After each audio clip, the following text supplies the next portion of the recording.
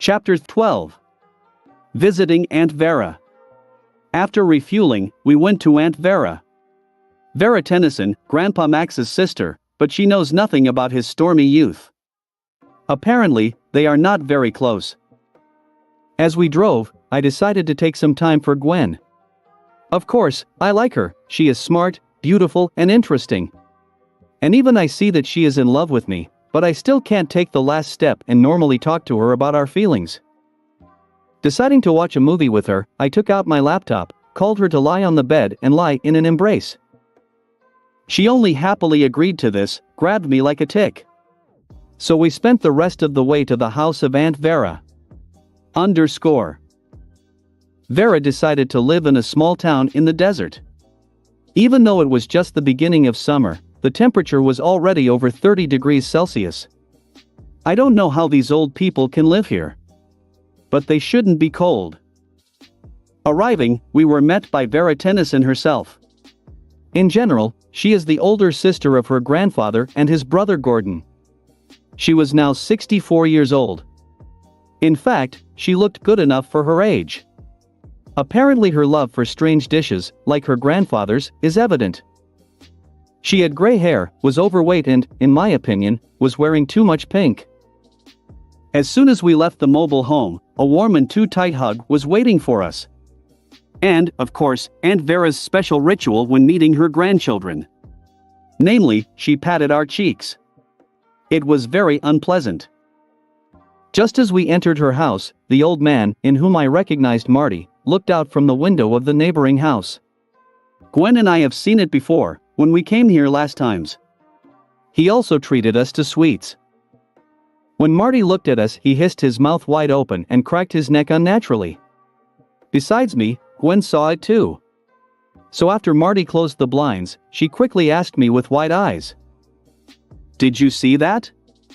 Or it seemed to me?" "Saw. It seems that something is happening in this city. I'll need to figure it out later. Until then, be careful," I whispered in her ear. At my words, Gwen nodded and walked into the house with a brisk pace. After that there was lunch. As I expected, we were fed the next nasty thing. Although this time, it was not all that bad, just jelly with beef and Brussels sprouts. It could be worse. Then I decided to invite Gwen to take a walk around the city. By doing this, shoot several birds with one stone. Spend time with Gwen. Deal with local aliens.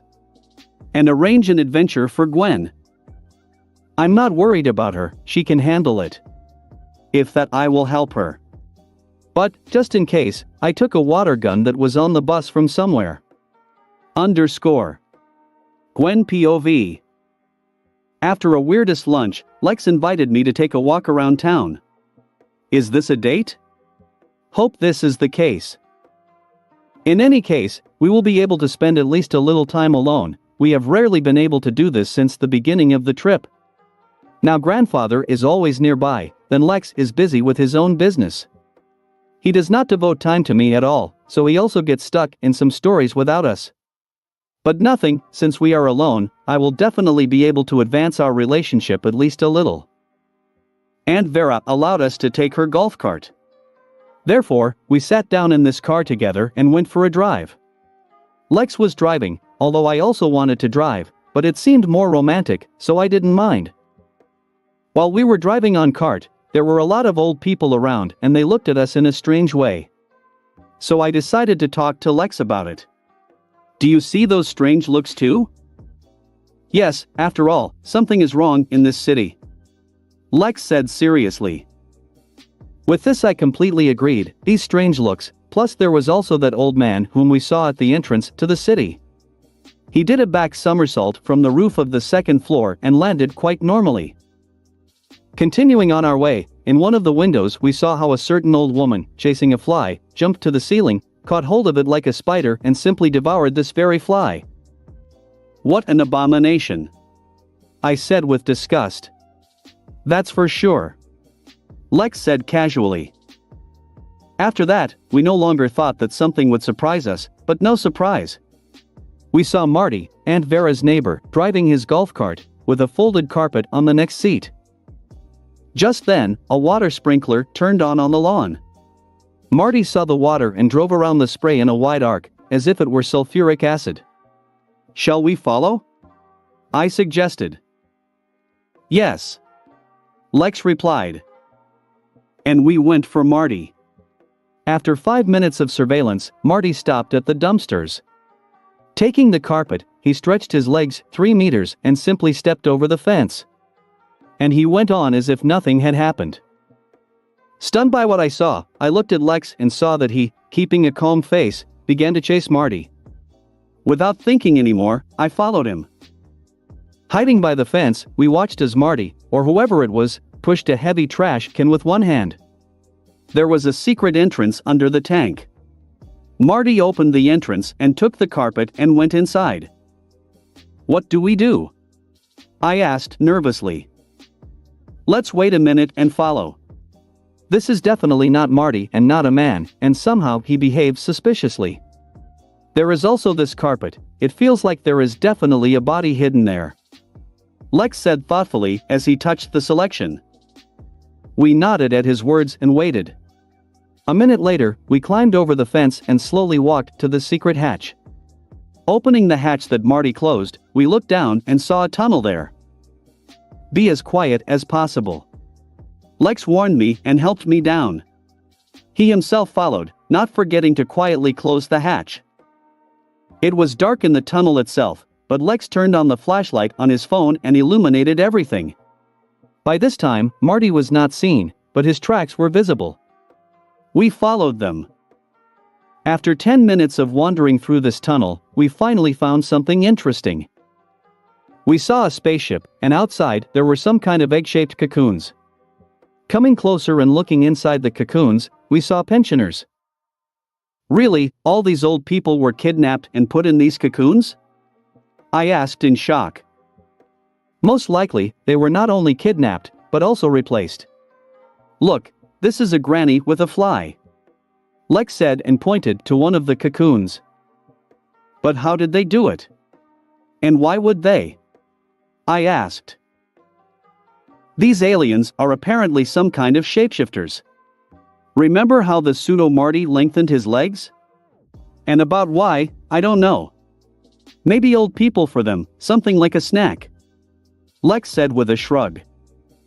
"Do not joke so," I hissed. "I'm not kidding, you never know what happens." Then a hole appeared on the ship from which Marty came out. Seeing us, he hissed and lunged at me. Frightened, I didn't have time to do anything, but Lex did. Seeing Marty, he pulled out a water gun from his bosom and fired at the alien.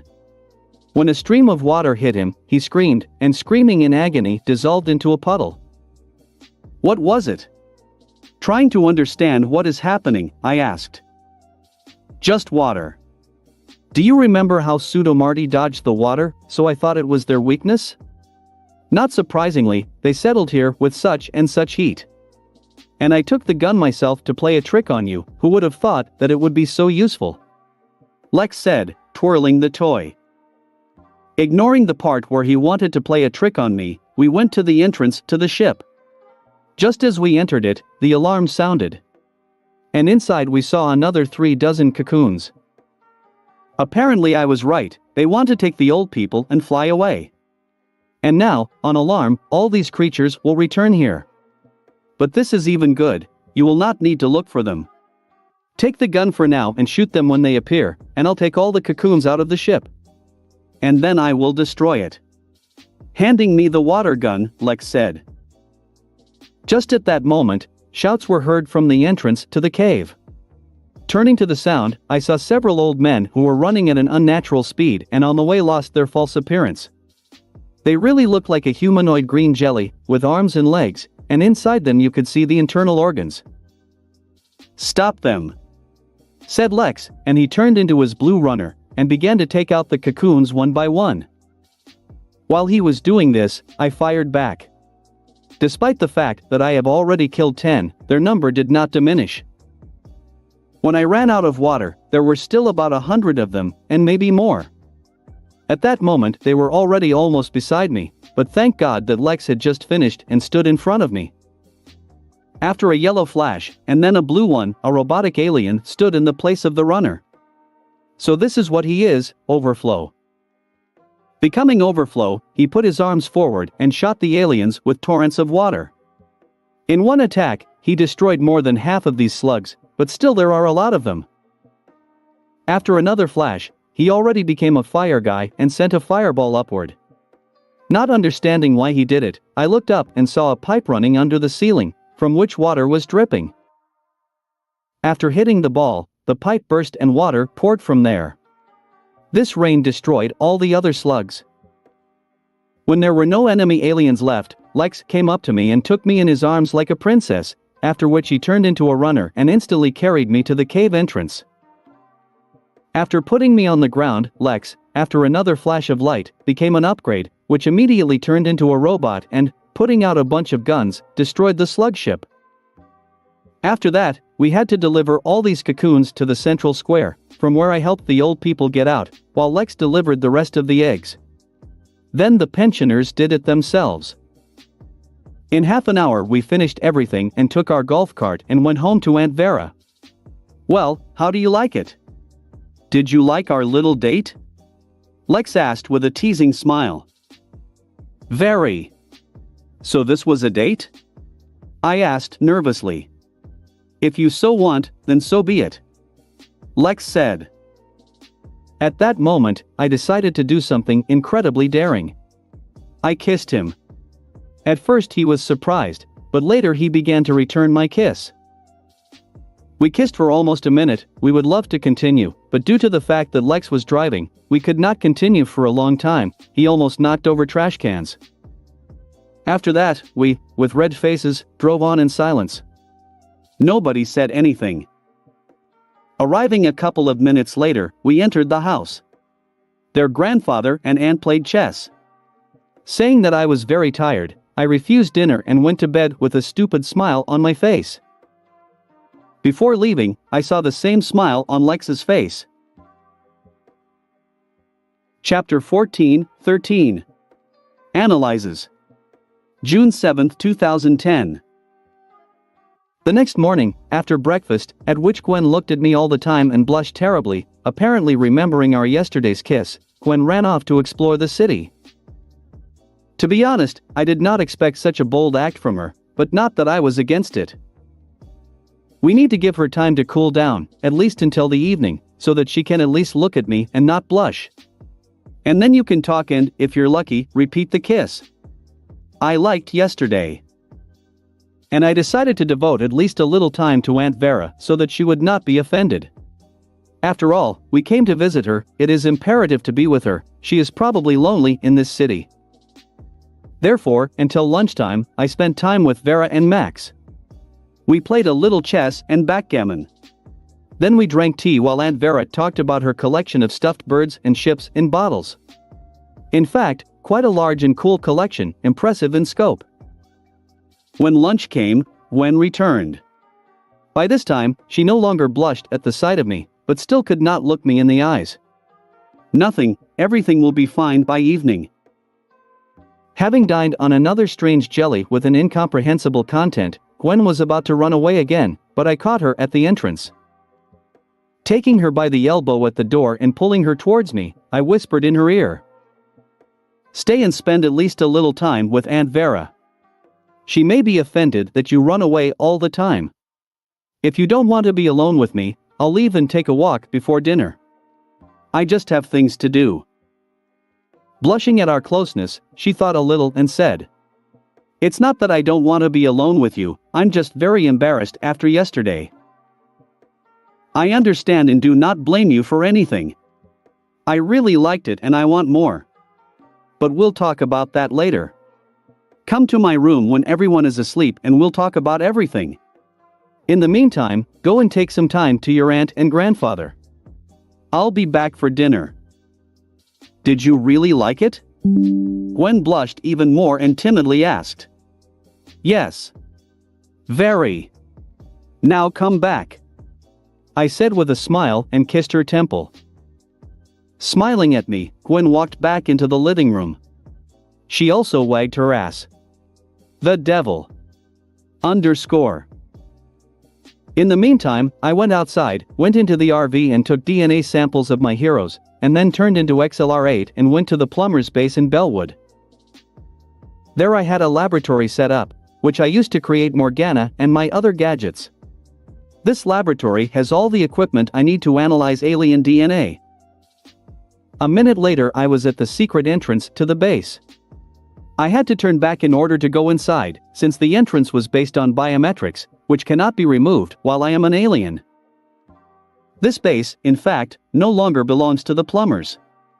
After my grandfather brought me here, I spent a lot of time here, so I made a lot of adjustments for convenience. After the creation of Morgana, I used her to update the base's defenses. Now my dear artificial intelligence has access to everything at the base and is responsible for its safety. I also refurbished the old laboratory using the best alien technology available to me. Plus, there is the most powerful computer on Earth, which I also created and is controlled by Morgana. Of course, there is also a place to live here. This is essentially my own bat cave. And only my grandfather and I have access to it. Just in case, I deleted all information from the orderly's databases about this place so that only her former operatives would know about its existence. That is, mostly old friends of my grandfather, so there shouldn't be any problems. By the way, I hid the hands of Armageddon in the basement. Their time has not come yet. Going inside, I immediately went to the laboratory, where I turned on the computer. After taking all the blood and other materials of the aliens from the container, I put them on a special analyzer. Morgana, please do a full check of all samples. I ordered. Of course, darling. Morgana babbled sweetly, then set to work. After 15 minutes, the results were ready. Judging by them, all the aliens I turn into are completely healthy and have no flaws. This is good. But what's bad is that all aliens have a completely average result. That is, every alien is a confident average person. And yes, they are all teenagers. It seems that only from the moment I receive the Omnitrix, development begins, and I will be able to increase the power of my aliens through training and other means. Seems like this is why Ben wasn't 10 years old as aliens. This is kind of a starting point. And by the way, that's why Ben's 10,000 aliens were adults. This will need to be corrected somehow. After all, despite all my training for 10 years, when I turn into heroes, I have the same strength as the original Ben. I just use them better. It's a shame. But nothing, I have an idea how to fix it. After reviewing all the analyses, I went to the training ground that I created specifically for this moment. I want to personally test the power of the aliens and to make a comparison of real results, my knowledge from the canon and data from the database of plumbers. After 2 hours of constant transformations and studying my aliens, I was really convinced of the veracity of the test results. And that makes me really shitty. For example, my heat blast, despite the fact that the flame is white, is not fucking hot as I thought. Exactly the average result of Pyronite. Even the power is also average. But while checking my strength, I learned to fly. It wasn't that hard. Plus, I learned a little about how to manage lava and earth. It is quite difficult, but you can learn, you just need time. The power of the foreign punch is also average, as is the speed of the XLR8. And the speed of the ripjaws in the water too. I tested this in the pool, which is also here. The jaws of the ripjaws are also of average bite force, as well as the duration of habitation on land, exactly 3 minutes. The durability of the diamond head and the speed of creating weapons, the scent and strength of the wildmutt, the flight speed of the stinkfly and the jet ray too. Ditto is also normal, as is feedback. But the intelligence of the gray matter is beyond praise. Judging by a special IQ test that was created on Galvan Prime, in the form of a gray matter, I have exactly 1000 IQ points. Although I call it an IQ test, it's not at all true. There is an incredibly accurate and complex questionnaire, which, with an accuracy of 99.5%, determines the intelligence of a person. This test has nothing to do with a human, but it is more convenient for me to call it IQ. So, in the form of a gray matter, my telekinesis and telepathy have a large increase in power, almost 4 times stronger. But there are no other psychic abilities. Apparently, for me they open only in human form. I didn't find any information about the upgrade and the ghost freak in the database. But I can say with confidence that they are also ordinary. The Wrath is also average, but I found out that he has huge regeneration and the claws on his hands can extend even more than they are. Straight some kind of Wolverine. About the slug, whom I got from scanning the aliens that Gwen and I fought, I'm not sure. Because there is nothing about him in the database either. The only thing I can say is that my slug seems to be stronger than the ones Gwen and I destroyed. Unclear. In fact, these results upset me a lot, because apart from my fighting skills, psi abilities and brains, I am no different from the original Ben. But still, I will fix it. I will need to make sure of something and I will change everything. Since my mood has irrevocably soured, I decided to finish with all the tests and go to my family. Turning off the computer, putting all the remaining tests in a special refrigerator, I turned into an XLR8 and left the base. Within a couple of minutes I entered Vera's house. In just half an hour there will be dinner, maybe the mood will improve. Chapter 14. Love. After dinner, Aunt Vera and Grandpa Max went to bed, although it was only 7:30 in the evening. Certainly old age is not a joy. Gwen, immediately after them, went to her room. Apparently she wants time to pass quickly and we could meet. I decided, while there is time, to check the Omnitrix. And then I have a feeling that I have forgotten something. As it turned out, I was right. Even though I turned on Cloak for the clock, it doesn't seem to help me much. I did that scheme again with Ditto and Upgrade, but without the gray matter. This time, my clone, in the form of an upgrade, is a little deeper inside. And, unfortunately, he found something unpleasant. In one of the parts of the device, he found a loophole for the energy that left its mark. This leak appeared due to the connection of a special tracking device and was left on purpose. Apparently, the creator did it to find the Omnitrix when he needed it. Thinking what to do about it, I remembered one upcoming event. In a couple of days, if not tomorrow, 3 bounty hunters are due to arrive and Vilgax will send them. One of these hunters had a tracking device that tracked Ben's transformations through the green light that Ben emitted when transforming. In my case, it is blue light.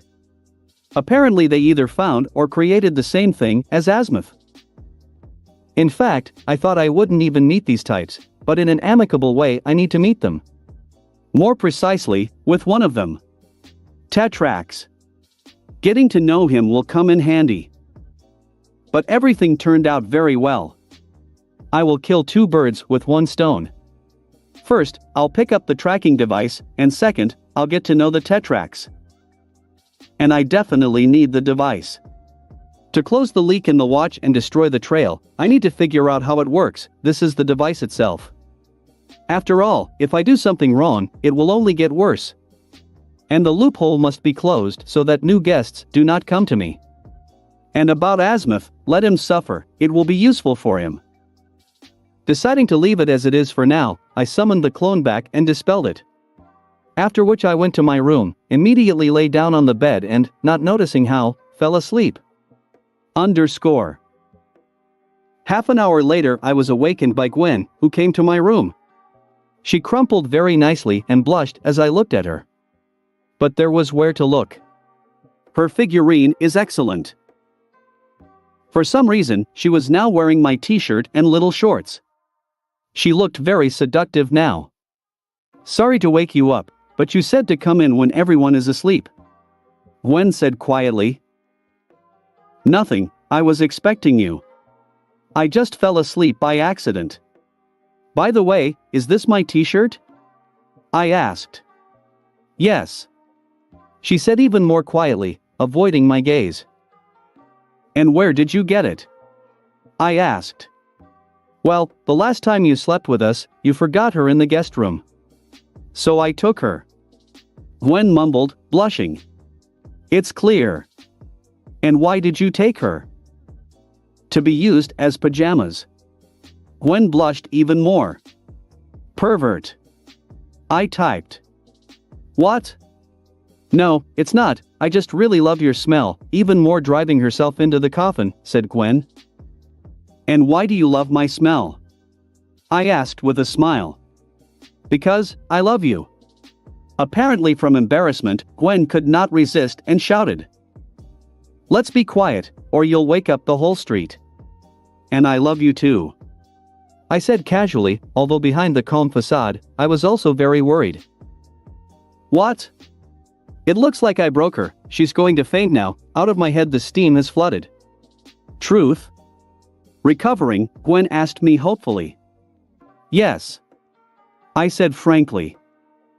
With a squeak of happiness, Gwen flew into my arms with superhuman speed. Cuddling up to me with all her might, she buried herself in my chest and purred like a contented cat. Why did you never say? He didn't even give any hints. Gwen asked. Why did you never say? I asked without answering the question. I was shying. But I still sent you hints all the time. You didn't understand anything. Gwen said resentfully. I understand everything. Exhaling, I admitted. What? But why did you say anything? Gwen asked accusingly, making a disgruntled pug. We're cousins after all, I was worried about what your parents and grandfather would think. I honestly said. On this score, you cannot worry. My mom has known for a long time that I love you. And she said that if we have true love, they will bless us. Gwen said with a confident smile. Yes? I did not know that. I said with shock. But I really didn't even know about it. Yes. But I still worry about children. Gwen said anxiously. But about this, you cannot worry. Since we are partly aliens and Anadites as well, we shouldn't have a problem with that. Magic will fix everything. Plus, all these transformations with the Omnitrix do not go without consequences. I said, patting her back soothingly. Something serious? Gwen asked anxiously. There is nothing wrong. It's just that my genes adapt to transformations and change a little so that there are no consequences. Because of what they become more flexible and strong, so to speak. But the more I turn into aliens, the more my genes change.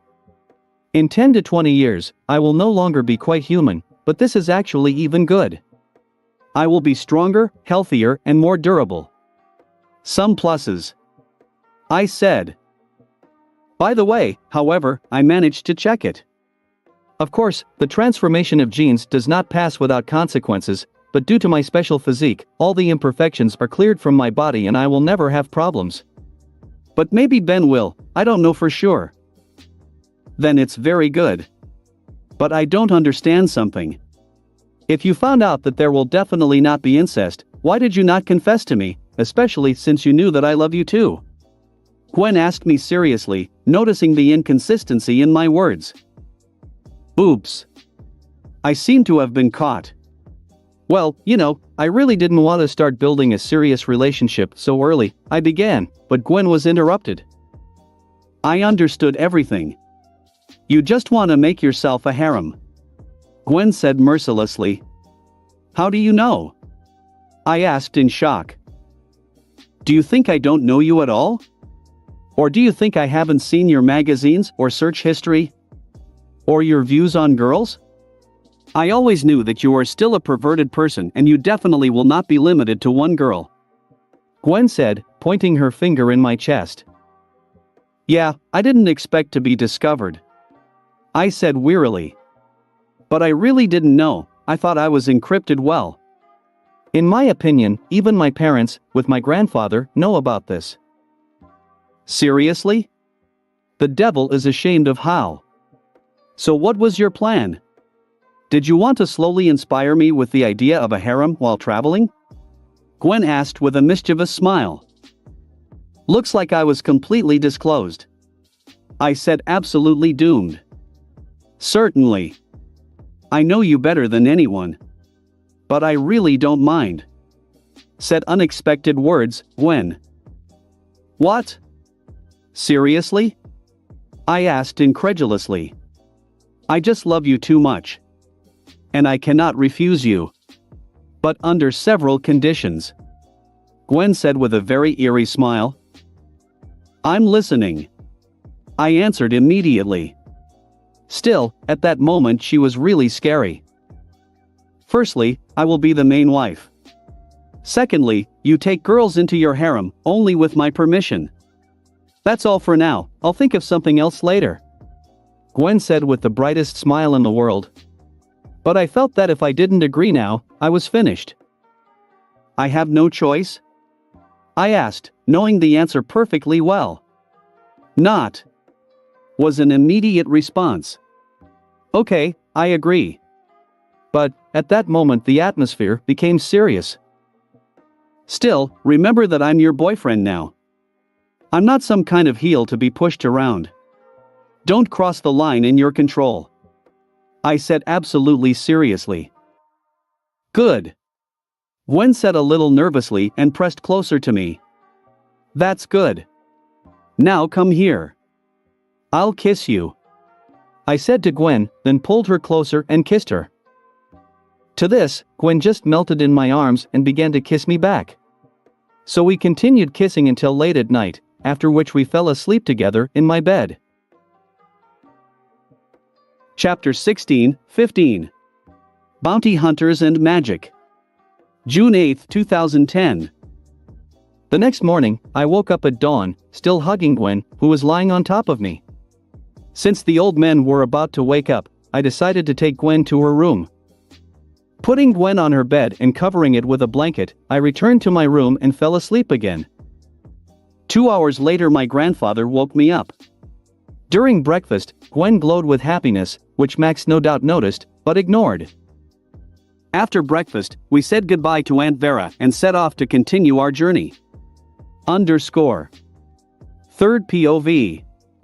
In space near the Earth, there was a spaceship. This ship belonged to Vilgax. Inside the spacecraft, on the training ground, 3 silhouettes stood in the shadows. After turning on the searchlight, in these silhouettes one could recognize 3 well-known in the underworld of the galaxy, bounty hunters. They were 66, Krob, and Tetrax. Vilgax's voice came from the intercom and he ordered the hunters to start the competition. 66 decided to show itself first. Coming down from the platform they were all standing on, using his jetpack, he began destroying the Vilgax drones with his weapons hidden throughout his suit. After 66 destroyed a dozen robots, Krob decided to go down as well. After landing, with his large pincer and sword, Krob destroyed several more drones. Until the ceiling opened and a large robot jumped out. When the robot appeared, Tetrax, who had still not moved before, took out his flying board and flew towards the robot. The robot, on the other hand, fired its laser at the approaching Tetrax, but he calmly took the shot on himself without receiving any damage. Having flown close enough, he jumped and punched right through with his robot carcass, thereby destroying it, and calmly landed on his feet, making a superhero landing at the same time. After completing the test, Vilgax, still unrecovered, appeared on the holographic screen, saying, "Well, great. You suit me. Your task is to bring the Omnitrix back here. Those who succeed will receive a reward. Do this so that it doesn't become." Following Vilgax's words, one of his soldiers brought 3 tracking devices that tracked the Omnitrix by its glow as it transformed its user. Having received the devices, all 3 hunters went to the escape pods and they were sent to Earth. Lex POV. 5 hours after our departure from Aunt Vera, we stopped near an abandoned mining town, Slaterville. I asked my grandfather about this, because it was time to start teaching Gwen in magic. First, we all had lunch, after which Gwen and I walked away from the bus and, having laid a blanket right on the ground, sat on it. And the grandfather himself began to delve into the engine. Something happened to him there. Now, Gwen, sit in the lotus position and breathe evenly. I began. Sitting down, as I said, Gwen asked curiously. What will you teach me? First, you will need to feel the magic within you. Then you will need to take control of it and learn how to manage it. Since you are partly anodite, like me, this will not be difficult. I said in a lecturer tone. Why? Gwen asked, bowing her head sweetly. You see, Gwen, the anodites are a completely energetic race. They are made up of mana. Therefore, controlling mana is as natural for them as breathing for us. Although you're only 1/4 anodite, you still have the gift of heaven. This means that with training you can become a full-fledged anodite. But right now, you should naturally have excellent control and some instinctive understanding of magic. I enlightened my cousin. After my words, Gwen's eyes shone directly, but taking control of herself, she asked. What can you do now, with magic? At the moment, I can, by accelerating the current of mana in my body, increase my physical characteristics by about 20%. I can also do this. After my words, I raised my left hand and a dark blue haze came out of it, which after a few seconds took the form of an unstable transparent disc. When the disc was more or less able to stabilize, I threw it at the nearest stone. On impact, the disc exploded and slightly spoiled the stone. Gwen looked at this with wide eyes, after which she said only, Cool. This is a magical construction. The anodites use them as their main weapon in battle. This is very natural and simple for them. For ordinary magicians, magic is much more difficult. At the very least, you need to use spells, and more complex magic requires rituals. As you noticed, I did not use any spells, but only for constructions. For you and me, even to create a fireball, you need a spell. But I don't know any spells. Then you will need to find them and learn. But in the future, the more we learn and the stronger we become, the easier it will be. Moreover, as the descendants of the anodites, we have an exceptional talent for magic. Magic itself loves us. I finished my monologue. Why was your disc so unstable? Having digested the new information, asked Gwen. Well done, that noticed. Since I did not devote any time to magic, just a little more than a week, the creation of this disc is the only thing I have learned, besides the control of mana inside the body. I still have to work and work to make it completely stable. Later, after a couple of years, maybe less, it will be quite easy for me to create structures, but this requires training. Now let's start your training. I said. At my words, Gwen just nodded and began to follow my instructions. We finished in 2 hours. Gwen is really much more talented than me in magic. During this time, she easily learned to feel mana. I was able to do this in only 4 hours, and this is at my 40 times the learning rate. Just when we returned to grandfather, the clock beeped, which means that a tracking device has arrived in the planet's atmosphere. Yes, I installed backtracking. When the tracking device is on my planet, the watch sends me a signal. This means that guests will be arriving soon. What's happened? Noticing the signal, asked the grandfather. Guests are coming to us. In terms of? Asked, who joined our conversation, Gwen. Yesterday I noticed in the watch the ability to track them through a special device. I could not remove this feature without the device itself. Therefore, I decided not to touch anything, but set a signal when such a device arrives on Earth. I said. So, then someone came to Earth in search of the Omnitrix? Asked the grandfather. Yes. I replied calmly. And what should we do? How soon will they find us? Gwen asked. They won't find us until I turn into an alien. The last time I did this was last night, so the trail is gone. But you have to do something about it, you can't just hide. And I have a plan. Putting my hand on my chin, I said. You want to lure them, prepare the battlefield, defeat them and pick up the device to remove the possibility of surveillance. Said the grandfather quickly. As expected of him. Immediately understood everything. Yes, everything is correct. This is my plan. Now I'm turning into an alien so that they can catch the signal and go in our direction. Then I will go to the nearest abandoned mine and wait for them there. You and Gwen will cover me and help, if anything. I said. Good plan. I just have the right weapon for this. I just need to put the bus closer to the mine so that I can shoot from it. Max said after a little thought. What should I do? Gwen asked. I'll give you a weapon too, for self-defense, or you'll cover me. Just be careful, please. Grandpa said seriously. In fact, it was a huge sign of trust from Grandpa. Certainly. Gwen said with a smile. Apparently happy from the opportunity to help. All right, everything is decided.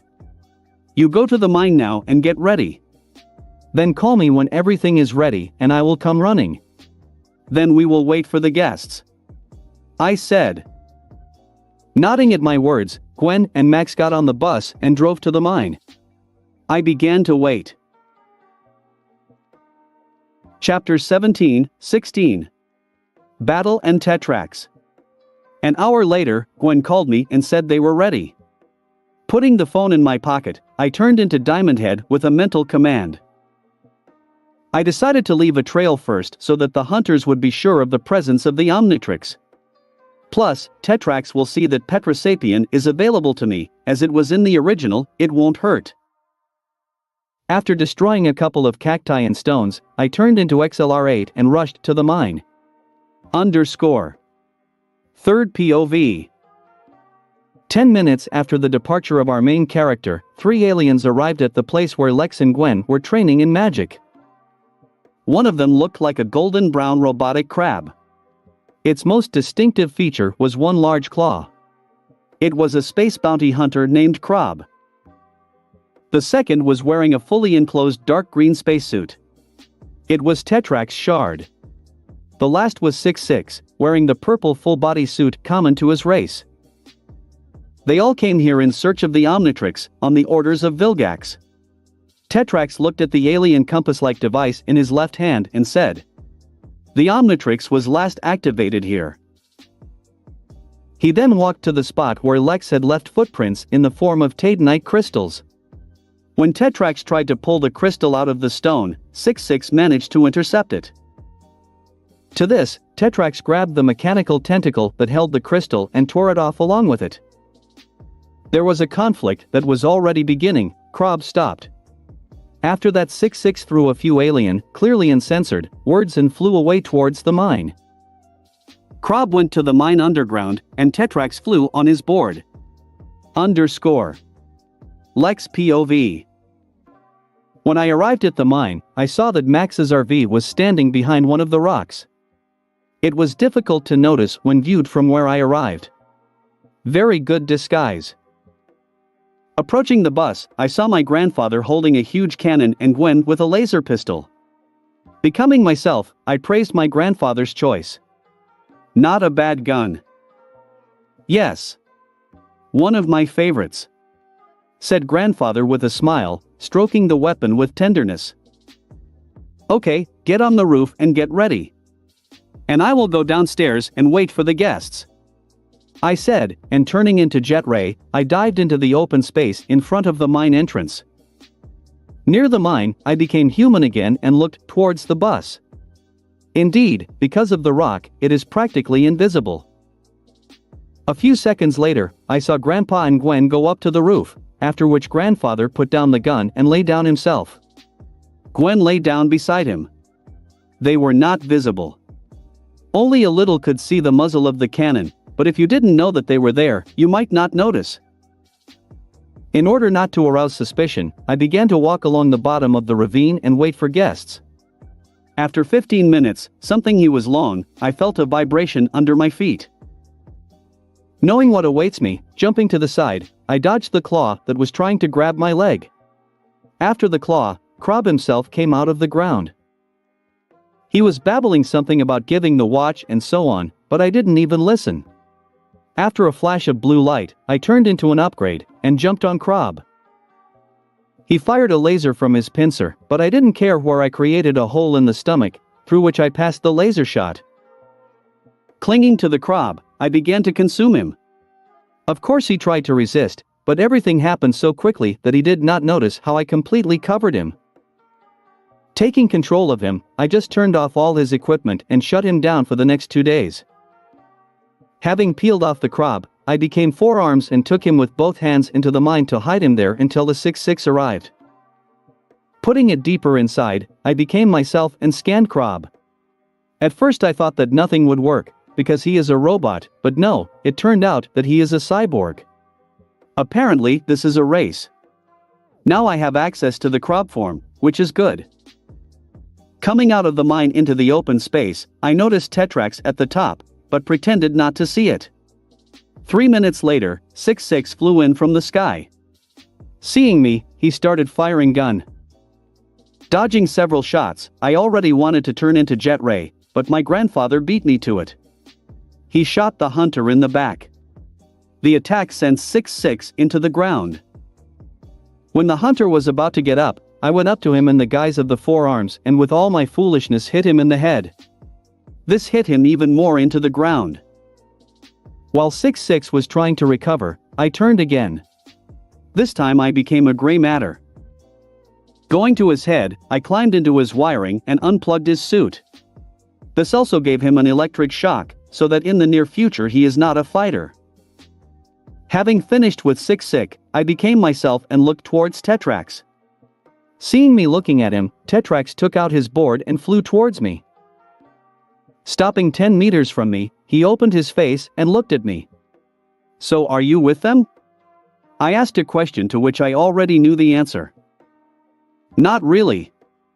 I came here with them, but my goal is different. I wanted to take the Omnitrix to protect him and get him to safety. My name is Tetrax Shard," said Tetrax. Hearing his words, I signaled to my grandfather not to shoot and continued the conversation. "My name is Alexander Benjamin Tennyson. And I am the current owner of the Omnitrix. So are you going to pick up the watch? Because I won't let you," I said seriously. "No, I'm not going to take them. I saw you fight. You use aliens wisely and you know their advantages, you have excellent fighting instinct and you quickly realized the weaknesses of your enemies. That was awesome. Besides, you knew about our arrival and managed to prepare the battlefield." Tetrax praised me. "Wait, you said Tennyson? Are you related to Max Tennyson?" Tetrax asked in shock, when realized what I said. "Yes, he is my grandfather. Turn around, by the way," I said and pointed behind Petrosapien. At my words, Tetrax turned and saw grandfather walking towards us, with a cannon at the ready, and still ready to attack. "Calm down, grandfather, he is not our enemy. You can let go of the weapon," I said. Grandpa listened to me, but was still wary.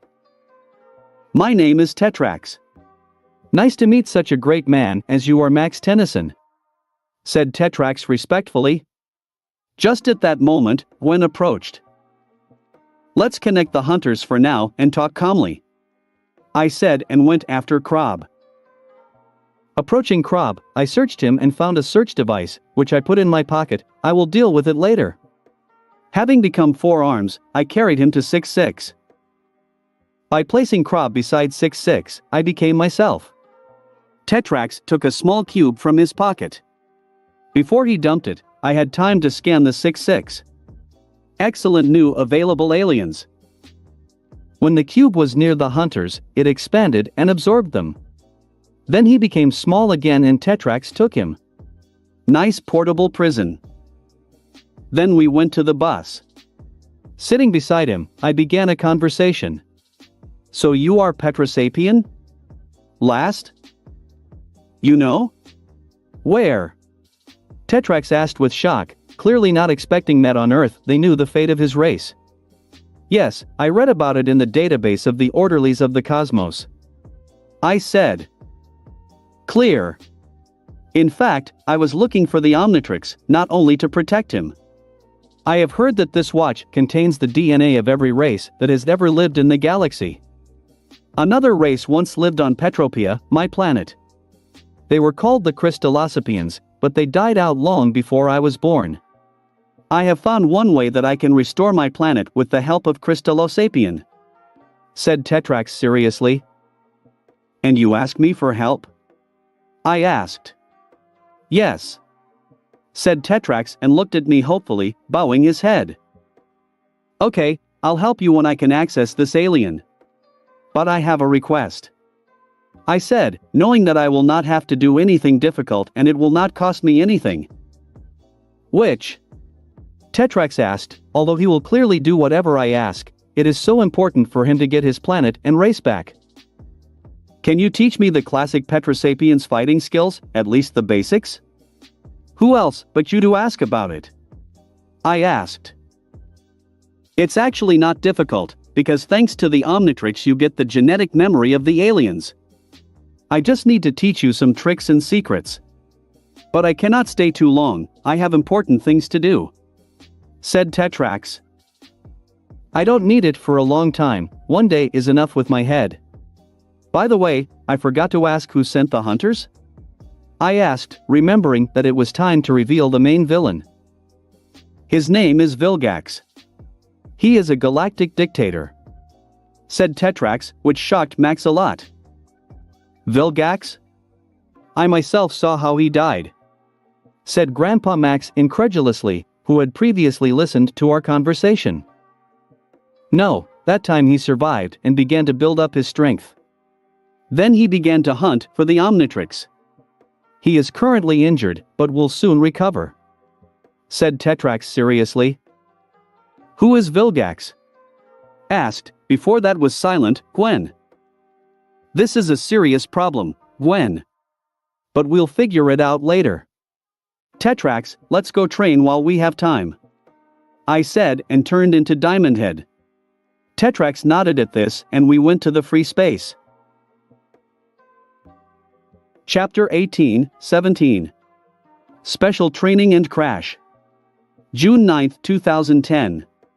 We trained with Tetrax right up to 4 in the morning. During this time, he taught me several techniques and secrets of the Petrosapiens. For example, he taught me how to manage those crystals that I have already used if they are still intact. Very handy for a surprise attack. Also taught to use the spikes on the back as a weapon. Create swords and boomerangs out of them, which you then control. Tetrax also suggested creating shields from crystal for protection. A very versatile shield, since the only thing that destroys it is sound waves of a special frequency. But this is generally the general weakness of the Petrosapiens. By the way, I came up with a trick with the shield. Although recreated rather. I act like Captain America, no one expects this for sure. Plus, he helped me increase my Titanite crafting speed and helped me tailor some of my fighting skills to Diamond Head's body. With this, I just needed help most of all. Well, everything necessary and basic, I taught you. Now you only need combat experience. Therefore, now we will be sparring. It will also help you understand how best to use your skills with the abilities of my race. By midnight, said Tetrax. Then sparring started. Thanks to them, I was able to slightly adapt the techniques I received today. When we finished sparring, the 4 of us returned to the bus. Yes, Gwen and Grandpa watched our training all this time, they even missed dinner. We just ate some snacks. Nice to meet you all. I'm glad the Omnitrix is in good hands. If you need help, here's my intercom number, call. Giving his number, said Tetrax. Thanks for training, Tetrax. I was glad to meet you too. You, too, call if something happens. When I can get access to Crystallosapien, I will definitely inform you, I said with a smile and shook hands with Tetrax. He's a good guy after all. Thank you, this is important to me. Take this is my gift to you. Tetrax said with a smile and handed me his flying board. But don't you need a board to come back? Gwen asked dubiously as she watched me take the board. Instead of answering, Tetrax pressed a button on his sleeve and we saw a large spaceship descend from the sky. Gorgeous ship, I said sincerely. The ship was really cool, although he had a rather strange shape. But I read that this model is one of the best in the galaxy. They have good speed, and most importantly, very strong defense. Thank you. Well, see you in the future, said Tetrax, shook hands with Grandfather and Gwen, after which he entered the ship, which soon took off. Good guy, Grandpa said as he watched Tetrax's ship disappear from sight. Yes, cool, said Gwen, although she practically did not speak to him. I agree. Now let's go to bed, I'm very tired, I said and went to the bus. Nodding at my words, Grandpa and Gwen followed me. But at the entrance, I stopped, turned to Gwen and said, "Oh yes, Gwen, here you go. You will need this board more than me." I gave the Tetrax board to Gwen. You're sure? Tetrax gave it to you. Taking the board, Gwen asked doubtfully. Yes, I already have a cool space clock. Have a cool flying board. Besides, I can fly anyway if I become an alien. With a smile, I said. In fact, I can easily create the same, or even better, board myself. This is not difficult. Hearing my words, Gwen smiled happily and kissed my cheek. Thank you, said Gwen and went to her bed. Grandpa saw all this, gave me a toothy smile and showed his thumb up. I just dismissed his actions and went to bed. Underscore. Third POV. In space, Vilgax, in a healing capsule, watched as Tetrax's ship left Earth and went into hyperspace. I was betrayed. And Vilgax said angrily. Tracking device indicates that they were unable to obtain the Omnitrix. One of his soldiers reported to Vilgax. It looks like a creature in the hands of which the Omnitrix is not only fierce, but also intelligent. But I must be reckoned with, Vilgax said fiercely and continued to swim in his capsule, continuing to heal. Underscore. Lex POV. The next day we woke up only for lunch. Therefore, after eating another masterpiece of my grandfather, we immediately hit the road. While there was time, I decided to finally deal with the tracking device and remove the loophole in the watch. If someone wants to find a watch, he will have to try very hard. While I was taking apart the device, Gwen sat down opposite me and spoke. So who is Vilgax? Gwen argued. You'd better ask your grandfather about it, he knows better, I said, continuing to poke around in the compass. Grandfather? Gwen asked and looked at Max with curiosity. Max listened to our conversation and therefore knew what it was about, so he immediately began to tell everything. You see, Gwen, during my work as an plumber, I ran into Vilgax more than once. He is a tyrant, invader, and ruler of 10 worlds. Vilgax is an incredibly cruel, cunning, and powerful alien. Several times he tried to attack the Earth, but we always stopped him. In fact, Vilgax can be called the main villain of the galaxy. And what did you say about the fact that you saw how he died? Impressed by Max's story, Gwen asked quietly. The last time I saw Vilgax, his ship exploded. I thought he was dead, but according to Tetrax he is not. With a grim face, Max said, clearly unhappy that he had not finished off this squid. Also, according to Tetrax, Vilgax is looking for the Omnitrix, which means that he will come for us. It's good that while hunting for a watch, he was seriously injured, and therefore, until he is cured, we cannot wait for him. We have time to prepare. Plus, I'll do something and we'll be aware of his coming, I said, already fully understanding the work of the tracking device. Have you removed the tracking feature yet? Asked the grandfather. I'm just finishing. Now this method of searching for a clock will not work, and the device itself will inform us if there is one nearby. So, we will know if another robot or other mercenaries are sent for us.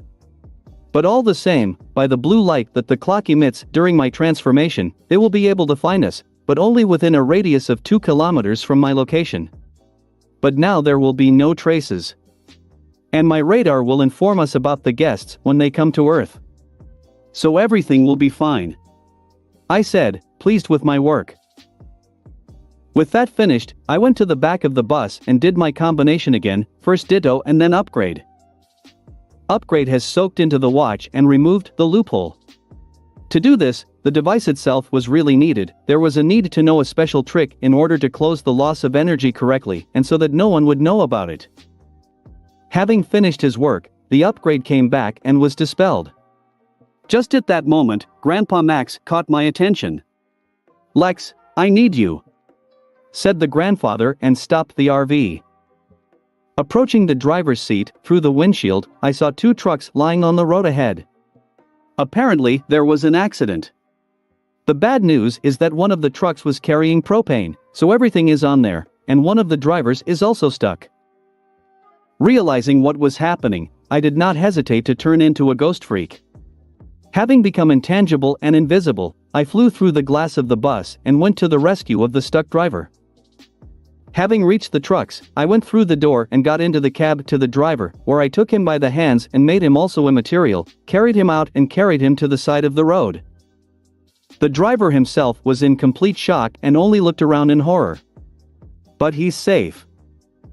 Having flown up to the fire, I became a heat blast and absorbed all the flame. After that he became 4 arms and took the trucks and carried them away from the road. While everyone was looking at me in shock, I managed to become invisible to the ghost freak again and returned to the bus. By the way, Zay Scare woke up because I already felt the swarming in my head. Looks like he's trying to take control of me. Well, let him try. When my grandfather and Gwen saw that I was back, they just smiled at me and we drove on. Chapter 19:18. Buzz Shock in Suit. While we were driving, I decided to spend a little time on Gwen, so taking my laptop, I turned on some random movie and went to bed with the girl. We lay there for several hours until we arrived at our next destination. It was Sparksville.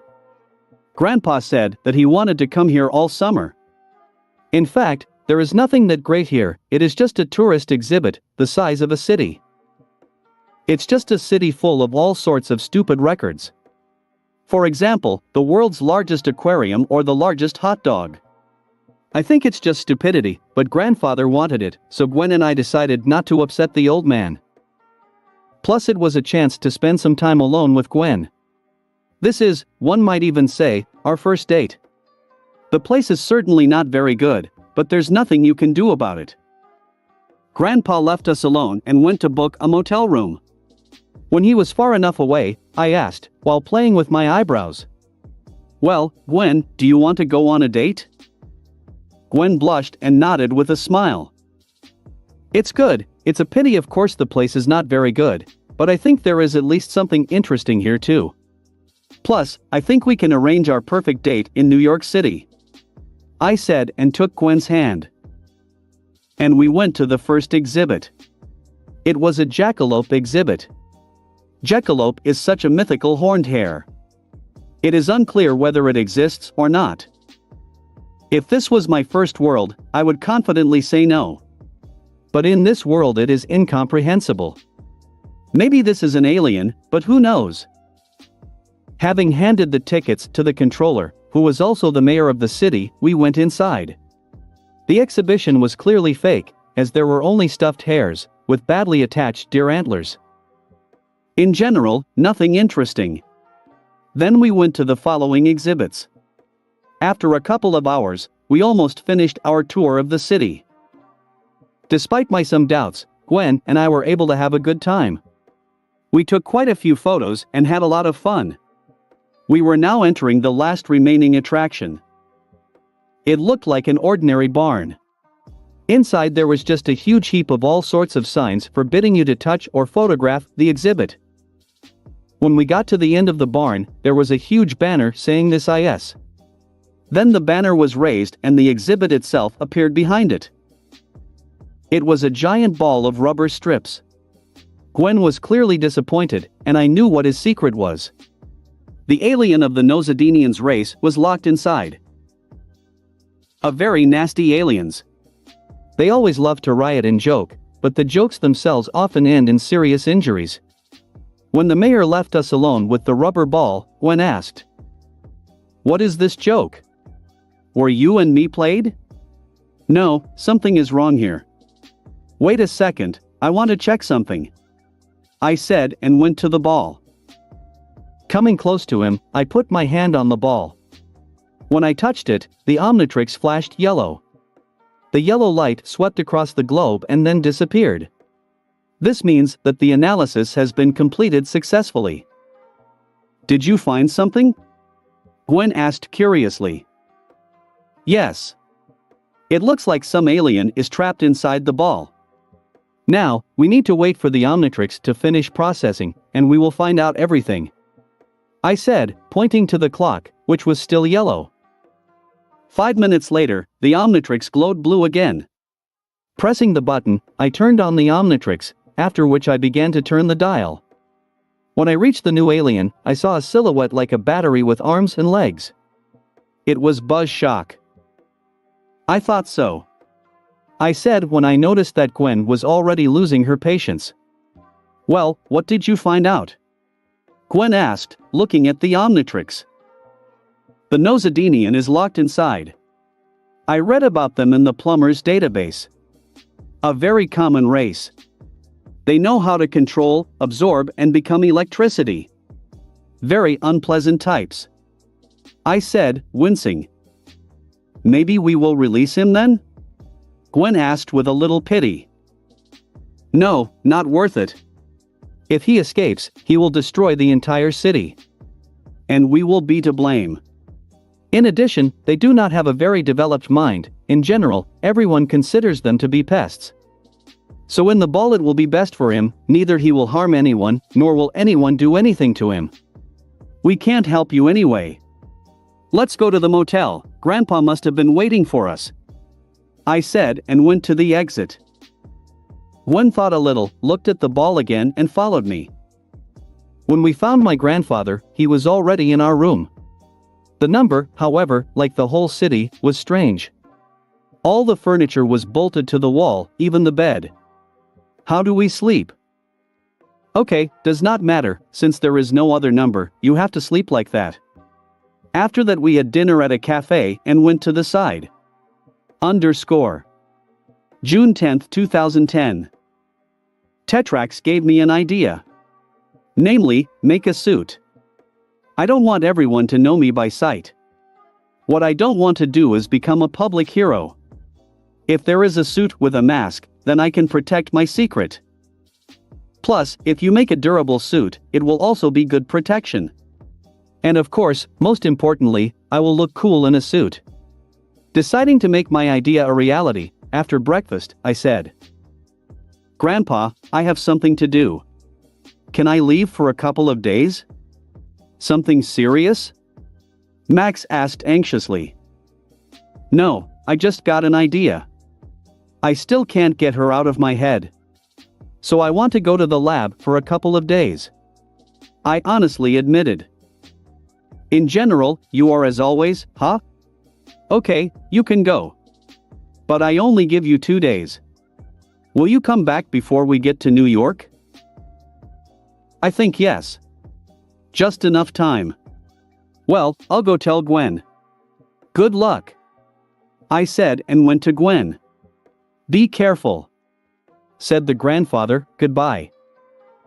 When I found Gwen, I told her that I would be gone for 2 days. Of course she wanted with me, but I persuaded her to stay with my grandfather. Goodbye gave her a kiss. From this she melted and let me go on all 4 sides. Taking the remains of the Vilgax robot from the bus, I turned into an XLR-8 and rushed off to the laboratory. Arriving at my Lex cave, the first thing I did was turn on the computer and start designing the costume. Morgana helped me with this. My plan is for the suit to be made up of the strongest and lightest metals in the galaxy. The legs, arms, chest and back will have the strongest protection. I'll make the mask with a visor and of course access to Morgana.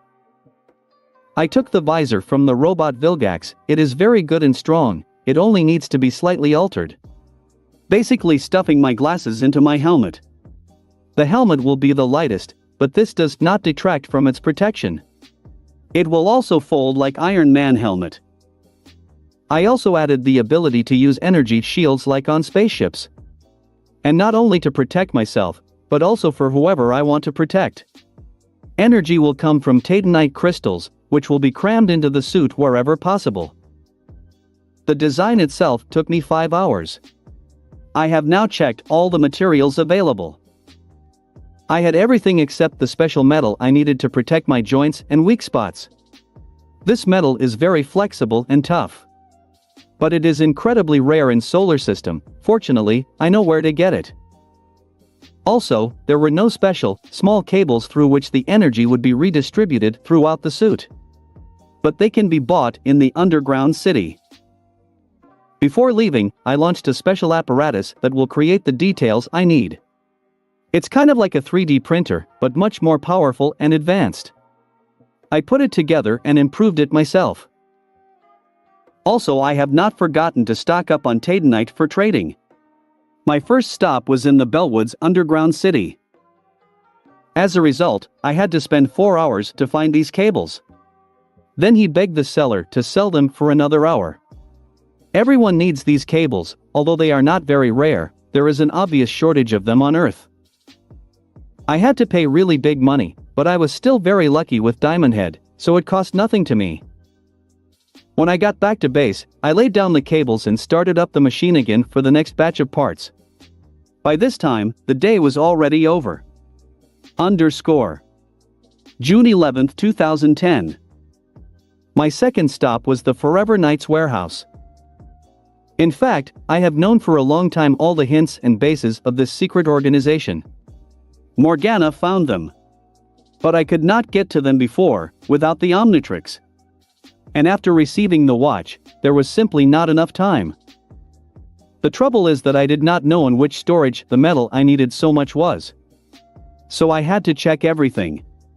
I did a simple combination, XLR8 to arrive at base, Ghost Freak to check everything.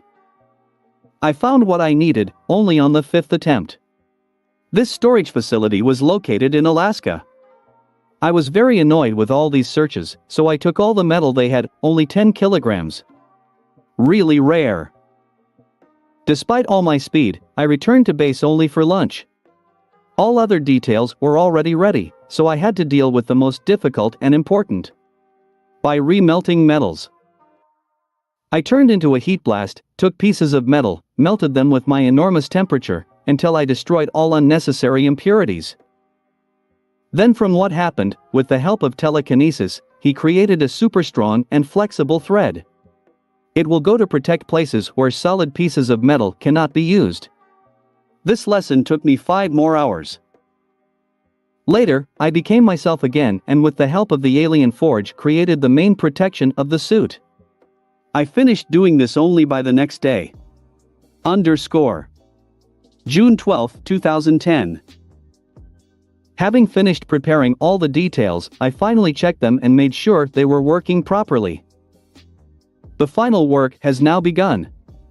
I turned into upgrade and used my fluid body to put all the parts together to get my suit. When the suit was assembled, I added the entire tandonite in special sections. And now, the suit was completely ready. Having become a man, I put it on and began to check. It turned out to be very convenient and lightweight. Only 5 kilograms. And his protection is simply divine. It can easily withstand a missile strike, and it will also remain intact. After making sure everything was working, I ordered Morgana to fold her suit. After my signal, the whole suit disappeared and folded into a small backpack, 30 by 30 centimeters. This backpack clings directly to the clothes, after which, through Morgana, I give the order and the suit appears on me. Having finished with everything, I left the base and went to the family. I intentionally left a bug in the RV so that I always know where they are. It was already 11 a.m. "Are you finished?" asked me grandfather when he saw that I was back. "Yes, I did everything," I replied wearily. "And what was that?" Gwen asked curiously. Without saying anything, I ordered Morgana to open the suit. Instantly, I was wearing a white and black metallic superhero suit with glowing blue elements. When creating it, I was inspired by Max Steel's costumes, but mine turned out to be more futuristic and, in my opinion, cooler. Very cool, Gwen said. It looks like I'm not the only one who thinks so. Let's talk later. I really want to sleep. Taking off my suit, I said and went to bed. Chapter 20, 19.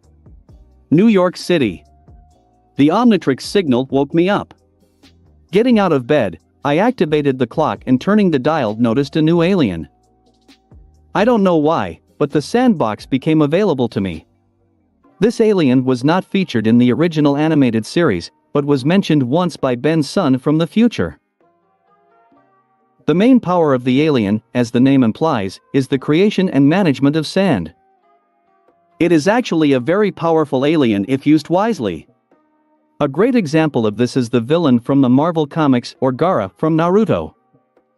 The main weakness of this alien is pretty obvious. This is water. One must be careful not to use it near a water source.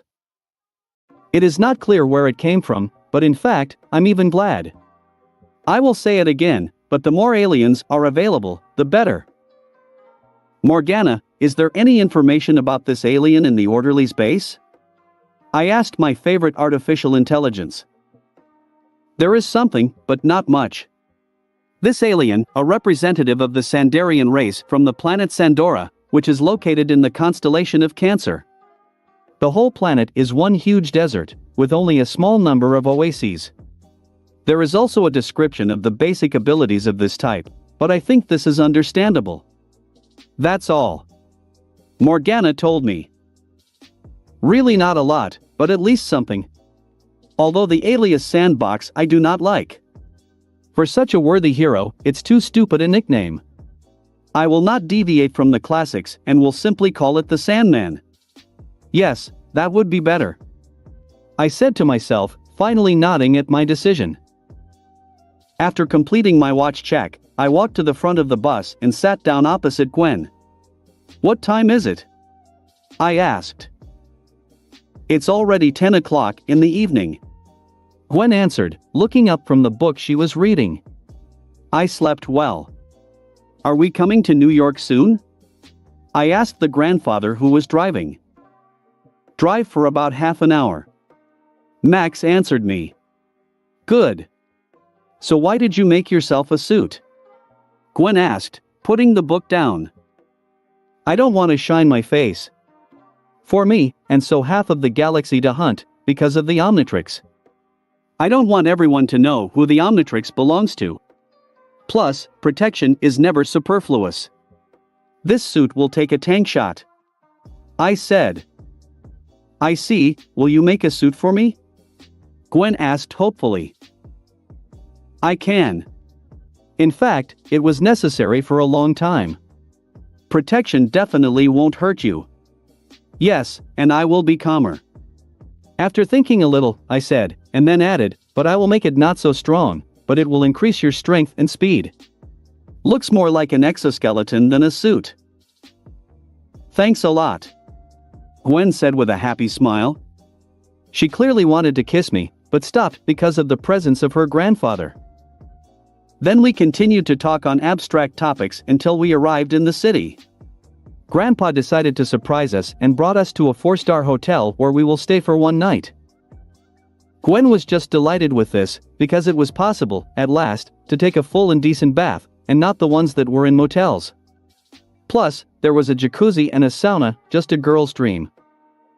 Of course, I could remodel my grandfather's mobile home and turn it into an ultra-modern mobile base with all the amenities, but grandfather loves his old bus too much with all its flaws, so I decided not to change anything in it.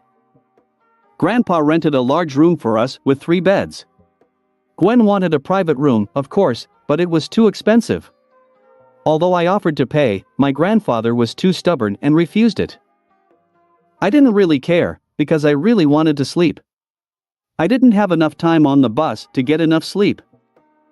Therefore, entering the room, I only had time to take a shower, after which I immediately fell asleep. Underscore. June 13, 2010.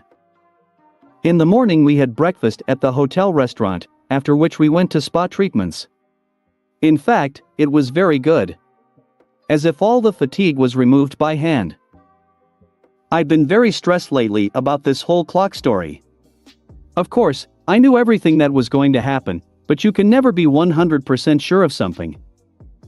Therefore, I was always waiting for some kind of trick. Also, there is always not enough time to implement your ideas with the Omnitrix. But thanks to the spa, I was finally able to relax and let go of my worries. If 10-year-old Ben coped with everything, then I, almost 16-year-old forehead, and even with cheats from the judge of the gods, can definitely handle it. After a well-deserved rest, we went for a walk around the city, went on a couple of excursions, and visited the museum. Generally had a good time. Towards evening, my grandfather, tired of walking, decided to return to the bus, and Gwen and I left alone. Gwen was clearly very happy about that. Well, let's go on a date, as you promised. You still owe me, because you left me for 2 whole days. The first part of Gwen said with a smile, but the second is clearly with a threat. Of course, I will do whatever you want. I said with a smile, and we again went for a walk around the city. First we ate a couple of hot dogs, then went to Central Park. This time it was more like a date. We even held hands and kissed a couple of times. Hey, look, isn't this an arcade game?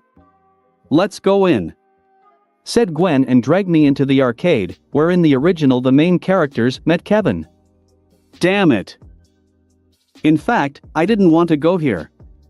I never liked Kevin. Maybe in the future he corrected himself, but as a child he was still that shit. I didn't want to run into him at all and make him my enemy or friend.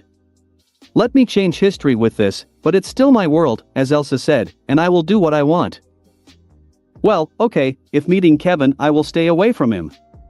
And I will never allow it to touch my Omnitrix. Will break more, God forbid. I myself have not yet fully figured it out. Having entered the arcade, we started playing slot machines. We've been here for half an hour and I haven't seen anyone like Kevin. Maybe it will carry it all the same. Just as I thought about it, the slot machine I was playing swallowed my tokens. Bastard. I could not resist and hit on the machine. Then a woman's voice rang out from behind me. You're right, there are smelly machines here.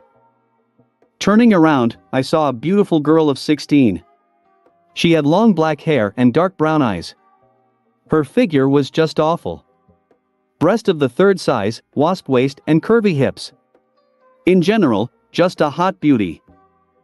Looking at her closely, I understood. I really hit it. Underscore. Ashley POV. My name is Catherine Ashley Levin. But I prefer to simply be called Ashley. I am 16 years old. My parents' names are Amanda and Devin Levin. My father died when I was 5 years old, but my mother told me about him. He was a real hero. He worked as a space plumber, essentially a space policeman. But he died at work, and my mother did not tell me the reason. When I was 7 years old, my mother remarried. My stepfather's name is Harvey Hackett. In fact, he is not a bad person, he takes care of my mother. But I don't like him. Although he tried to love me, he failed. Since then, we have had a cold war with him. Despite this, though, he still cared about me. But that was before I awakened my superpowers inherited from my father. I can absorb energy, mainly electricity, and use it. My mom and Harvey don't like the fact that I had superpowers. Because of this, we constantly fought. They didn't want me to use my powers, and I loved that. I felt that it was just natural for me and I needed to use my powers more often. One day, the quarrel got out of control. Ashley, I order you, don't use your powers anymore. My mother shouted at me. But why? I love the feeling of power. Why are you forbidding me? A loud cry, I asked. It may be dangerous. she said reluctantly. What's so dangerous? It's natural for me. Or is it something to do with your father? I could not resist and asked. When I asked my mom, she slapped me in the face and said aggressively, never mention your father. You will never use your powers again. I forbid you to do this, like your mother. After the blow and her words, I could no longer tolerate it and ran away from home.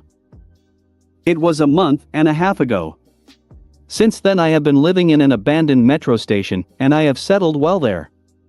And all my free time, I spend in the local arcade. And so, I thought it would be another boring day in the arcade when I saw it. A guy about my age. He had black curly hair and incredibly beautiful dark blue eyes. He wore glasses and two strange bracelets on his arms. He was dressed in a blue shirt and black jeans. Despite the fact that he was very handsome, something else attracted me. Something drew me to him. It was as if something inside me longed for him. As soon as I saw him, I was struck directly by lightning. Maybe this is love at first sight? So, I stared at him for about 5 minutes, after which I decided to come up and get to know him. He just had problems with the arcade game, and I can help him, and at the same time I will show my best side. Chapter 21:20. Levin. Looking at the female version of Kevin, I wondered how it happened. About the fact that she is 16 years old, instead of 11, I can still understand. But why is she such a hot beauty? Hopefully she's not the same as the original Kevin and didn't get a headache. It would be a pity to send such beauty to the null void. But first we need to talk and get to know her better. I have an idea how to fix it, if that. Something I'm dull today, I've been staring at her for 2 minutes. And she is not far from me, she is also staring. So what did you say? Having come to the senses, I asked. What? Oh yes. I say the automates are stupid here, they always swallow tokens, and the workers don't even care about that. Do you want to help? Girl Kevin asked me. How can you help? I asked for appearance. And it's so clear how she will help. Look. You owe me. She said and touched her hand to the video game. A charge of electricity passed through her hand. Because of this, the machine was short-circuited and he spat out all the tokens. Electricity management? With a raised eyebrow, I asked calmly. Generally, absorbing any energy and using it after. On the machine, said the girl. At this point, Gwen came up to us. Realizing that my reaction was too calm, the female version of Kevin asked in shock. What is this all your reaction? Where is admiration or fear? Anything? We've seen stranger things too. And we ourselves are not quite ordinary people. Gwen said casually. Here, behind, we heard footsteps. When I turned around, I saw several boogie from 15 to 18 years old. What did they forget at that age in the arcade? I do not understand. Seeing them, Femme Kevin began to back away. Long time no see. Where are you going, girlie? Do you want to charge the batteries? Said, apparently, their leader. He's still a freak. Why does he need a blue mohawk? I also don't understand. Your acquaintances? I asked. Still, even though this is not the Kevin I know, I still don't trust her. Although I am very sympathetic to her. They saw me use my abilities a couple of times. Now they want to force me to use them at ATMs. But I do not want. She said seriously. Looks like she's not Kevin at the age of 10 after all. You need to stop being prejudiced against her. Take her. Said the blue mohawk. Looks like he's tired of enduring our conversations. Get out of here. I will delay them. Said Femme Kevin and launched an electric attack at one of the thugs. But then she got on another dude with her fists. Apparently, the charge is over. Will we help? I asked Gwen. Let's. She seems to me to be a pretty good person, despite the terrible taste in clothes," said Gwen, and creating a magic disc threw it at one of the bandits. Here's the devil. I was gone only 2 days, and she already knows how to make discs. But I didn't even explain how it's done. This is what is called talent. Hey! I dress well, shouted Girl Kevin at the words of Gwen. And most FBK, female version of Kevin, already needed help. She was still able to knock out 2 of the thugs, but now she was cornered. Therefore, I decided to help her using my telekinesis. And then something I rarely use it. My magic discs are still too unstable. I can kill these bandits. I don't want to get my hands dirty about them. And to use the Omnitrix against such freaks is not comme il faut. Using a shocker is just boring. Therefore, raising my hands and using telekinesis, I pulled the 2 bugs to my hands. Catching from the neck, I banged their heads together. From this they passed out with foam at the mouth. By this point, Gwen had knocked out 3 more. There are only 3 left. I lifted them with telekinesis and hit the ceiling with force. Having released them, they fell from a 4-meter height. Probably they broke something. Well, I don't care about these garbage. FBK looked at me and Gwen in shock, and with her mouth wide open. Well, here we finished.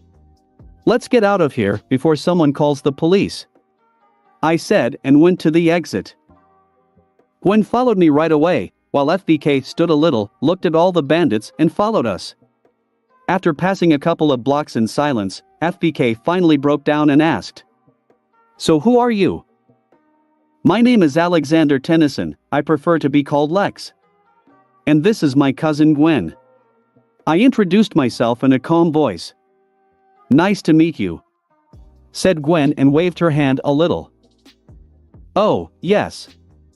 My name is Catherine Ashley Levin. You can just call me Ashley, nice to meet you," said FBK, that is, Ashley. I'm used to just calling it that. Wait. So how did you do it? Remembering what she wanted to ask, said Ashley. Well, everyone has their own abilities. For example, you can absorb energy. Gwen is learning to use magic. I also have strength, I said casually. Magic? There is no magic, Ashley said with conviction, snorting a little. This is the one who knows how to control electricity, Gwen said sarcastically, pointing out obvious problems with logic. It is truth too, Ashley said, finally calming down. Wait, I said, and stopped to add afterwards, did you say Levin? Do you know Devin Levin? Finally, I decided to start this conversation. I hope my plan works. Yes. This is my father. He died when I was 5 years old. With a not very happy face, said Ashley. Was he a space plumber? I asked again. Yes. How do you know about this? Already with some threat in her voice asked Ashley. My grandfather was also a plumber. And he told me about your father as a child. I said the truth. And so it was. What did he tell you? The girl grabbed me by the collar and began to shake. Let him go. While you shake him, he will not be able to answer you, said Gwen, trying to help me. Ashley was clearly embarrassed by her actions and quickly let go of me. Sorry, I just don't know much about him. My mom didn't want to talk about him. All I know about him is that he died while working as an orderly, Ashley said shyly. Nothing, I understand. Let's go to my grandfather. He will tell you everything, he knows more than me. You can go, can't you? I suggested. Yes, I can, said happy Ashley. Let's go then. It's not far here. Only 3 blocks, I said and went forward. As we walked, I managed to read Ashley's thoughts. Despite the fact that my telepathy is weak, I was enough for one person. From what I've learned, Ashley really doesn't look like Kevin at all. She even goes to school. She is a nice and kind-hearted girl. But she has no friends at all. She is a clear outcast. Although it is unclear why she is so normal compared to Kevin. I have a couple of ideas. Or it's because she's a girl. Or due to the fact that she discovered her abilities at a later age. Most likely both options. She hasn't been using her power for very long, so it didn't get hit in the head like Kevin did. Plus, due to the fact that she is a girl, she matured faster and did not succumb to her strength as easily as a 10-year-old boy. In fact, I'm glad she's a good girl. There will be fewer problems. 10 minutes later we reached the bus. Before entering, I said, "Wait here, Grandpa is probably asleep, because it's already quite late. I will wake him up and explain the whole situation." At my words, the girls only nodded. But I saw Ashley trembling with impatience. When I got on the bus, I saw my grandfather sleeping. He snored as usual. "Grandpa, wake up," I said, pushing Max in the shoulder. Lex. What time is it?" "Something happened?" asked, still sleepy, grandfather. "It's 10 in the evening. And no, nothing happened. Gwen and I met someone in the arcade. She wants to talk to you," I said. "Who is this?" asked the grandfather, still not fully awake. "Her name is Ashley Levin. She is the daughter of your old partner Devin Levin," I said. My grandfather immediately woke up from my words and sat up straight. He almost hit me on the nose. "Are you sure?" Max asked very seriously. "Absolutely. I checked. And she also knows practically nothing about him. Looks like her mother decided to shut Ashley off from all this. But recently, she has acquired the abilities of an Osmosian. They had a very serious fight about this and Ashley ran away from home. For a month and a half she has been cuckolding at an abandoned metro station." I told, received from the head of Ashley, a story. "Are abilities already affecting her mind?" Grandpa asked seriously. "Only if a little. There is just a little thirst to use them. Already practically cannot do without them. But it's okay if we can help. There is still plenty of time," I said. Grandpa, after my words, clearly relaxed. But not very much. It is clearly very difficult for him now. All the same, the story there is murky. "Okay.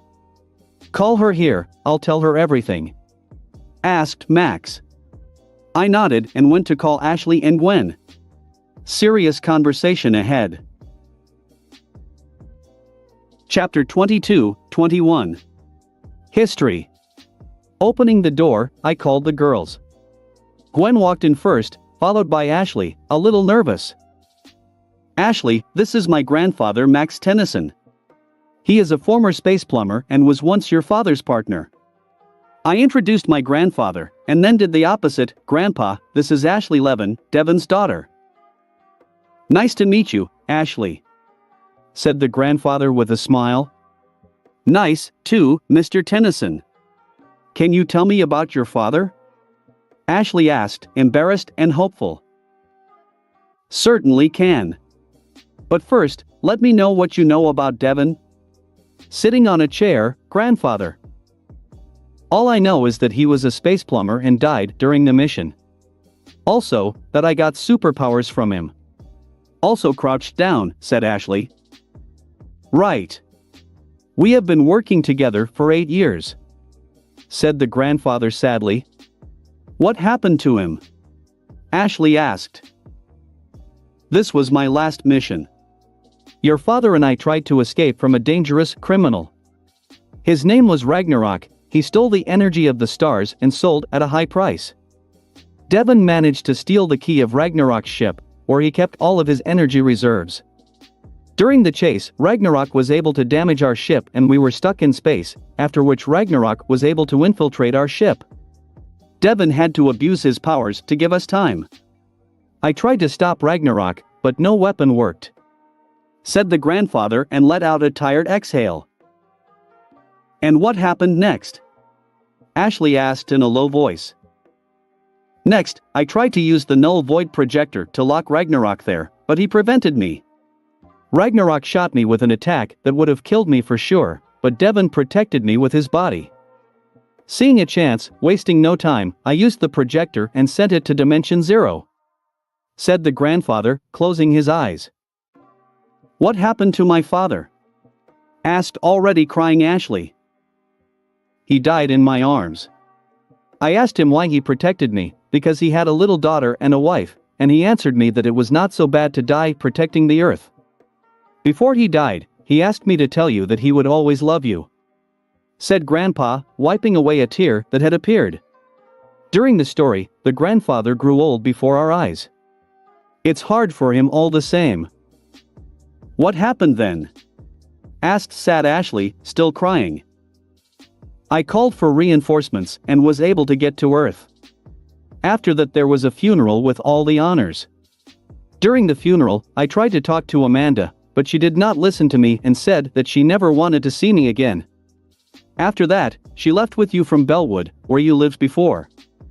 I haven't seen you since. And I myself have retired. A couple of months after that, Lex's parents died in a car accident. It was only thanks to your father that I was able to take care of my grandson. I will always remember this," said the grandfather, in my opinion, too solemnly. "Why didn't Mom tell me about it?"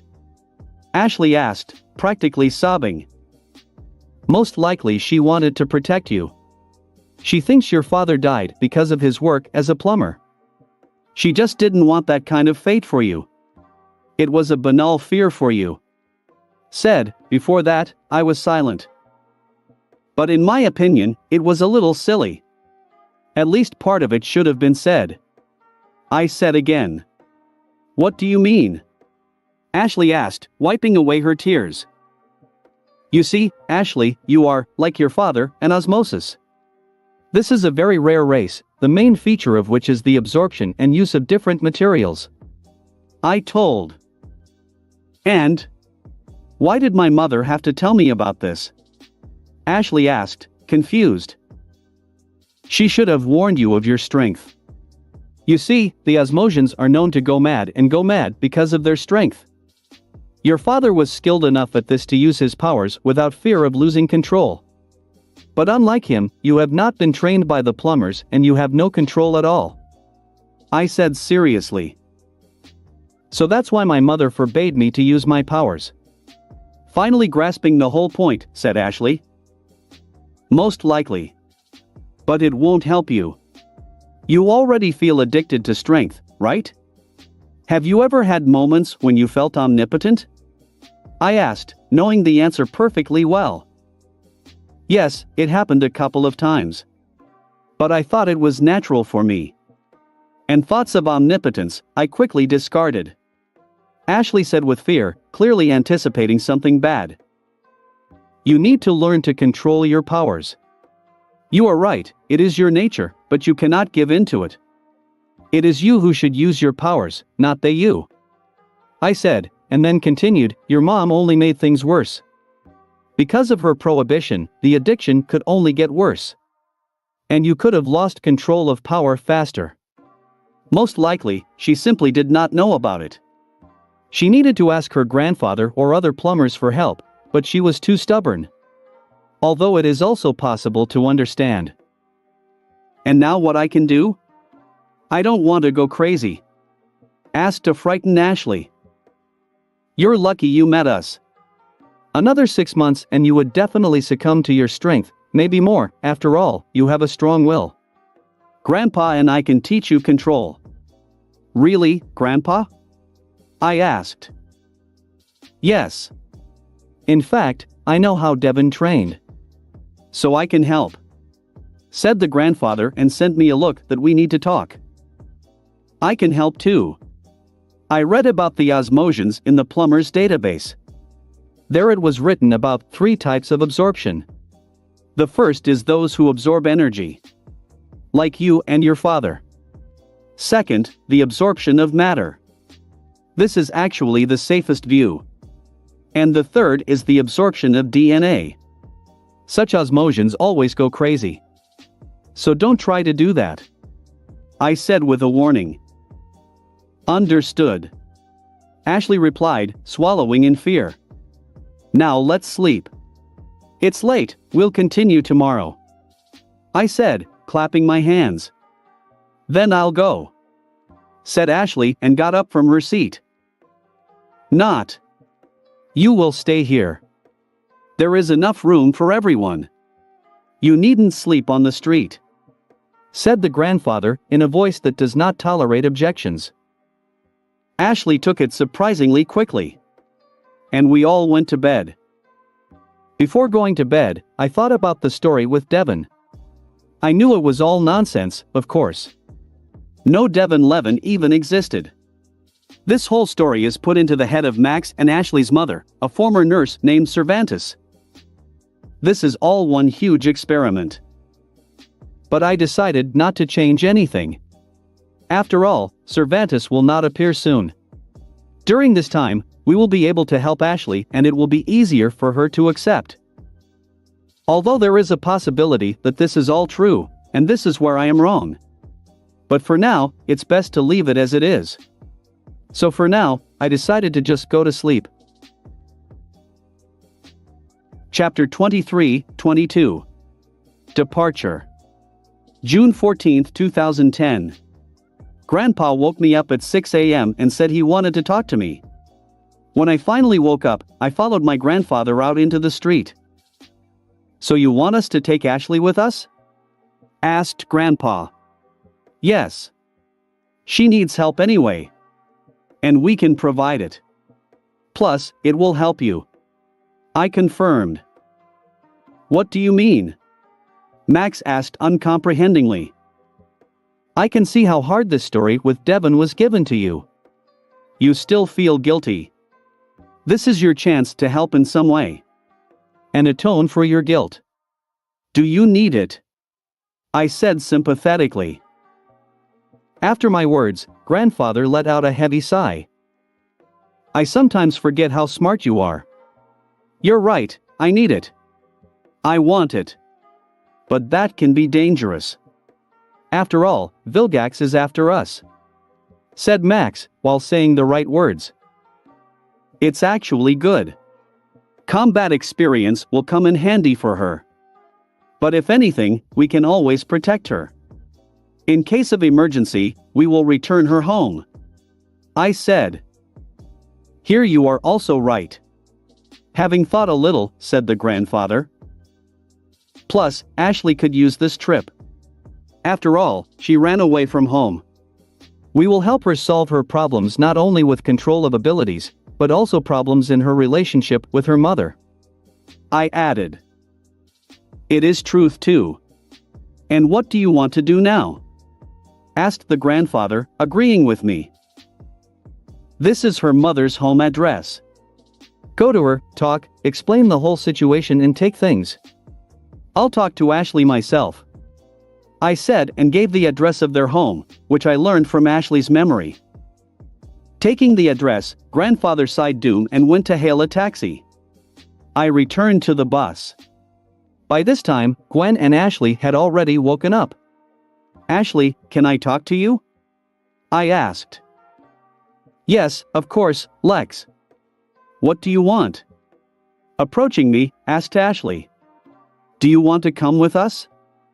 I asked immediately. What? Are you serious? Ashley asked in shock. Yes. Grandpa has already gone to your mother to ask permission. I said with a nod. Are you sure? We hardly know each other. Ashley asked quietly, looking down. Yes. After all, it was only thanks to your father that my grandfather was able to take care of me after my parents died. We are your debtors. I said and smiled.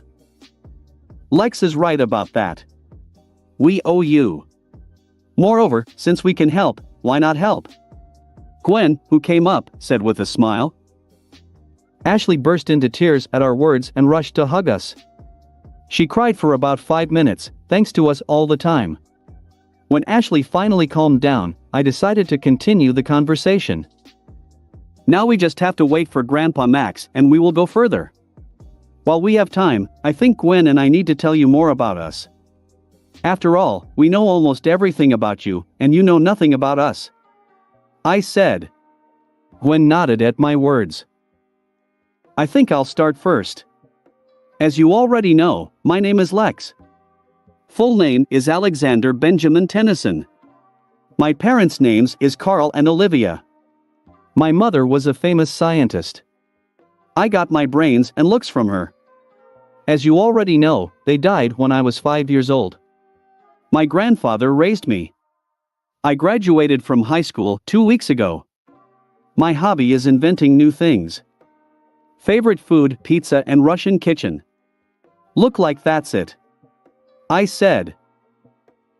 Then, now I am. My name is Gwendolyn Catherine Tennyson. I am 15 years old. My parents' names are Frank and Natalie, they are the most ordinary people. Hobbies are reading and drawing. Favorite food is sushi. Gwen told herself. What about your abilities? Ashley asked. Well, it's a matter of our origin. We, like you, are not really human. Our grandfather Max's wife, is an alien. She is Anodite, essentially a magical race. So Gwen and I were able to awaken our legacy. Now we are trying to learn magic. My mother also had an alien in her family. It is because of this that I have high intelligence and telekinesis. I said and pulled up my phone that was lying on the bedside table. Cool. Will she teach me magic? Ashley asked excited. It's not all that simple. We ourselves still know little about this. But, in principle, you can absorb some mana and then use magic. But don't try to do it now, it could harm you and us. I said, after thinking a little. It's a pity. Well, I'm going with you because I want to learn how to control my strength. So let's see what happens. Ashley said sensibly. By the way, about this. You see, since you are traveling with us, we must also tell you a secret. Look. I said and touched the bracelet on my right hand. From my touch, ripples went through the bracelet and a real kind of omnitrix appeared. Wow, what is this? Ashley asked, surprised. This watch is called the Omnitrix. They give me the ability to transform into different aliens and use their powers. Like this. I told, and with a blue flash turned into Wrath, then into XLR8, and then became myself again. Great. Let me have a look. Said the shocked Ashley and pulled her hands to the Omnitrix.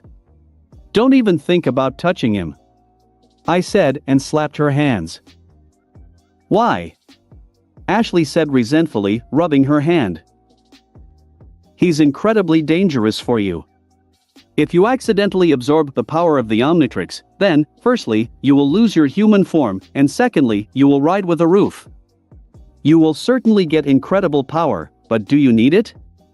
I said seriously. Ashley looked fearfully at the Omnitrix and sat back. No.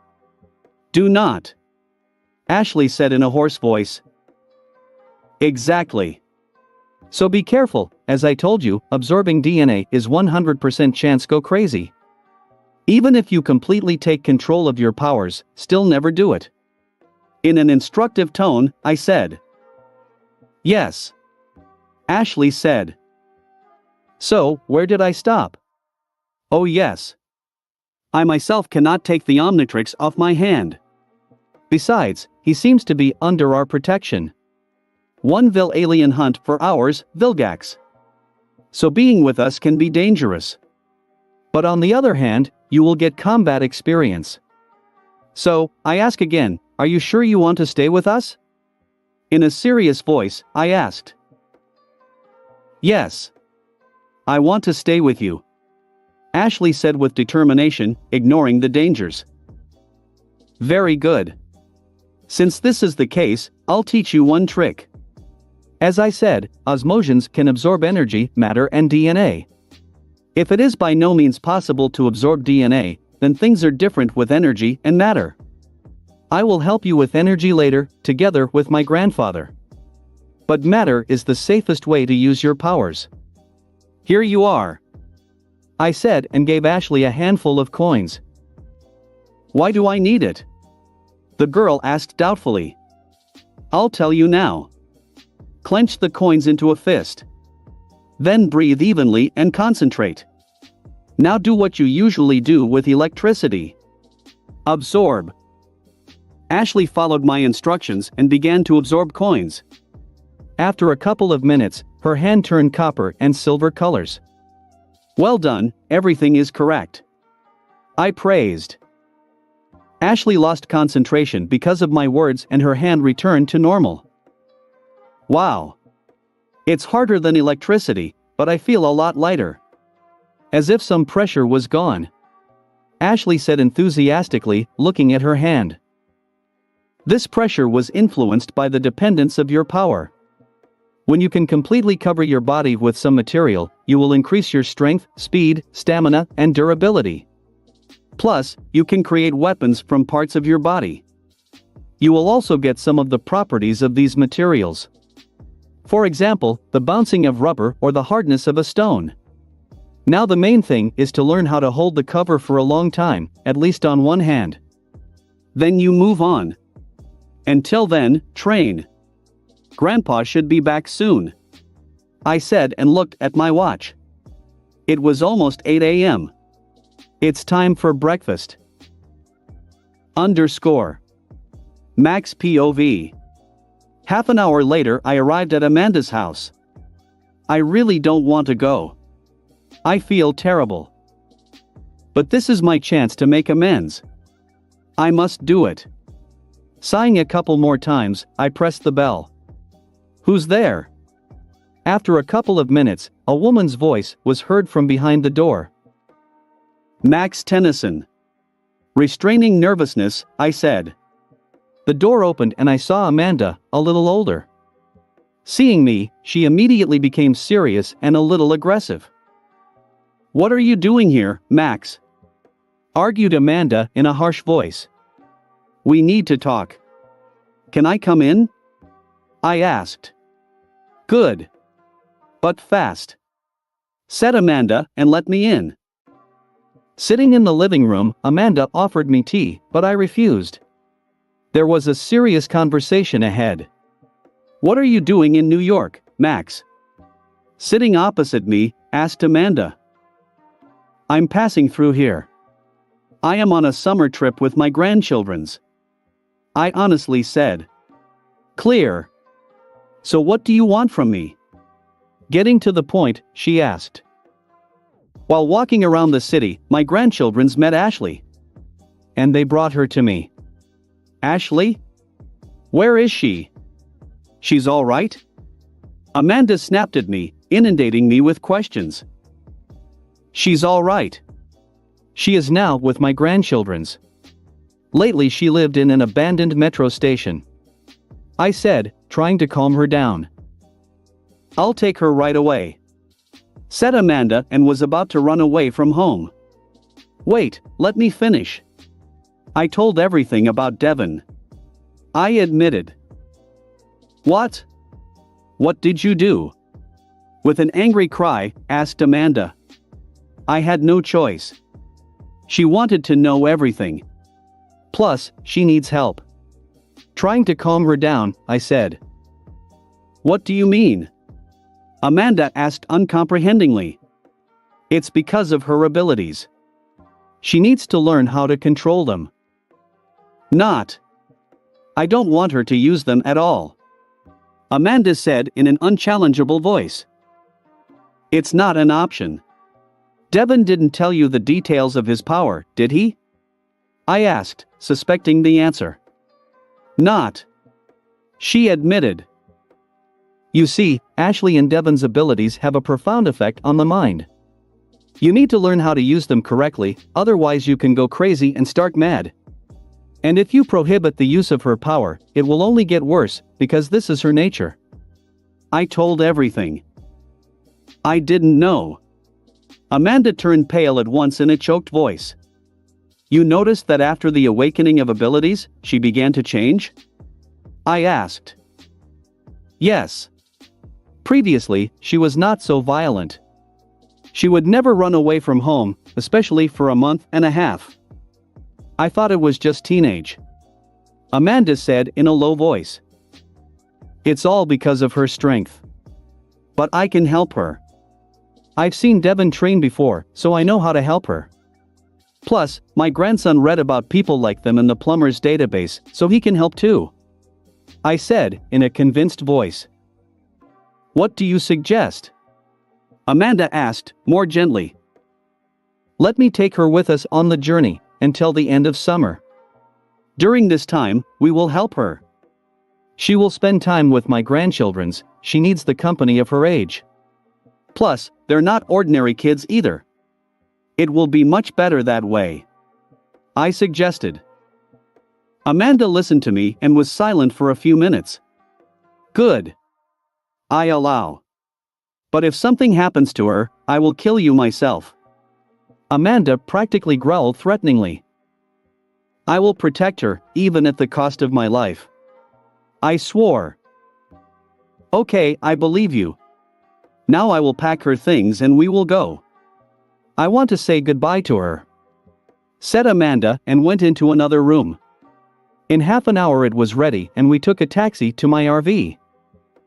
After another half hour we were there.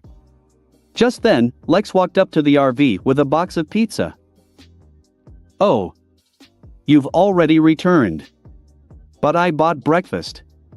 Let's go inside. Nice to meet you, Mrs. Levin. My name is Lex. Lex said and opened the door for us. _ Ashley POV. Lex left for breakfast and Gwen read a book. I, all this time, trained with a cover of matter. I can already hold it for 3 minutes on one hand without any problems. 15 minutes after Lex left, the bus door opened and Mr. Tennyson entered with a suitcase. And right after that, my mom and Lex. Mom? What are you doing here? I asked in shock. Without saying anything, my mother rushed to hug me and began to cry. Forgive me, my girl.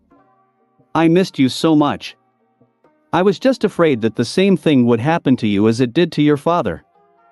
I didn't know that my actions would only make things worse, said my mother and continued to cry. From her words, I also burst into tears. By this time, no one was left on the bus except us. After that we cried for another half hour and talked about different things. Then when we calmed down, my mother said, I give you permission to go with Max. He is a good person and will be able to take care of you. And you will finally have friends. Mom said with a smile. Thank you, Mom. I said sobbing. Tell me, do you blame Mr. Tennyson for the death of your father? Not. Never blamed.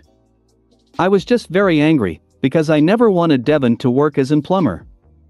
But it's not Max's fault, Devon chose his own destiny. Don't blame Max either, because now he can help you. And behave yourself well, said my mother, stroking my hair. Okay, Mom.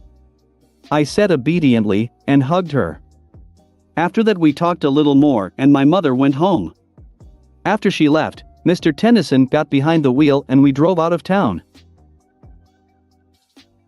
Chapter 24-23. First Training. We left New York and had been on the road for 2 hours. During this time, we communicated and got to know Ashley better.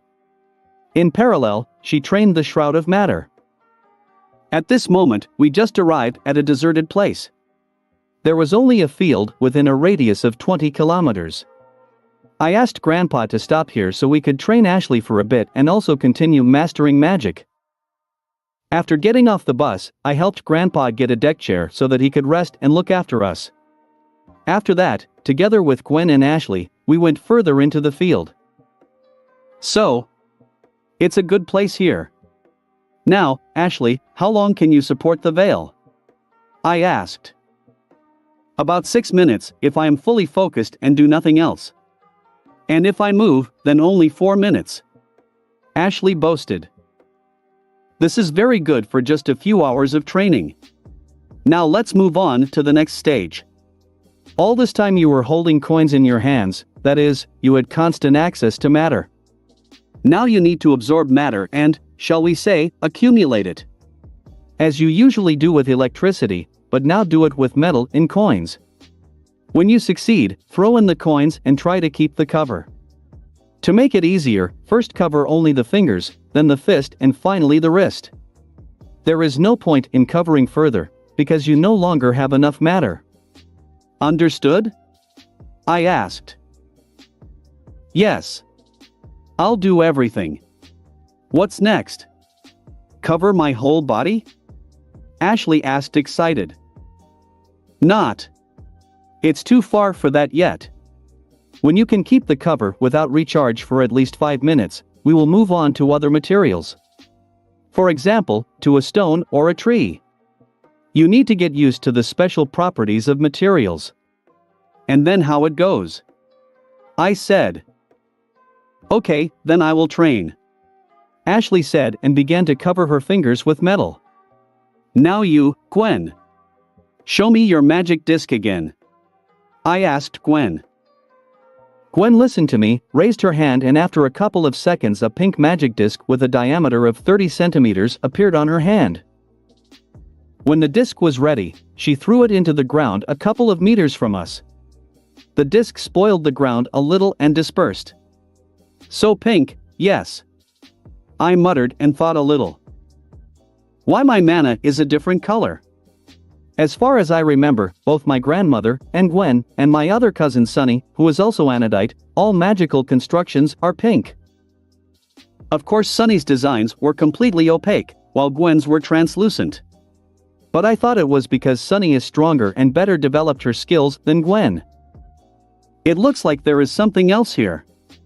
In general, the original never showed a male anodite.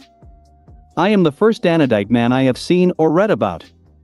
There was also nothing in the plumber's database about the anodite men. Maybe it's something like the color of the essence. Because, in the original, everything around Ben was green and around me was blue. So, is the color of the eyes.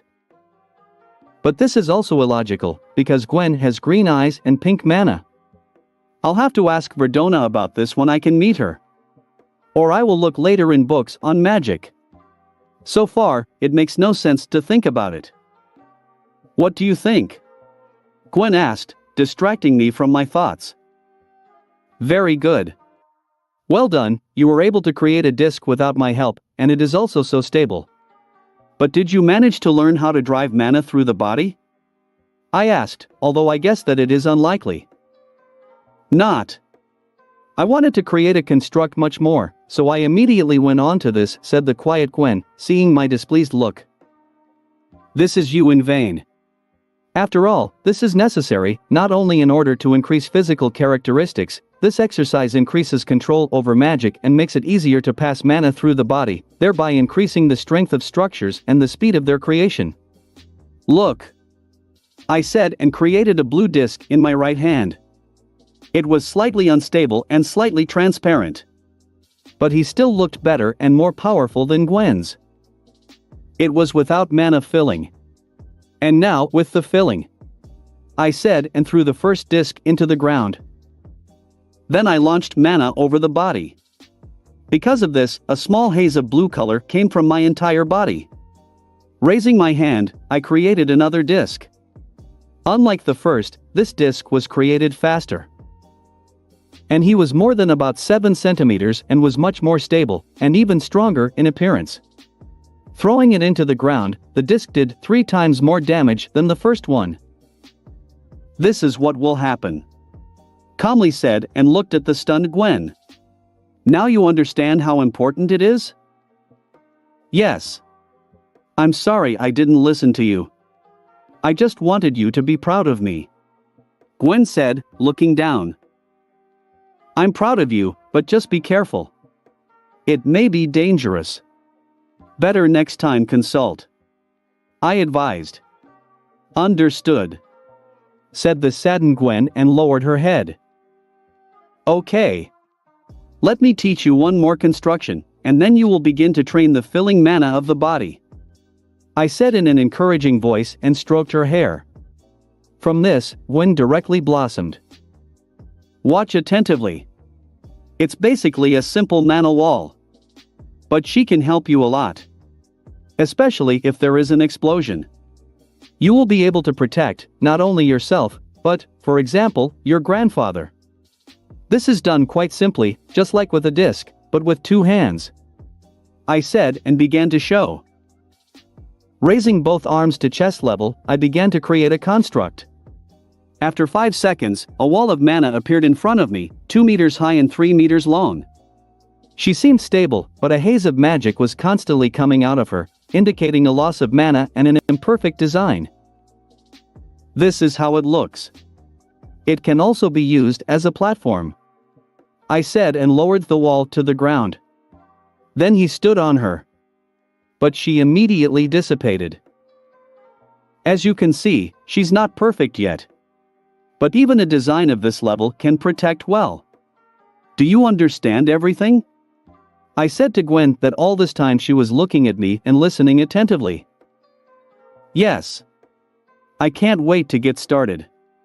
Said the agitated Gwen. You will start right after you learn the mana filling.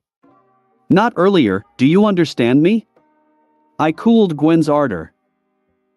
At my words, Gwen only nodded obediently. I started to tell you how it's done. After 20 minutes, I left Gwen alone and went to train in magic myself. You need to achieve perfection in the creation of the disc and the wall. After a few hours, I decided it was time to finish. During this time, I was finally able to create a perfect mana disc. It was now dense and completely opaque. I also learned how to change its size from 5 centimeters to a meter, and all these discs were stable and dense. I also brought the mana shield to perfection, although I could not change the size yet. But I learned how to make a ladder, like Gwen in the original. True, he could only take 4 steps, after which he immediately fell. This will take more time. Slightly improved control and reduced mana cost. Now I can increase physical characteristics by 25%. When I finished, I decided to check on Gwen. Apparently she has learned to filling mana all over her body, but not yet well enough.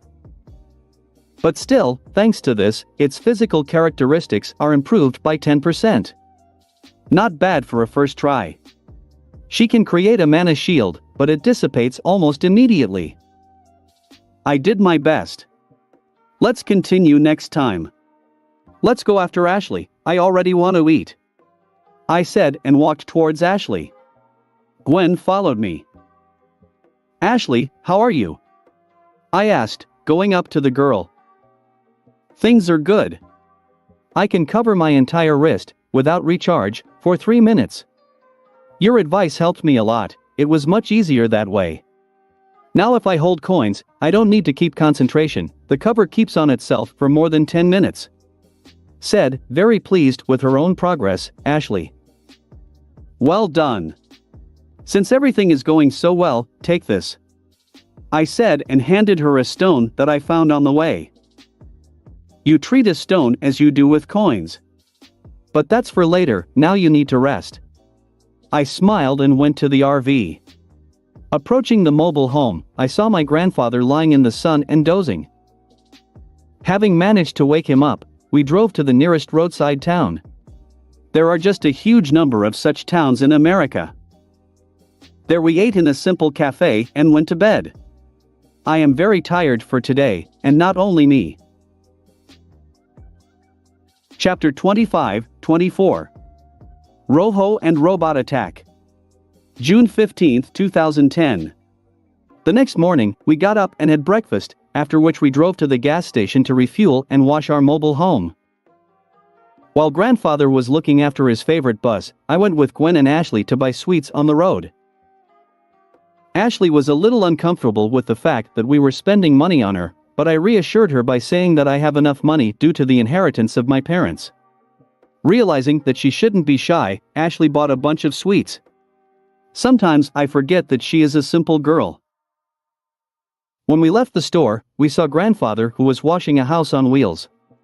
Just at that moment, a laser weapon was fired at the collector's car that stood across the road. The perpetrators were three women wearing biker jackets with helmets on their heads. It was Rojo's gang. They were using clearly extraterrestrial technology. Where such a petty ragtag like them got such advanced weapons is unclear. Wasted no time, I raised my hand and, using telekinesis, pulled the weapon out of their hands. Gwen also quickly reacted, and creating two discs threw them at Rojo's henchmen, from which they flew a couple of meters, but did not pass out. I decided to check my new alien. Therefore, making sure that no one sees, I turned into the Sandman. You know, this was the most unpleasant transformation into an alien, for all the time that I have the Omnitrix. It felt like my whole body was shattered into small pieces, and then I gathered into a loose and unstable substance. I did not like it. But after the transformation, when I became the Sandman, I felt so free and light. It felt like I was every grain of sand, but at the same time I was all the sand. I can't explain it better, but it was fun. Transformed, I instinctively controlled the sand and enveloped all three of the bandits, completely covering them with sand. After a minute, I returned all the sand back. The criminals fell out of the sand. They were unconscious. It was surprisingly easy. I already wanted to turn back, but from the bus there was a signal from the tracking device, which I changed, and now it warns of the arrival of the Vilgax robots. All the same, you cannot run far from the cannon. I had about a minute more, so while controlling the sand, I grabbed Rojo and her minions and carried them away from the future battlefield. Finally, I wrapped them in sand up to their throats and tamped the sand itself so as not to kill them, but they will not get out of there without help. I don't want to get hands dirty on them, but I don't want to create an enemy for myself. So let them lie there. Transforming into myself, I ran into the bus and picked up the tracking device. Judging by the sensors, there will be about 40 robots. What the hell? Why are there so many? In the original, there were only 2. The fact that they found us can still be understood. After all, it was here that they attacked Ben. These are consequences of the canon. But 40? Okay, breathe calmly. We can handle it, it won't be that difficult, but we need to prepare. I thought to myself. Seeing my actions, the grandfather and the girls were clearly embarrassed and did not understand what I was doing. I got off the bus and said, Vilgax's robots are flying. There will be about 40 of them. Grandpa, get your weapon, just in case. Ashley, I'm giving you permission to draw on the electricity.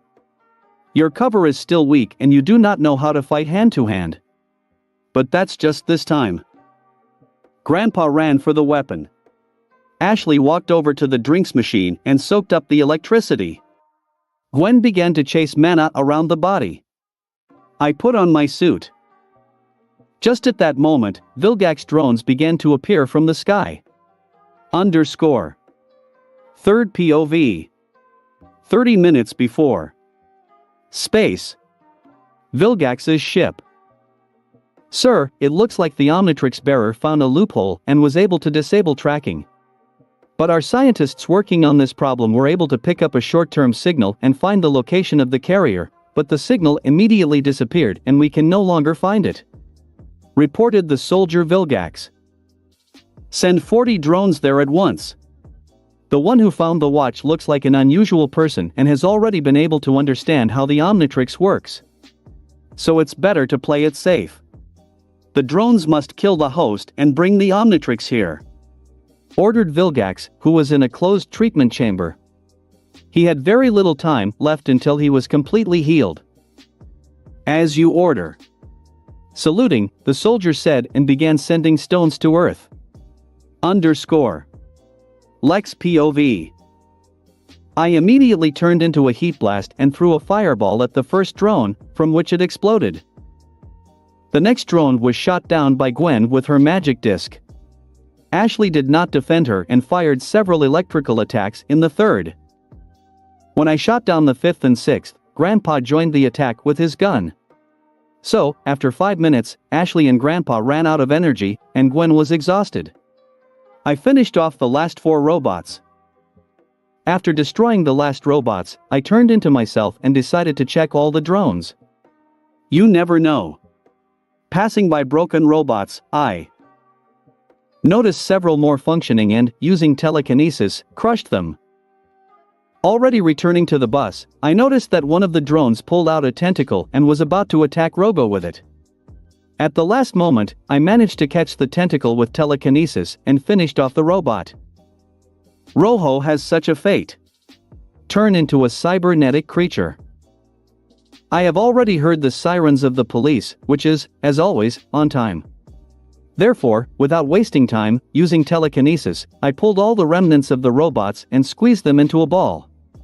Then he became a heat blast and melted all the rubbish. Becoming myself, I went to the RV. Tired grandfather and girls sat next to him. Taking off my suit, I said, "Let's get on the bus and get out of here. Vilgax could send reinforcements. It is better to leave the city and fight there." The girls and grandfather nodded in agreement with my decision. We quickly got on the bus and drove out of town. 30 minutes after we left the city, the tracking device beeped again. Taking it in hand, I saw that it would be 4 large bots. This time only 4. "You go on, I can handle it myself," I said, getting to my feet. "Are you sure? You can handle it? Can we still help?" Grandpa asked with concern. "Everything will be fine. Do not worry," I said and turned into a ghost freak, after which I flew through the ceiling of the bus and went to the landing site of the robots. Third POV. Vilgax's ship. "Sir, all drones are destroyed," reported the soldier. "Send more. For big ones this time. And plug in the broadcast, I want to see everything in person," Vilgax ordered angrily. The soldier nodded and dispatched another batch of robots. Lex POV. I arrived just as the robots arrived and began to release their form. I immediately transformed into Jet Ray and fired a laser from the eyes and tail into the head of one of the robots. From my attack, the robot's head was simply blown off and it blew up, thereby hitting the closest ally with an explosion and stunning him. The other 2 bots saw me and fired a laser from their hands. Seeing the attack, I, right in the air, turned into feedback and absorbed the shots with the help of my antennae. After landing on the ground, I fired from my fingers at one of the robots. This attack took off half of his body and he exploded too. The third robot, which did not suffer in any way, attacked me again, but I managed to turn into Diamond Head and take the attack on myself, after which I redirected the laser at its owner. The robot did not survive this. The last robot finally came to its senses, but I acted faster and turned into 4 arms with a clap of hands against each other created a shockwave that knocked the robot over. Jumping onto the robot, I crumpled its core, then hit it on the head with all 4 hands. This turned out to be enough. After getting off the robot, I cancelled the transformation. After examining the battlefield, I was convinced of the destruction of the robots and, transforming into XLR-8, rushed to the bus. Third POV. On the captain's bridge of Vilgax's ship, one could see an ordinary soldier and a closed capsule. On the main monitor, there was a video of Lex destroying robots. In the last moment, Lex can be seen, dressed in his suit, transforms into a kidney celerant and escapes from the scene. "Sir, send more robots?" Soldier asked. "No, it's pointless. He's too good. In a few days I will completely come to my senses and take care of it myself," said Vilgax and looked at the monitor, which froze a frame with Lex in a suit. Lex POV. Back on the bus, I calmed everyone down and told them about the fight. They, making sure that I was not hurt, heaved a sigh of relief. Still, it's nice to be worried about you. We spent the next few hours on the road. Everyone was tense, waiting for another attack. But nothing happened. When we got to the campsite, we had lunch and were finally able to breathe easy. Chapter 26-25. Suits for Girls. Today we decided not to do anything else because everyone was tired. Until the evening we just rested and went about our business. Ashley watched movies with me, Gwen read, and Grandpa Max again rummaged in the bus engine. In honor of the victory, Grandfather decided to arrange a surprise for us and, somewhere in the bins of the refrigerator, he found crocodile meat. Gwen and Ashley were skeptical about this surprise, but I knew how delicious it was if cooked right. And Grandfather knew how to make excellent crocodile kebabs. Fortunately, the place where we stayed had everything we needed. Therefore, I lit the grill, and my grandfather cooked the meat. In 2 hours everything was ready. I had to persuade the girls to try, but when they ate one piece at a time, they could not be torn from the meat. In my opinion, the two of them ate more than Grandpa and I. After supper I decided to get down to business. Taking out my laptop and calling Morgana, I began designing protective suits for Gwen and Ashley. And something for Grandpa. The suit for Gwen will be able to pass magic. It will not be as strong as mine, but lighter. Still, a shot from a tank will withstand.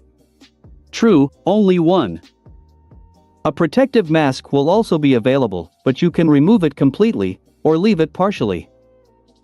I decided to abandon the exoskeleton function, since Gwen is, first of all, a ranged fighter. As a last resort, she can saturate her body with mana in order to increase her physical characteristics. When I finished the design and calculated all the materials needed, I called Gwen for help. I'm not a fashion designer, and I'm not going to wear it, let the design decide for myself.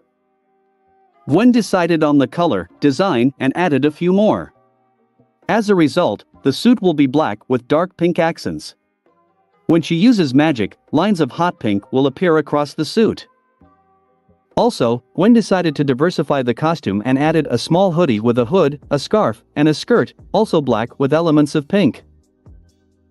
After that, it was the turn of Ashley's costume. It will consist of the same materials, but there will be some additions. When Ashley uses her abilities, the suit will take over them. That is, if Ashley uses a metal cover on herself, then the suit will also have such a cover.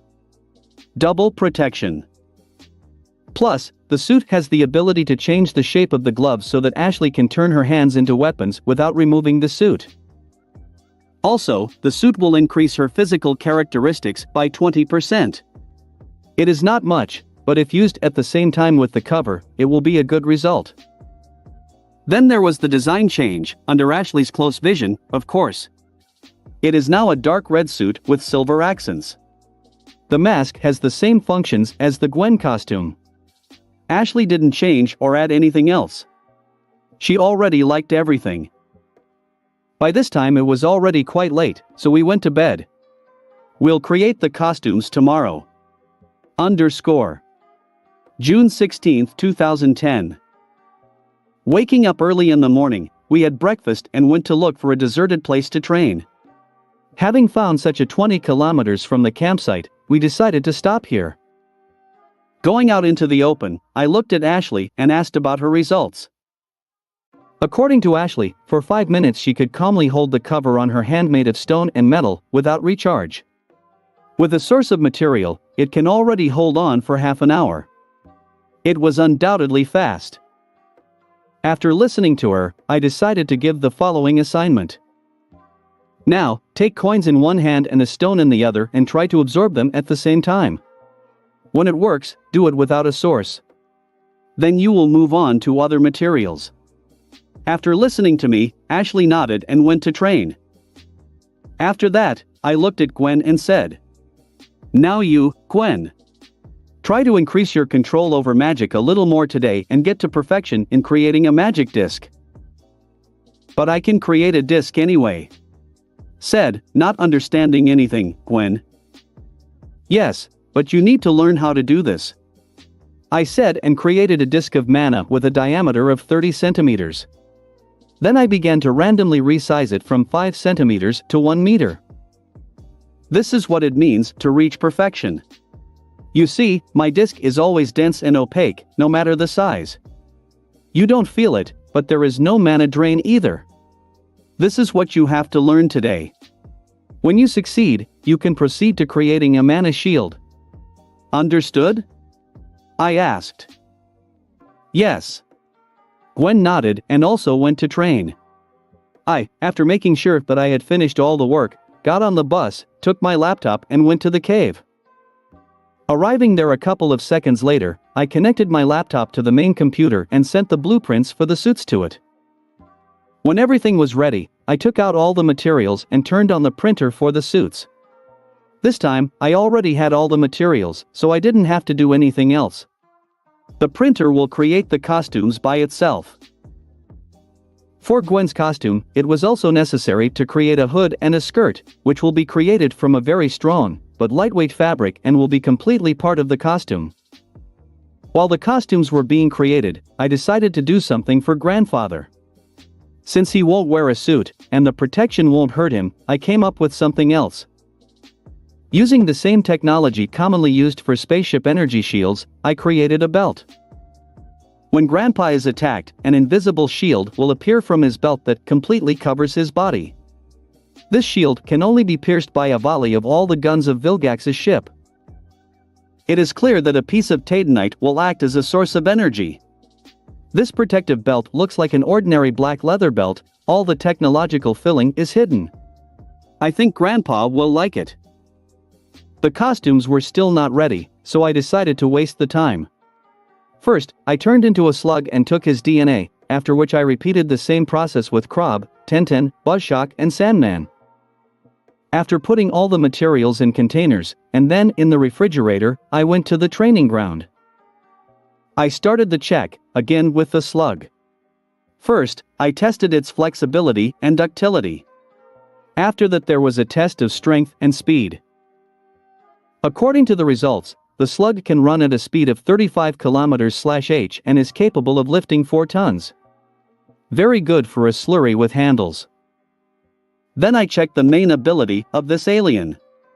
Metamorphism. At first he turned into himself. It was kind of weird, I kind of looked the same as usual, but I feel so thin. I did not find any differences in myself. It seems that no one will even understand that I am now an alien, since the Omnitrix symbol is hidden inside me. Then I began to take on the image of other people.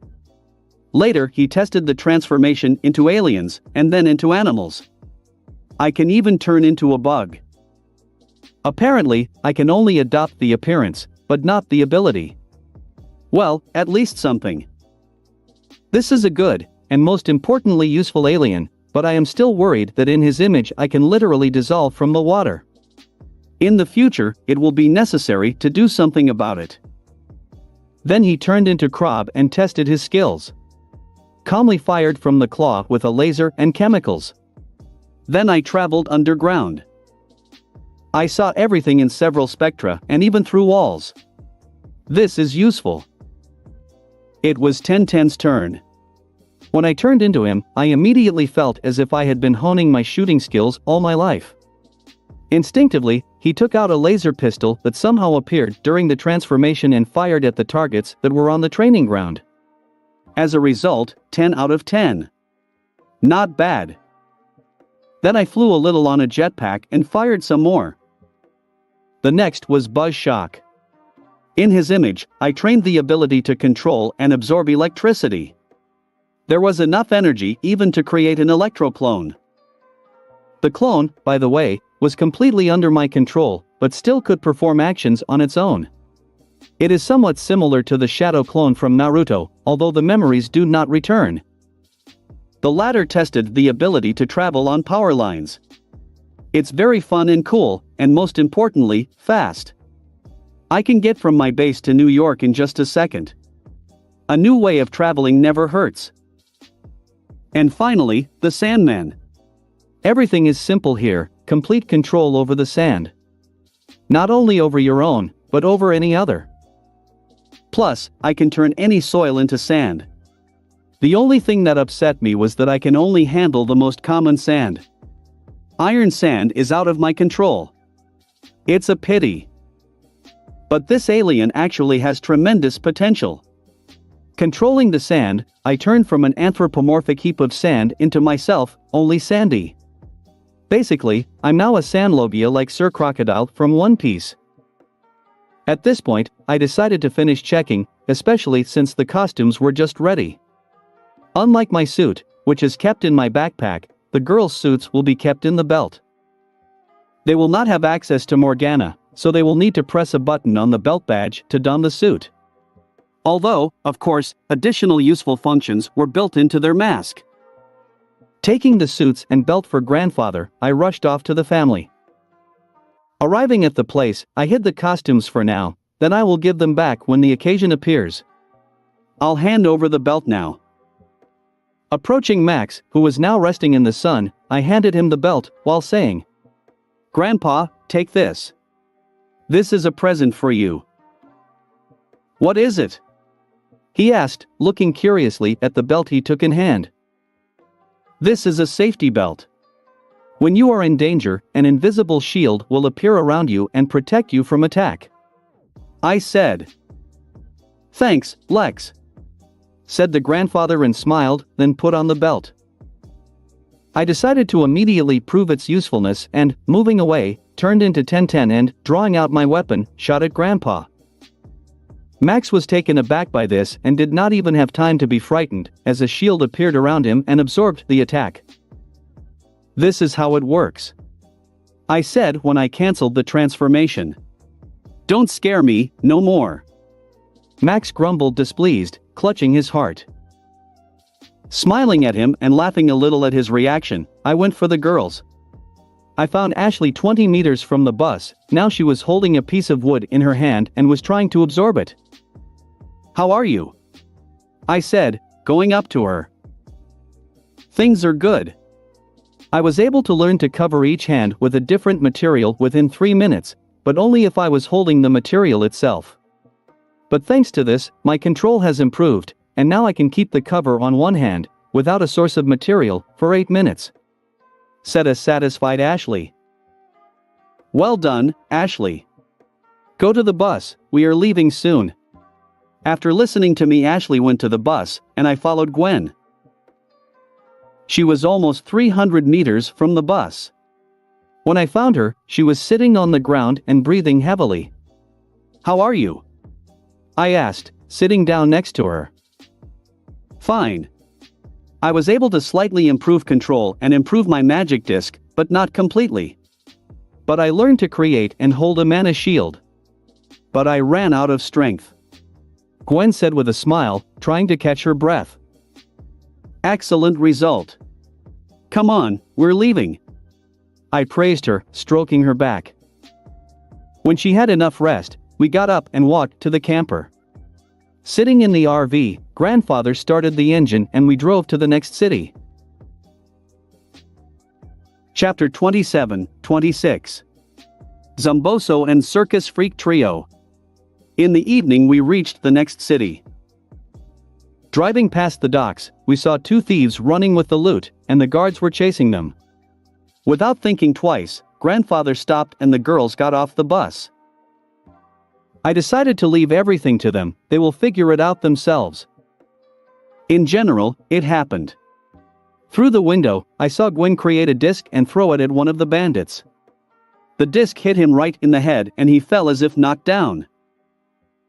Ashley obviously wanted to absorb up the electricity, but then she remembered that she was not allowed to do this. So she took out of her pocket the stone that I gave her for training. Covering her hand with a stone cover, she threw the stone itself at the bandit. Hit right in the back. From the blow, the thief was arched and he flew about 3 meters, after which he lost consciousness. It hurt, probably a couple of bones were broken. Ashley has a good eye. Must not forget and teach her to fight at least a little. The girls returned just as the guards tied the failed thieves. I even feel a little sorry for them, but just a little. Then we went to the city center. And there, Gwen saw the Zomboso circus sign. Oh, how I do not want to deal with him. With the original Ben, I have little in common, but we have a mutual dislike for clowns. I still have it from my past life. As a child, I once read Stephen King's It, and I must say I was too impressed. Now I hate clowns. This is not fear, just a strong dislike and disgust. I would love to leave Zomboso alone, but he will do some business. Besides, my family may suffer. And I cannot allow this. While I was thinking, Gwen said, "Look, circus. Can we go? I haven't been to the circus for a long time. This is a good idea. What do you think?" said the grandfather, referring to me and Ashley. I've never been to the circus. Mom really does not like the circus because of cruelty to animals, so she forbade me to go there, said Ashley. I have some bad feeling about this circus. Let me first take a look at what they write on the internet about the Zomboso circus, I said and took out my laptop. 10 minutes later, I finished searching and thoughtfully stretched out. What did you find out? Asked Grandpa, knowing full well that my instinct is never wrong. I was right, with this circus, something is not clean. In all the cities where the circus came, there were a lot of robberies. Also, after the circus left the city, many people fell into a coma. There were also people who seemed to have lost all their joy and fell into depression. All these people were either visitors to the circus or were near it. But the victims come to their senses after about a couple of months, and then everything was fine with them. I told the information that I had found in truth. Horrible. Anything else? Gwen asked, shocked. Yes. This Zomboso has been searched for all over the country for a year now.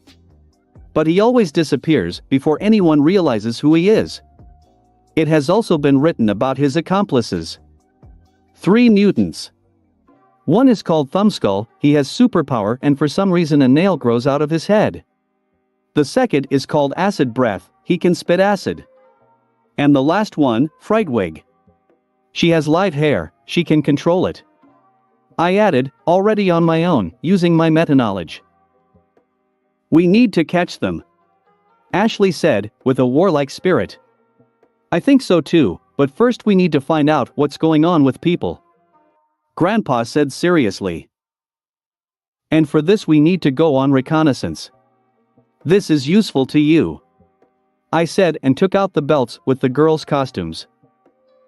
At first, the girls did not understand anything, but I said that first need to put on the belts.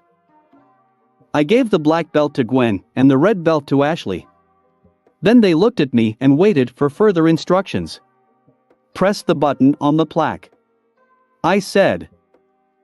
After listening to me, they pressed on the belt and they were wearing suits their own designs.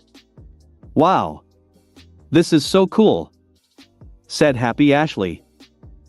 It's so light and comfortable, Gwen said with admiration. Then thank me, but for now, take off your costumes.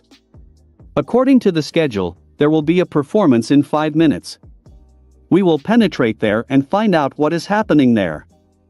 Good, I told my plan. Everyone nodded and Grandfather took us to the circus, to which we arrived a few minutes later. First, we decided to enter as regular visitors and see what happens. After Grandpa bought tickets for all of us, I said quietly, be as careful possible, we do not know what awaits us. Don't get carried away by the show itself, don't even laugh. When we got to the tent, Grandfather said, better not to go inside, let's see from here. We stayed at the entrance, trying to be as inconspicuous as possible. And they began to wait for the start of the show. A couple of minutes later, an entertainer, illuminated by a searchlight, entered the stage and began to greet the audience, after which he called Zomboso himself onto the stage. How creepy he is. BRRR. Zomboso looks like a clown with red hair and pale skin. He wore a gray and white suit with 3 buttons, a navy blue blazer, and blue sleeves with black stripes and 2 blue circles on each stripe. He also had a blue nose, a navy black hat with a large blue ball, and black shoes and gloves. Zomboso started putting on a little show to cheer people up. Grandfather and I didn't laugh because we were totally focused, but Ashley and Gwen were laughing. Turn away. Better not to look, since you cannot control yourself, I said displeasedly and turned them back to the tent. Still, I know how dangerous it is and I can't help but worry. Sorry. He's just very funny. Trying to contain her laughter, said Gwen. Yes, it's very hard not to laugh, supported her friend Ashley. In a minute they were already in order, but still they did not look, but only listened. At that moment, Zomboso summoned his machine, which steals laughter and energizes it. Lex, look, these are the mutants you mentioned. Gwen drew my attention and pointed her finger at the freaks who were leaving the circus. Most likely they are going to rob while Zomboso distracts attention. Go follow them. If you have something to fight, but use suits, they will help you. Ashley, if you attack, then use the cover on both hands and fight like that, I commanded. The girls nodded and went after the mutants. When they left, far enough away, I said, Grandpa, follow them and cover them if anything. Are you sure you can handle it yourself? Asked Grandpa, but rather for show. He understands that Zomboso is only a human being, albeit a mutant. Compared to the robots of Vilgax, Zomboso is nothing. Yes. He's only one, and the girls may need help, I said with a nod. Good. But be careful, Max said and went after the girls.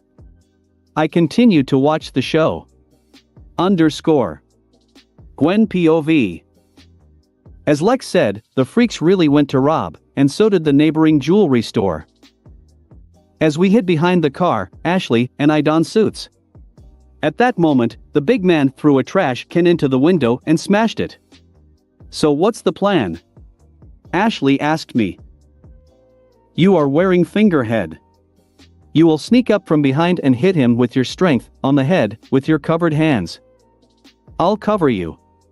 Having figured out what to do, I told. Good, Ashley said and absorbed the metal from the car, which is why her gloves, to the elbows, became black with red lines. Walking around the car, Ashley quietly went to the big man. He just stood with his back to us, like the rest of the mutants. Once next to him, Ashley put her hands together, jumped up and hit the freak on the head with all her might. From this he collapsed, but did not lose consciousness. But for 2 minutes he definitely won't get up. What? Said Acid Breath and turned to us. Just when he was supposed to look at Ashley, my disc flew into his head. From the blow, he flew straight into local Gorgon and immediately passed out. What the, said the Frightwig as the acid guy flew into her. Get off me, said the long-haired woman, trying to take off the carcass of Acid Breath. When she did it, she was about to stand up when a black fist flew into her face. It was Ashley, who just came up to the freak girl and hit her. True, one blow was not enough. But Ashley, wasting no time, hit the Frightwig in the face 3 more times, from which she was already completely blacked out. At that moment, I approached Thumbskull, who was still trying to recover, and launched several of my magic discs in his face. He passed out only after the 10th. It was easy, Ashley exclaimed and gave me 5. Easy peasy, I said with a smile. Max POV. Now, I watched the girls deal with mutants. And I must say that they did a good job. They did not ask for trouble, made a plan and carried it out. But still, they still lack attentiveness. I thought when I saw how Acid Guy came to his senses and got to his feet. And the girls did not notice this, because they were talking and celebrating their victory. Well, that's what I'm here for, I thought, and shot Freak with Lex's shocker. Good thing, I took it for a reason. From the electric shock, acid breath twitched for a couple of seconds, and this time he definitely passed out. "Grandfather?" asked the shocked Gwen, noticing how I came out of hiding and knocked acid breath out. "Lex told you to be as careful as possible. You celebrated victory too early and did not notice how the enemy came to his senses." I scolded them. "Sorry, Grandpa Max," Gwen apologized and lowered her head. "Sorry, Mr. Tennyson." Also dropping her head, said Ashley. "Next time, be careful and constantly monitor your surroundings," I said, in an instructive tone. "Good/okay," said the girls at the same time. "But you, all the same, well done," I said with a smile. At my words, the girls smiled, pleased with themselves. "And Ashley, you can call me Grandpa too. I'm not against," I said softly. But Ashley tried to argue, but I interrupted her and said, "I insist." "Okay, Grandpa Max," Ashley said dutifully. However, she was clearly glad. "Well, that's good, and now let's go to Lex.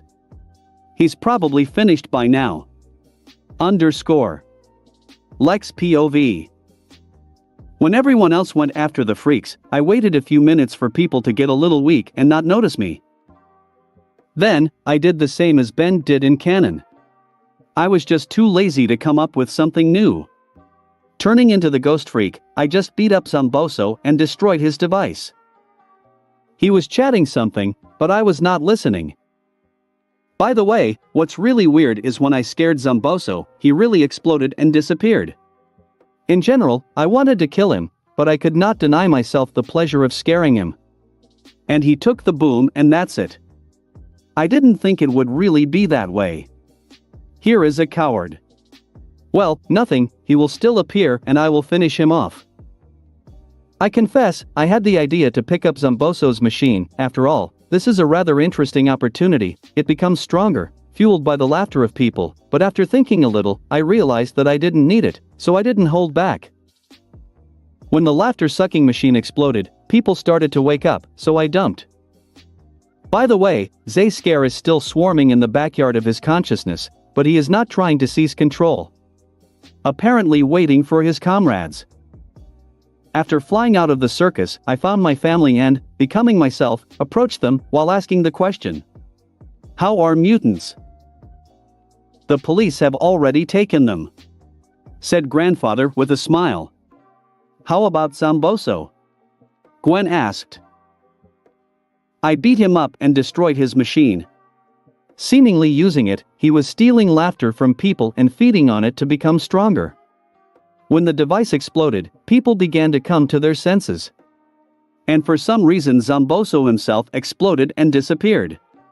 Most likely he ran away, I said with a shrug. "Well, nothing, the main thing is that people are okay. Let's go to the RV, it's late and it's bedtime," said the grandfather with an encouraging smile. Nodding, we all walked to the mobile home, where, immediately, everyone fell asleep. Today has been a long day. Chapter 28-27. Serum. June 17 to 19, 2010. The next 3 days were routine. There were no robot attacks or new enemies appearing. A couple of times, of course, we met robbers, but I did not interfere. The girls themselves dealt with them. This is not a bad workout for them. Most of these days we stayed in a desert area and the girls practiced. I remembered one important detail. I never scanned Ashley to add Osmosion DNA to the Omnitrix. When I remembered this, I immediately went to Ashley and tried to scan her, but nothing happened. It looks like this was a special case as the Omnitrix spoke again. According to AI Omnitrix, there is not enough alien DNA in Ashley to add an alien. At first I didn't understand anything, so I decided to check everything myself. Taking some blood from Ashley, I took out my portable laboratory and tested the blood. After DNA analysis, I learned that apparently Ashley had not yet fully awakened her osmosis nature, so the Omnitrix was unable to scan her DNA. He lacks all the data. Just in case, I checked Gwen's blood. And found out that anodite's nature in Gwen is also still too weak. Trying to scan it with Omnitron is also pointless. In fact, I didn't want to do that. I always wanted to awaken my anodite power myself, without the help of the Omnitrix. Although, when I can shed my skin and become a full-fledged anodite, the Omnitrix will scan my new DNA and allow me to return to the human form and back without any problems. This is actually good. I don't want to be always an energetic entity without a body. In my blood was the same as that of Gwen. I still have a long way to fully awaken the powers of anodite. In general, in order to get the Osmosian form, I will have to wait. While the girls were practicing, I decided to start my next project. Due to the fact that all my aliens develop with me, and at the moment the only development available to me is natural growth, I decided to speed up this process. My solution is very simple: to create a super soldier serum, based on the blood of some of my aliens. I do not need to be afraid of side effects. Because of my special physique, all the nasty things will be destroyed by my body. So this is the perfect way. I again took blood samples from some of the aliens to test it and try to find a way to create the serum. I mainly used DNA from Tetramand, XLR8 and RAF. Since I need to increase my strength, speed and stamina, these are the most suitable aliens to create serum. With Morgana's help, I took apart the DNA of these aliens into its component parts to remove all unnecessary and leave only what is useful to me. Without my wonderful artificial intelligence, I would have been doing this for several weeks, but thanks to Morgan, it took only 3 hours for each alien. Then, I tried to connect together everything that I needed. Unfortunately, nothing worked. I made several attempts, but it was no use. Morgana suggested that I check the DNA of other aliens to check compatibility. And so I did. Thanks to the Wildmutt DNA, I was able to stabilize the serum a little, but something else was missing. The solution was found in the Unicol body of the upgrade. Its DNA won't give me any powers, but it can pull all the serum together and stabilize it, even slightly increasing its effectiveness. As a result, Tetramand DNA will increase my physical strength, stamina and endurance, XLR8 DNA will increase my speed, agility and reaction, and RAF DNA will increase my regeneration rate, improve my senses and give me feline flexibility. Last but not least, Wildmutt DNA will give me a kind of spider sense. According to Morgana's analysis, there are several shortcomings in this serum, but this does not bother me much, since my body will fix everything on its own. In order to give a serum to someone else, it needs to be improved, but for now, I don't know exactly what it is missing. Fortunately, this is not important at the moment. In the end, having finished all the examination, I asked Max for leave and went to my cave. Arriving at the laboratory, with the help of alien equipment and alien blood, I was able to synthesize my serum. I didn't think too much about the name and called it Omni Amplifier. The serum itself looked like a black goo with specks of different colors. Taking a flask of serum, I went to the medical unit. Yes, there is one. First, I took a powerful sleeping pill. I don't want to feel pain. Let all the changes take place while I sleep. Then, I injected the serum and lay down on the couch. After a couple of minutes, I began to feel a faint burning sensation all over my body, but before it got stronger, I was already asleep. I woke up, judging by the clock, after 6 hours. I felt just fine. Getting up from the couch, I went to the mirror and looked at the external changes. There were no external mutations, but all my muscles were more clearly visible. Plus, I added about 5 centimeters in height. I also checked my weight and found that I had gained 10 kilograms of extra muscle and muscle. But I did not become pumped, my figure of a swimmer was preserved. First of all, I checked my blood for changes and mutations. When the tests came, I was very surprised. There were no changes at all. It looks like my body has completely assimilated all the serum and absorbed it. This is actually great. In the future, there will be no problems. Having finished with the analysis, I went to the training ground to personally check all the changes. But on the way, I broke several doors. It is imperative to learn how to control your newfound powers. The whole check took me several hours, and I can say that I am completely satisfied with the result. Now, I can lift objects weighing at 2 tons, run continuously for an hour, at a speed of 60 kilometers, only then I get tired. Small-bore weapons leave only bruises that disappear in a minute. A 5 centimeters cut heals in 2 minutes. And spider sense is just something. Although this is more of a dog sense, but it sounds terrible, so let's have a spider. In general, to make it clearer, this is a developed 6th sense, warning in advance of danger. It took me another 3 hours to get used to the new strength. For some reason, my magic got stronger too. Now my magic discs are stronger and stronger. The mana shield is generally capable of withstanding a missile shot. Telekinesis has gotten a little bit stronger and easier to use, but that's about it. And telepathy just began to put less pressure on the brain, but at least something. Then, I checked all of my aliens and saw that their powers increased. But again, outwardly there were no changes at all. All my heroes have become twice as strong, but only physically. And any other abilities, like pyrokinesis of the heat blast, remained the same. But such aliens as Forearms and Diamond Head have just got a huge improvement. This, in principle, was what I was counting on. I have other plans for further strengthening. After practicing for a few more hours, I returned to my family. I got on the bus and passed out for 12 hours. When I woke up, we were still there and the girls continued to train. By the way, they are great fellows. I am very proud of them. During those 3 days, Ashley learned how to absorb wood, rubber, and the tadenite crystal, which I gave her. She can hold the cover on both hands, with all these materials, for more than 5 minutes without a power source. Today she tried to make a full cover of RV metal for the first time, but quickly fizzled out.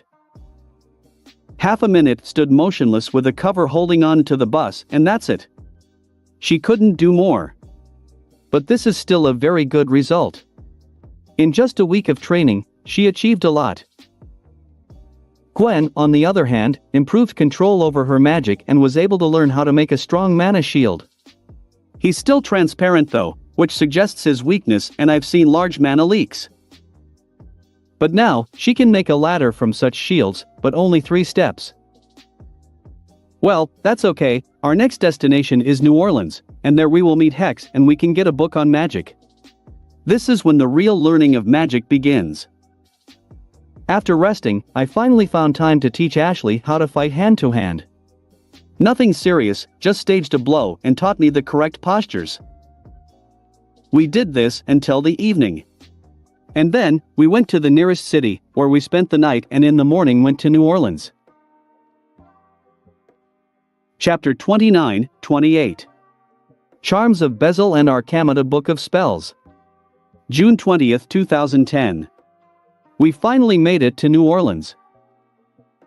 On the way, we again met the robbers who were leaving the police in a stolen car. Gwen stopped them by throwing a magic disc into the front wheel. From the impact of the disc, the tire burst, and the driver lost control and crashed into a pole. Then they were immediately tied up by the police. I don't understand what kind of fate we have so strange. We constantly meet all sorts of robbers. Already tired. Look, even Gwen is tired of them. When we entered the city, we saw the sign of the Witchcraft Museum. Shall we go on an excursion? Gwen asked. Let's go. Maybe we can find something related to real magic. I said, knowing full well that it would be so. Since Grandpa and Ashley had nothing against it, we all went on a tour of the museum together. The museum itself was full of strange exhibits, but we did not see anything truly magical. Until the tour guide, an old woman, perhaps even too old, brought us to the stand with an ancient book. You feel? Gwen asked me quietly. Yes. This book is clearly magical. I wonder what she is doing in such a place, and not in the collection of some powerful magician. Let's hear what the old lady has to say about the book itself, I suggested, and began to listen to the guide. So, pay attention to the unique exhibit that is located behind this impenetrable glass. Here is the only copy of the Arcamata Book of Spells in the world. It describes the rituals and recipes for black magic of the late 17th century, said the granny, and led the visitors on. This book would be useful to us, Gwen said thoughtfully. We can make a copy. In general, it is better to pick it up. There is nothing such a dangerous thing in the museum for everyone to see, I suggested. Do you want to steal it? Gwen asked, with an intonation that said she didn't mind at all. Why steal it right away? You can take it for a while and check it for hazardous content. With a sly grin, I said. At the same time, learn a couple of spells. With an even more sly grin than mine, said Gwen. Then after closing, I'll borrow it for a while, I said. After my words, Gwen began to smile even more. We already wanted to follow other visitors, when suddenly the walls of the museum began to shake and all the people in the hall, including us, began to rise into the air to the ceiling. While everyone was distracted, I immediately put on a suit. A couple of seconds later, red smoke poured out of one window and a man in a mantle materialized in front of the counter with a magic book. It was Hex. Quite a strong wizard. He was dressed in a black robe with red lines on the sides and a hood. He had a skull painted on his face, and 5 amulets on his chest. In hand, Hex held a strange staff, with a bird's skull instead of a pommel. When Hex appeared, he flew in front of the counter and started his villainous monologue. Like about the fact that having received the book he will receive unlimited power and become the ruler of the world, and so on and so forth. Generally, as always. While Hex was looking at the bulletproof glass and was about to use a spell to break it, I wasted no time in deciding to act. First, I started chasing mana all over my body to get rid of the effect of the Hex spell. Starting to fall, I turned into Jet Ray and flew towards Hex. The wizard himself had already managed to break the glass at that moment, and was about to pick up the book when 3 laser beams hit him in the back. From the attack, Hex's body pierced through the wall and he fell into another hall. Having flown for the body of Hex, I turned into 4 arms and, until the wizard regained consciousness, hit him on the head. Oddly enough, Hex did not pass out, but was already on the verge. So I added 1 more hit. After completely knocking out Hex, I turned into XLR8 and returned to the next room. True, I could not slow down in time, due to the increased speed, and crashed into one of the walls. Due to the fact that Hex lost consciousness, his spell ended, and people began to fall. To catch people, I used a tapestry and tied it up so that people could come down safely. Without departing from the classics, as they say. Convinced of the safety of the people, I returned to Hex. On the way, picking up the Arcamata Book of Spells. When I returned, Hex was already beginning to come to his senses. So I hit him on the head again. I think I broke his jaw. But he definitely earned the concussion. Looks like I exercised too little after injecting the serum. I hit it too hard, then too weakly. I also crash into the walls. This misunderstanding must be corrected. When Hex passed out again, I decided to search him. First, I took all charms of Bezels. Then he searched the robes and found a small magic book. Quickly checking it, I saw that there was only the basics of spell learning, and a couple of simple spells. This will be very useful for Gwen and me, because we can't use spells from the Arcamata book at a swoop. We need at least a little knowledge of magic, and not just the techniques of the Anodites. But I don't understand why Hex needs this book, because he is a master of magic. Maybe a souvenir, who knows? He had nothing else. At first I wanted to take his robes, but I thought that this was already quite cruel. Becoming myself, I checked the staff. The original said that only the master could use it, but Gwen could, most likely due to Anodite's legacy. Deciding to check, I gave mana a staff and fired a bunch of magic at the wall. Working. But I do not need it. I have never liked all sorts of staves and sticks. I won't take it, but it's a pity to destroy it. And Gwen, too, is unlikely to be needed. We still have a different type of magic. But if I just leave him, then Hex will run away. While I was thinking, holding the staff in my hand, I felt a strange union with the staff. It feels like he was giving me his magic.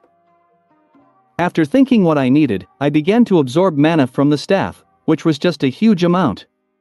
When there was nothing left in it, the staff seemed to wrinkle a little, but did not break. Still holding it in my hands, I felt like mana from the environment into the staff, but at a terribly slow speed. To restore the old reserve, the staff will take decades, perhaps even centuries. But he will not be able to work in the next 2 or 3 weeks, so for now he is useless. And I myself became magically not that stronger, but rather purer. It feels like all my mana has been refreshed. I don't understand why this happened, but I liked it. With this, I decided to return. Turning back to XLR8, I left the Staff of Ages and taking the charms and 2 books of spells, I rushed to the RV. Before leaving, I noticed how the guards entered the hall where Hex lies. Arriving at the mobile home, I became myself and went inside. Max and the girls were already sitting there, and when they saw me, they noticeably relaxed. "What happened there?" asked Grandpa. "Nothing like that. This wizard, I think his name is Hex, decided to steal the Arcamata book of spells. Well, I beat him up and took all his artifacts and books on magic," I said casually, sitting down on the sofa. "Did you rob him?" "Not too much," asked Grandpa Max. "Yes. I did to him as he wanted to do. Better to have these artifacts with us. It's safer this way. Plus, Gwen and I need to learn magic, and here is everything for that." All the same, casually I said, knowing full well that Max is not so unhappy. "Okay. I understand. But don't do that again for no reason," said Grandfather, realizing that I understand that this is not a very decent act. Still, sometimes it is too correct. "Of course, I know the boundaries," I said with a smile, calming him. "So, what have you got there?" Gwen asked curiously. "Let's get out of here first and find a secluded spot. I'll tell you everything there," I said. Then I took out my laptop and began to search for information about charms of bezels. Since Gwen was able to do it in the original, then I can. In 20 minutes we were already on the outskirts of the city. When Grandpa stopped the RV, everyone looked at me with visible curiosity. "So, first, this little grimoire," I said and showed everyone a small red book. "This is a book of elementary magic. There are instructions on how to start learning spells here. How to read spells and the like correctly. There are also a couple of the simplest spells. This will be very useful to Gwen and me," I said and put the book in front of me. Gwen looked at this book with longing eyes. I felt really creepy. "Secondly, these charms," I said and took out 5 amulets, and then turned the laptop screen to them. "They're called charms of Bezel. They were once created by the great wizard Bezel. He is also called the father of magic. There should be 6 of them in total. But we only have 5 so far. The first charm is the charm of telekinesis. Gives its owner the ability to levitate and telekinesis. The second charm is the charm of pyrokinesis, which allows you to summon and control fire. The owner can not only set fires, explosions, increase the temperature, but also create fiery figures, build fire shields and inhale the fire directed at himself by the enemy. The third amulet is the charm of electrokinesis, which allows you to summon and control lightning. Like the charm of pyrokinesis, it allows you to work with different types of lightning, use them as a weapon and protection, absorb and reflect enemy attacks. Also gives control over electricity. The fourth amulet is the charm of resurrection, which brings back to life and heals the wounds of the owner. True, it is not known whether he can really resurrect a person, but he certainly gives a powerful regeneration. And the fifth amulet is the charm of luck and probability, giving its owner incredible, even supernatural luck, forcing the whole world around to adjust to the best result for the owner. The most dangerous of the amulets, since it takes good luck for the owner from the environment, which can cause harm to innocent people or people close to the owner. I said. Also, as far as I understand, the charms themselves can be used by anyone who knows how to control energy. So even Ashley can use them. After my words, Ashley shone straight. But the Arcamata Book of Spells is, in fact, an instruction for better use of the amulets themselves. So far, you or Gwen, and you Ashley can use the charms of telekinesis, pyrokinesis and electrokinesis. They are not interesting to me. I can use telekinesis anyway, and I have aliens for pyrokinesis and electrokinesis, I said, and handed the girls 3 charms. They took them, but decided that then they would decide who got what when they practiced a little with them. I will study the Book of Arcamata and learn better about the charms of luck and resurrection. Suddenly they are some kind of dangerous. You have to be sure, I said, and Grandpa nodded at my words, pleased with my decision. Gwen, you can take the Book of Elementary Magic for now, I added, and after scanning the book with my bracelet with Morgana, I gave it to Gwen. Morgana scanned the entire contents of the book and stored everything in her database. I did the same with the Book of Arcamata. It will come in handy. After the conversation, Grandpa started the engine and we drove to another part of the city, away from the museum, just in case. And Gwen and I began to study our new books on magic. Chapter 30, 29. Tattoo of Luck. Until the evening, I was busy reading the Arcamata book.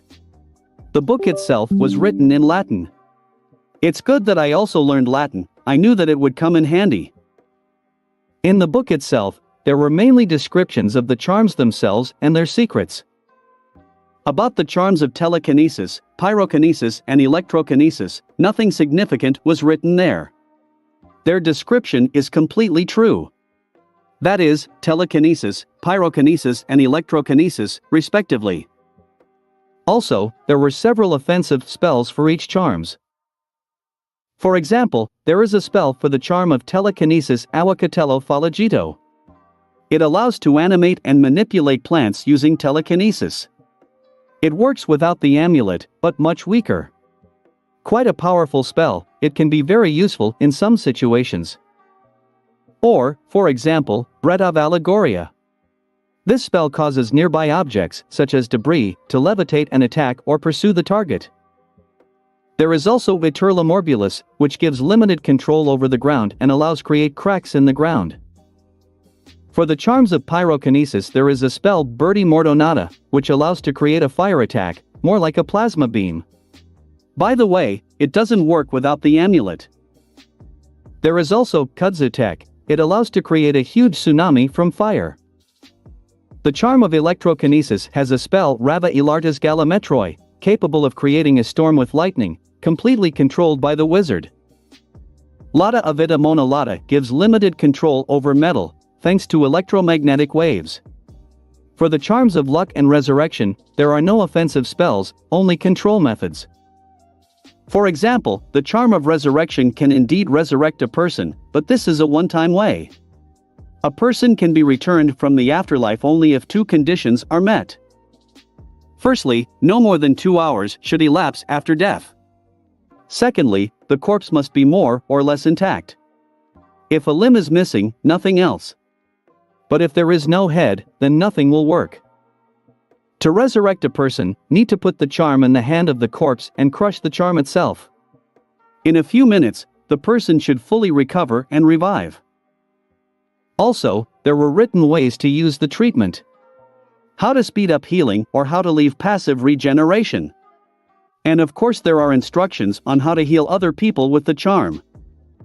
For the charm of luck, there are instructions on how to tie the amulet to yourself so that it cannot be stolen and used by other people.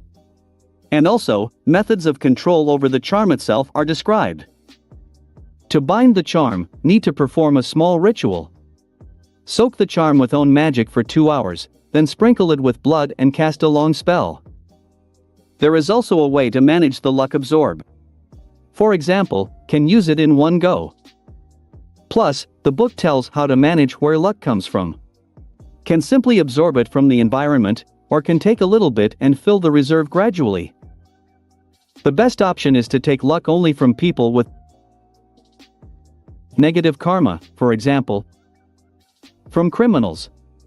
The radius is quite large, almost 50 kilometers.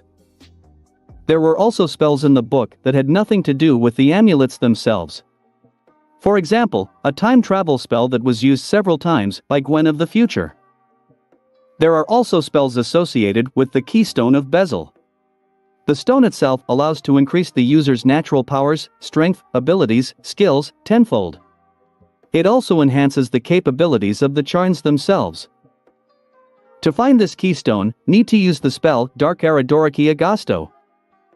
If charms of Bezel were destroyed, there is a spell to recreate them, Barban Hextid Azurzum, but it will only work in the presence of a solar eclipse.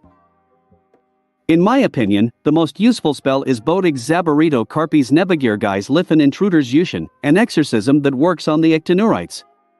It will be useful to me very soon, otherwise Zayscare got me very much, I want to get rid of it already. Of course there were other spells, but for now, I'll leave them alone.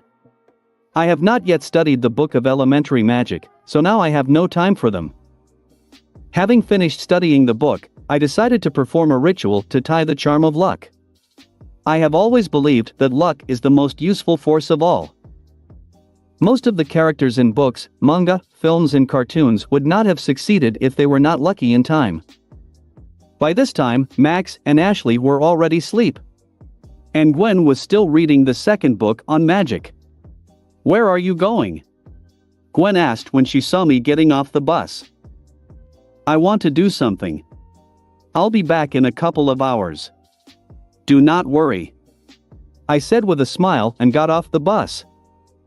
After walking a couple of kilometers, I stopped and sat down on a tree stump, after which I began to saturate the charm with my mana. Exactly 2 hours later, I felt that the charm was ready. Therefore, with the help of a knife, which I took specially for this, I cut my hand and sprinkled blood on the charm. The charm itself absorbed all the blood. I had to cut my arm several times, as the regeneration worked faster than the charm was full. After 15 minutes, the once gray charm became completely bloody. And the stripes on it, which used to burn yellow, now glow blue, the color of my magic. It was written in the book that it was at this moment that need to cast a spell, which I did.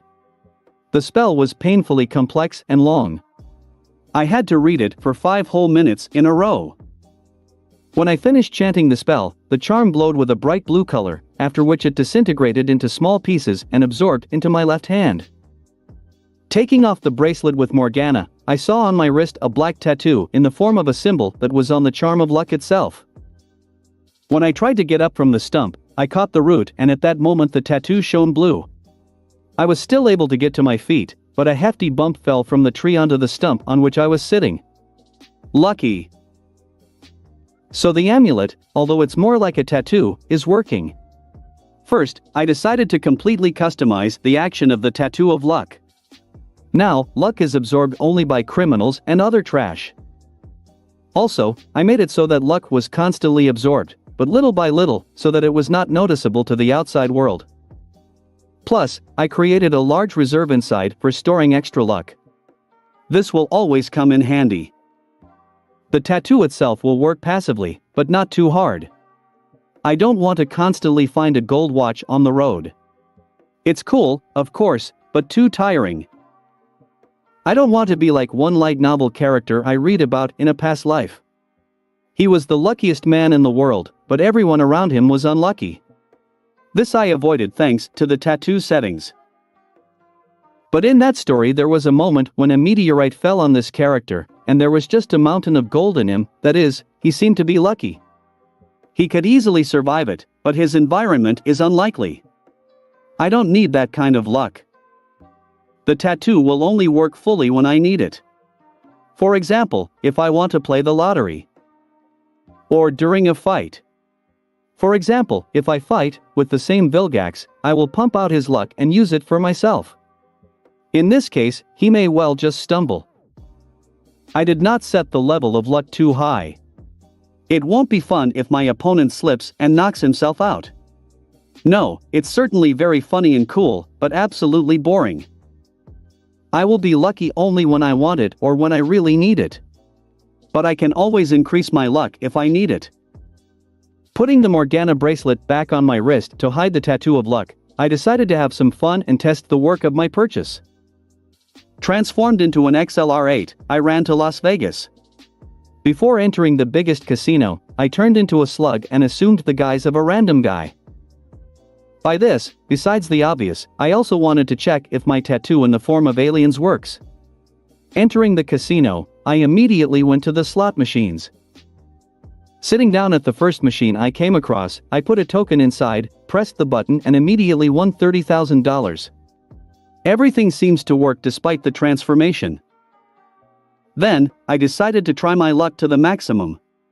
Walking over to the machine, where the jackpot was almost $7 million, I started the machine again. And he won again. This time, he really hit the full jackpot.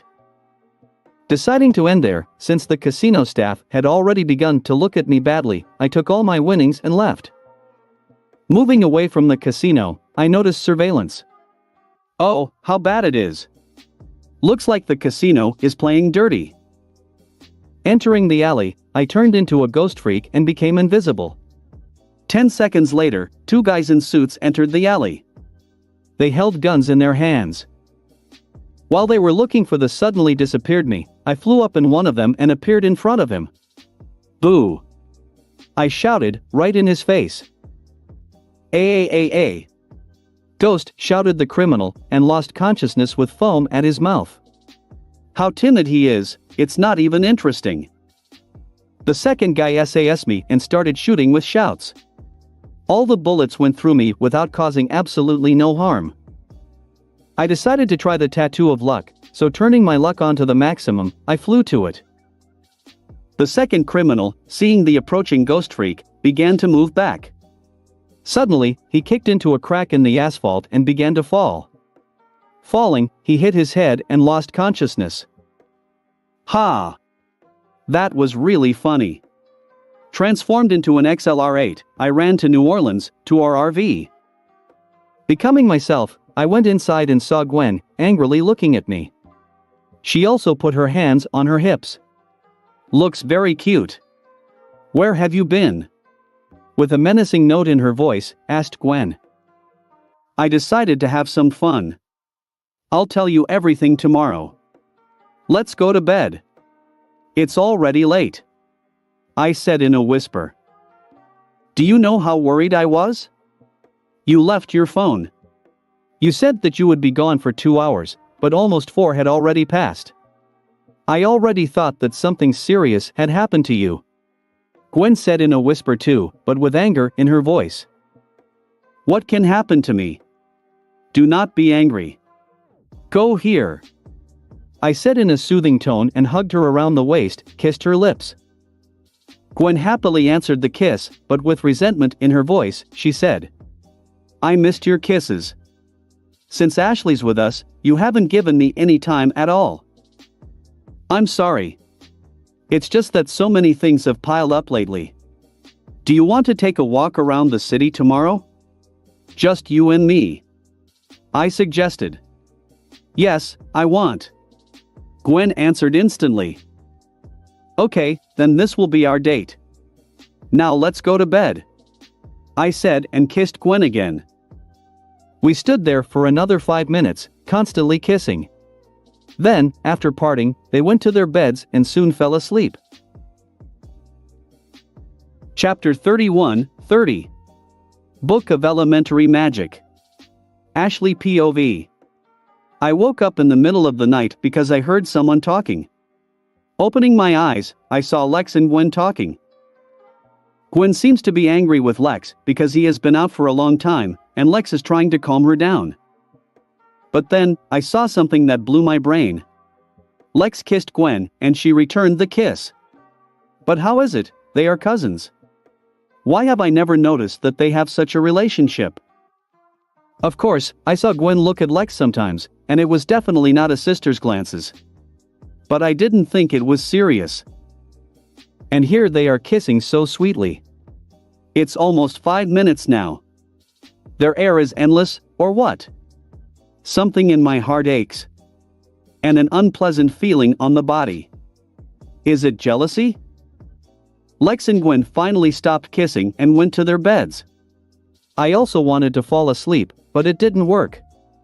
I remember their kiss all the time. He was so hot. I wanted to. So I suffered until the morning. As a result, I could not get enough sleep. Lex POV. June 21, 2010. I woke up only at 10 o'clock in the morning. Oddly enough, I returned at almost 5 a.m.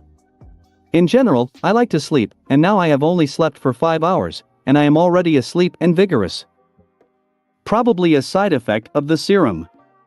Damn it.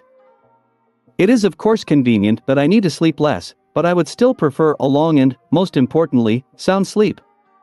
Well, there's nothing can do about it. Gwen and Ashley were still asleep. Gwen understands why, after all, she read a book on magic until late at night, but Ashley is incomprehensible. Maybe she slept badly. Coming out of the bus, I saw grandfather digging in the engine again. Interestingly, he is not tired of doing this? Good morning, Grandpa. I greeted him, stretching. Morning, did you find out about the charms?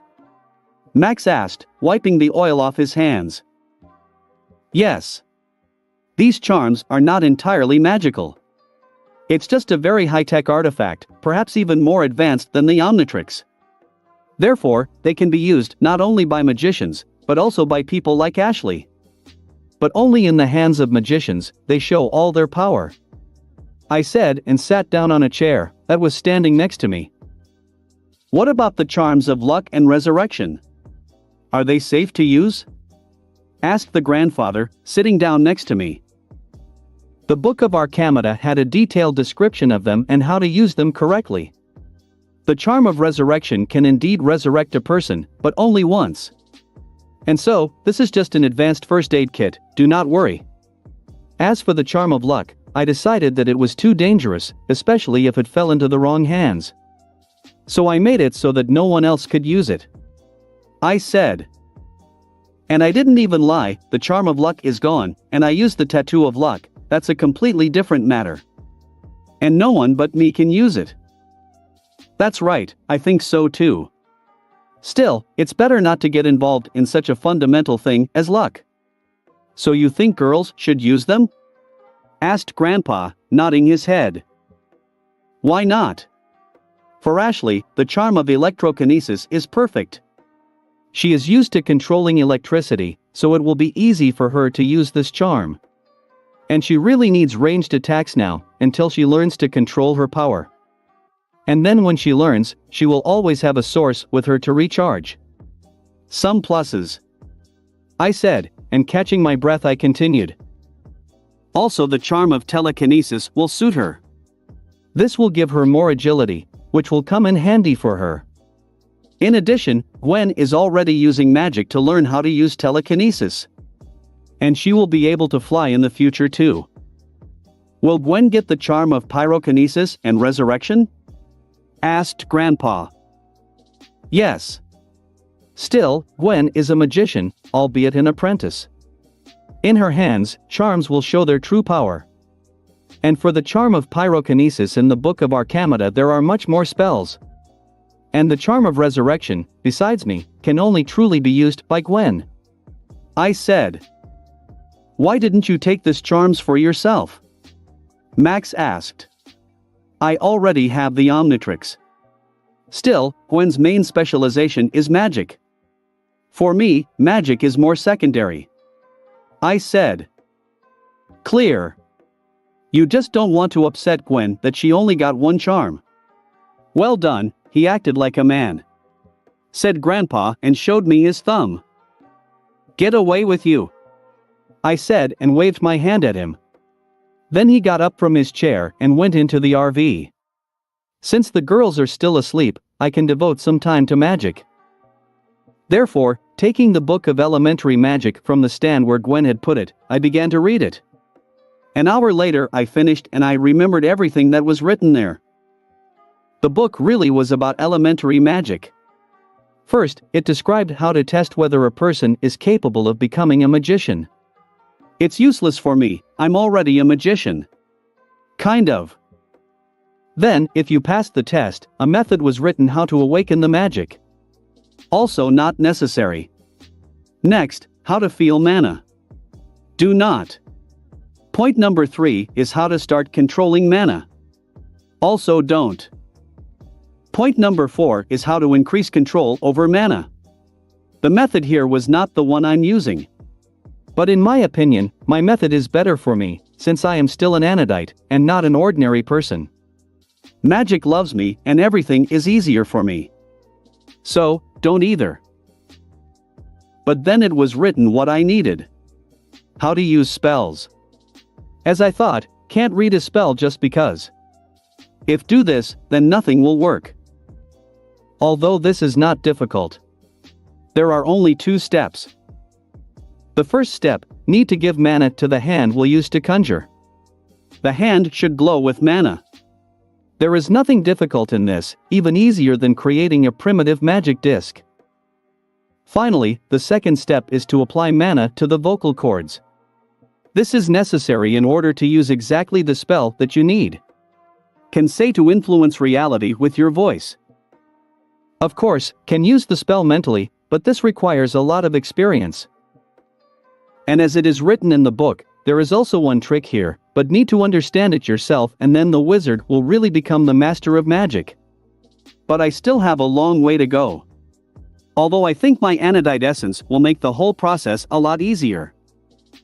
Since I wanted to check everything, I took the book and got off the bus. "Where are you going?" asked Grandpa, seeing that I was leaving. By the way, he finally finished fixing the RV. I'm still amazed. There is so much alien technology in this bus, but it still breaks down all the time. How can be both advanced and such junk at the same time? This bus is a mystery of the universe. I want to practice some magic, I said, waving Book of Magic a little. Okay, just come back in time for dinner, please. Necessarily, I said with a smile and went to the familiar stump. I was there in 10 minutes. Sitting on a tree stump, I opened the book and began to think about which spell to use. 1. Acerbus, a spell that allows the caster to extinguish any nearby source of light. 2. Appendaga Rigoria, this spell can paralyze the target and even keep it in the air if necessary. The effect of the spell disappears as soon as something touches the target. 3. Autumn Forceps, a spell that allows the caster to activate electronic devices. 4. Camera Oblitera, a spell that is used to deactivate surveillance cameras. The caster releases a bubble that surrounds the camera, rendering it useless but not breaking. 5. Camouflage Vaporus, a spell that allows the caster to create massive amounts of vapor for use as cover. In this situation, I can only use 2 spells. Deciding to do the first, I got up from the stump and took out my phone. Turning on the flashlight, I put it on the center of the stump, screen down. After walking a couple of steps away, I began to chase mana through the body. Aiming more mana to my left hand and vocal cords, I raised my hand and pointed it at the phone, after which I said, Acerbus. After casting the spell, the flashlight on the phone went out. My voice sounded rather loud and solemn. It was easy. I like it. Then I repeated the spell 4 more times. Having played enough, I decided to cast another spell. After repeating the whole process, I said, Camouflage Vaporus. And in the vicinity, in the blink of an eye, a dense fog appeared.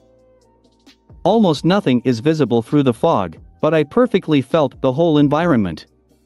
It looks like it's because the fog is infused with my magic. Quite convenient.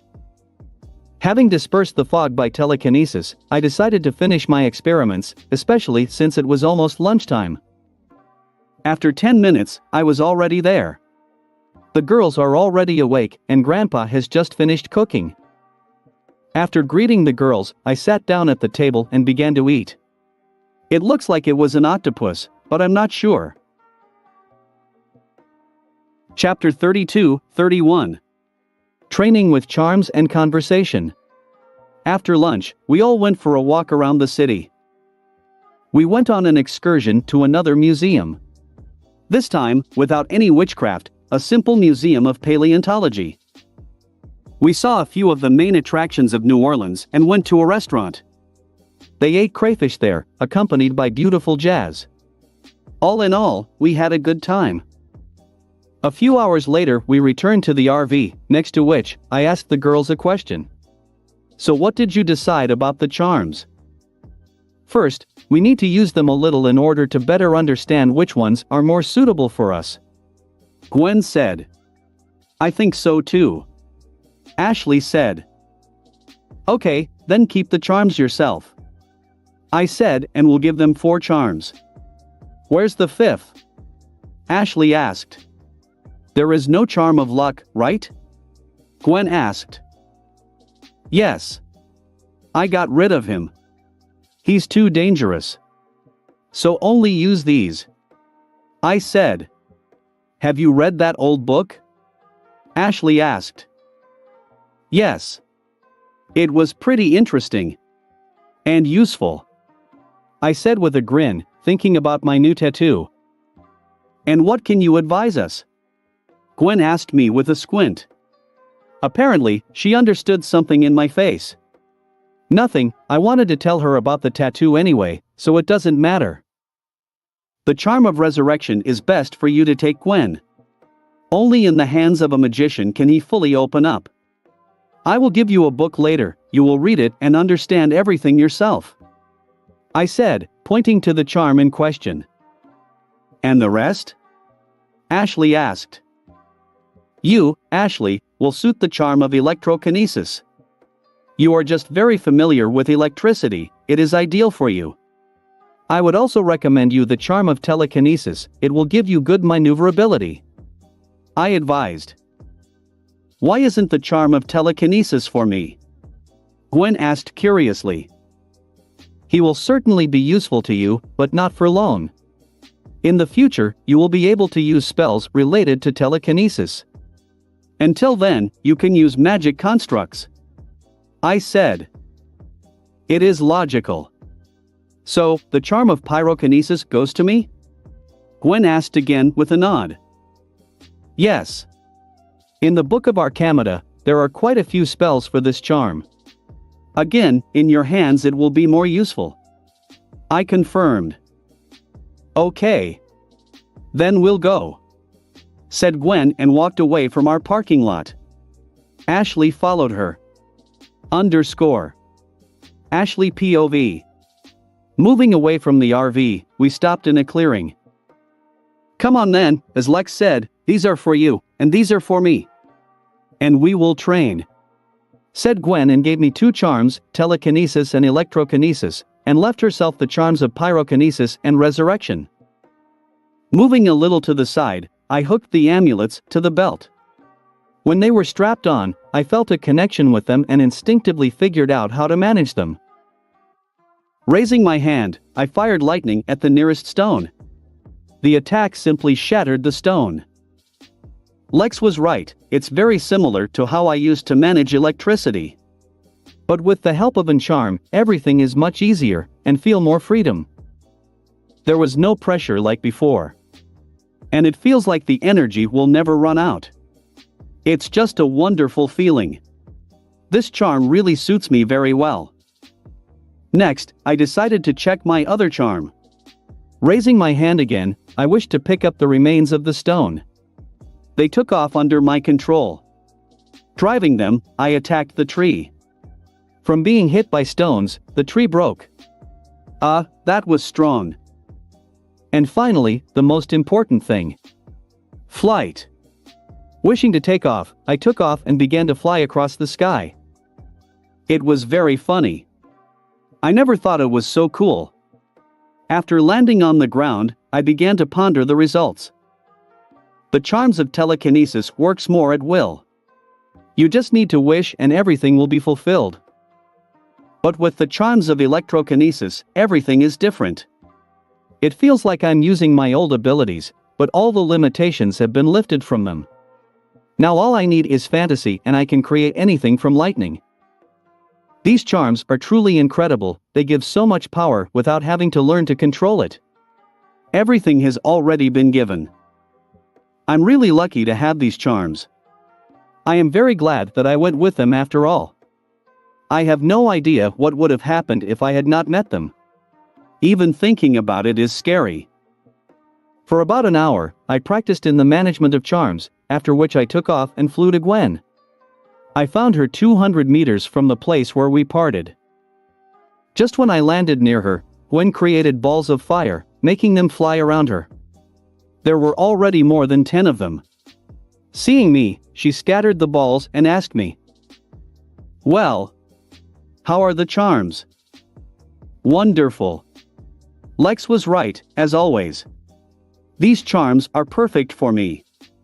Especially electrokinesis. It feels like my old abilities have been restored to me. I had no idea how much I missed managing electricity. And flying is just wonderful. What about you? I asked, after having told everything. The same. I really like to control fire. Now, I feel like a real sorceress. This is where such opportunities open up.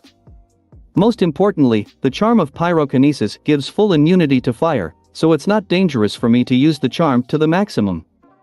"Look," said Gwen and let go of the streams of fire from her legs and arms. Because of this, she took off and began flying through the air. After a couple of minutes, she landed on the ground, though not very well. Incorrectly placing her foot, she almost fell face down on the ground, but I supported her in time with telekinesis and she was able to stand up normally. "Thank you." Gwen thanked me. "My pleasure. What about another charm?" I said with a wave of my hand. "It's more difficult with him. I know how to heal and activate it when I need it. But I need to read the Book of Arcamata to better understand the amulet itself. I seem to be missing something. I hope I can find the answer in the book." Gwen said thoughtfully. "Clear. So are you done? Can we go?" I asked. "Yes. Let's go back already," Gwen said with a smile, and we went towards the RV.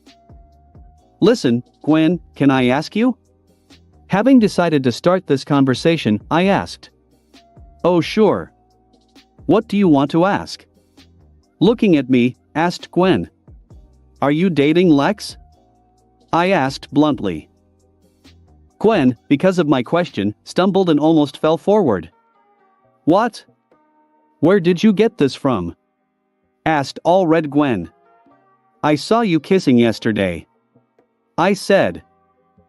Hearing me, Gwen sighed doomily, covered her face with her hands and said, "Yes. We are dating. But you're cousins. Does your family mind?" I asked uncomprehendingly. My mother said that if this is true love, then she does not mind. Grandpa is of the same opinion, Gwen said with a happy smile. "But what about incest and the like?" Iskied doubtfully. Lex said that due to the nature of Anodite, it doesn't matter. Plus, because of the Omnitrix, his genes change slightly. So, there will definitely be no problems, Gwen said. "Clear. I'm glad for you," I said sadly. I just recently realized that I love Lex. And he's already dating Gwen. Now I don't know what to do. "You love him? Right?" Gwen asked with a smile. "What? What are you talking about?" "Of course not." Trying to make excuses, I said quickly. "Come on." And so, everything is clear. Patting me on the shoulder, said Gwen. "What?" "Yes. You're right. I love him. He did so much for me. It teaches me to control my abilities. He helped me to make peace with my mother. I can't imagine what would have happened to me if I had not met him. I said with a sigh, blushing. Yes. It's hard not to fall in love after that. Here he is, a foo ***ing playboy. Gwen said, waving her fist threateningly. Gwen, don't worry, I won't take him away from you. I said, with apparent sadness. Don't worry about that. I don't mind sharing. Gwen said casually. What? I asked, not understanding anything. You see, Ashley, our Lex has one dream. He wants a harem for himself. Gwen said, frowning a little. Seriously? I asked, arching an eyebrow. Absolutely. I always knew about it. In fact, it wouldn't be surprising if he had multiple girlfriends. Think about it yourself. He is handsome, smart, rich, strong.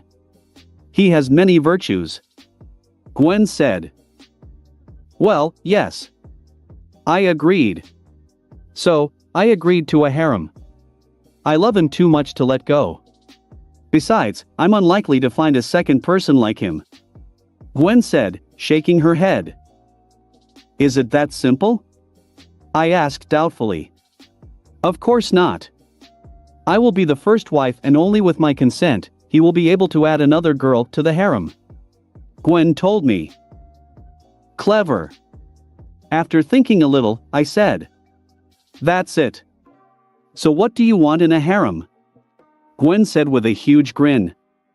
You, seriously? I asked, blushing. Yes. I already know you well. And I like you. You are almost like a sister to me. Gwen said with a nod. But? What will Lex say? I asked nervously. I think he will not mind. The only thing you have to do is talk to him yourself. Putting her hand on her chin, said Gwen. Yes. You're right. I said with determination. Nothing will be solved without talking. While I was gathering my resolve, we reached the RV. Going inside, we saw only Grandpa Max. He was reading a book. Where's Lex? Gwen asked. He opened a new alien and he went to check it. She'll be back in an hour, said Grandpa, not looking up from the book.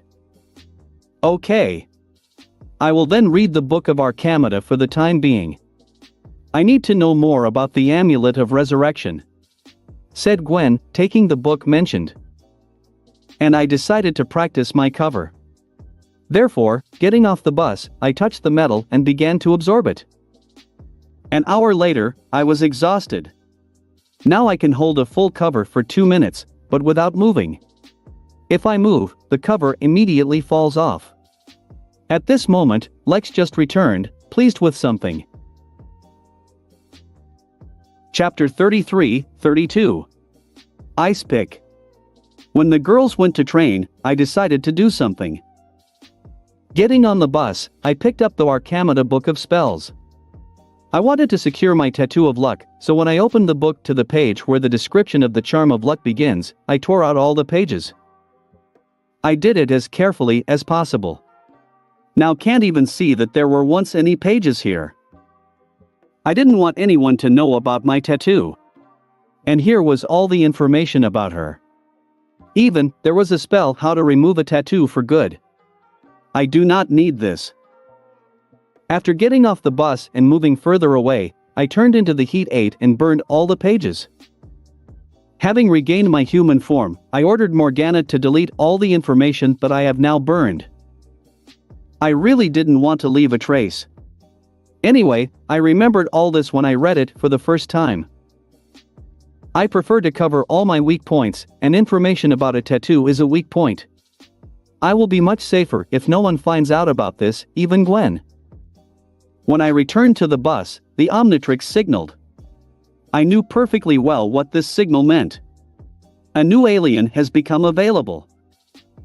I sometimes don't understand how the Omnitrix works.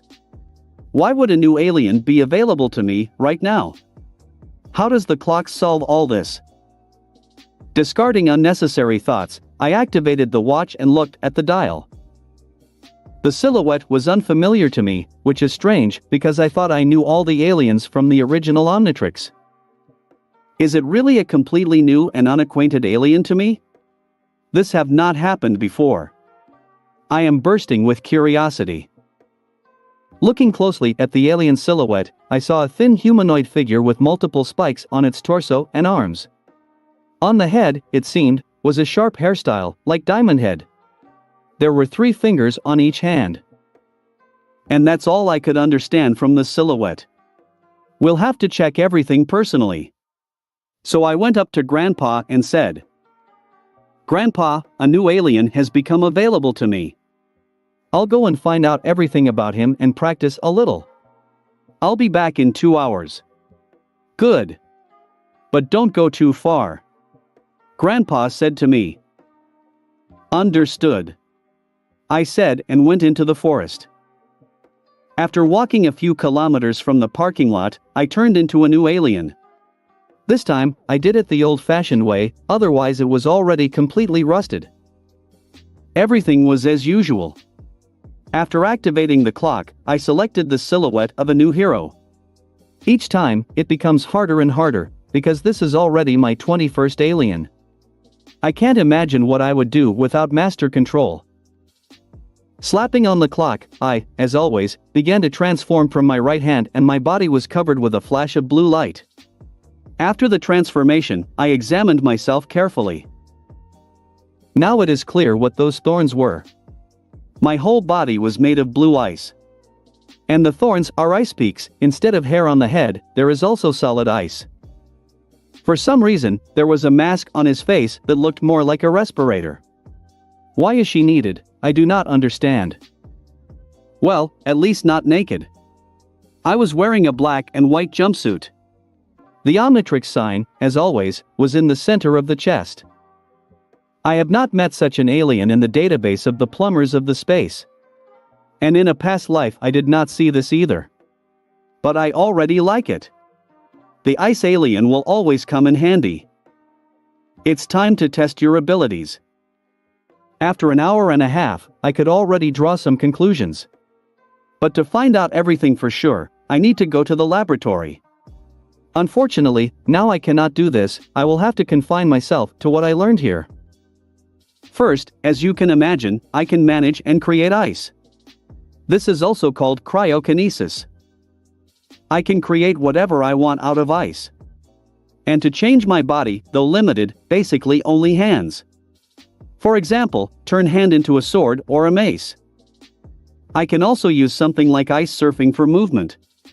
By the way, very good speed. Secondly, I do not feel pain. Generally. Thirdly, I have a pretty powerful regeneration. I can easily grow my hand.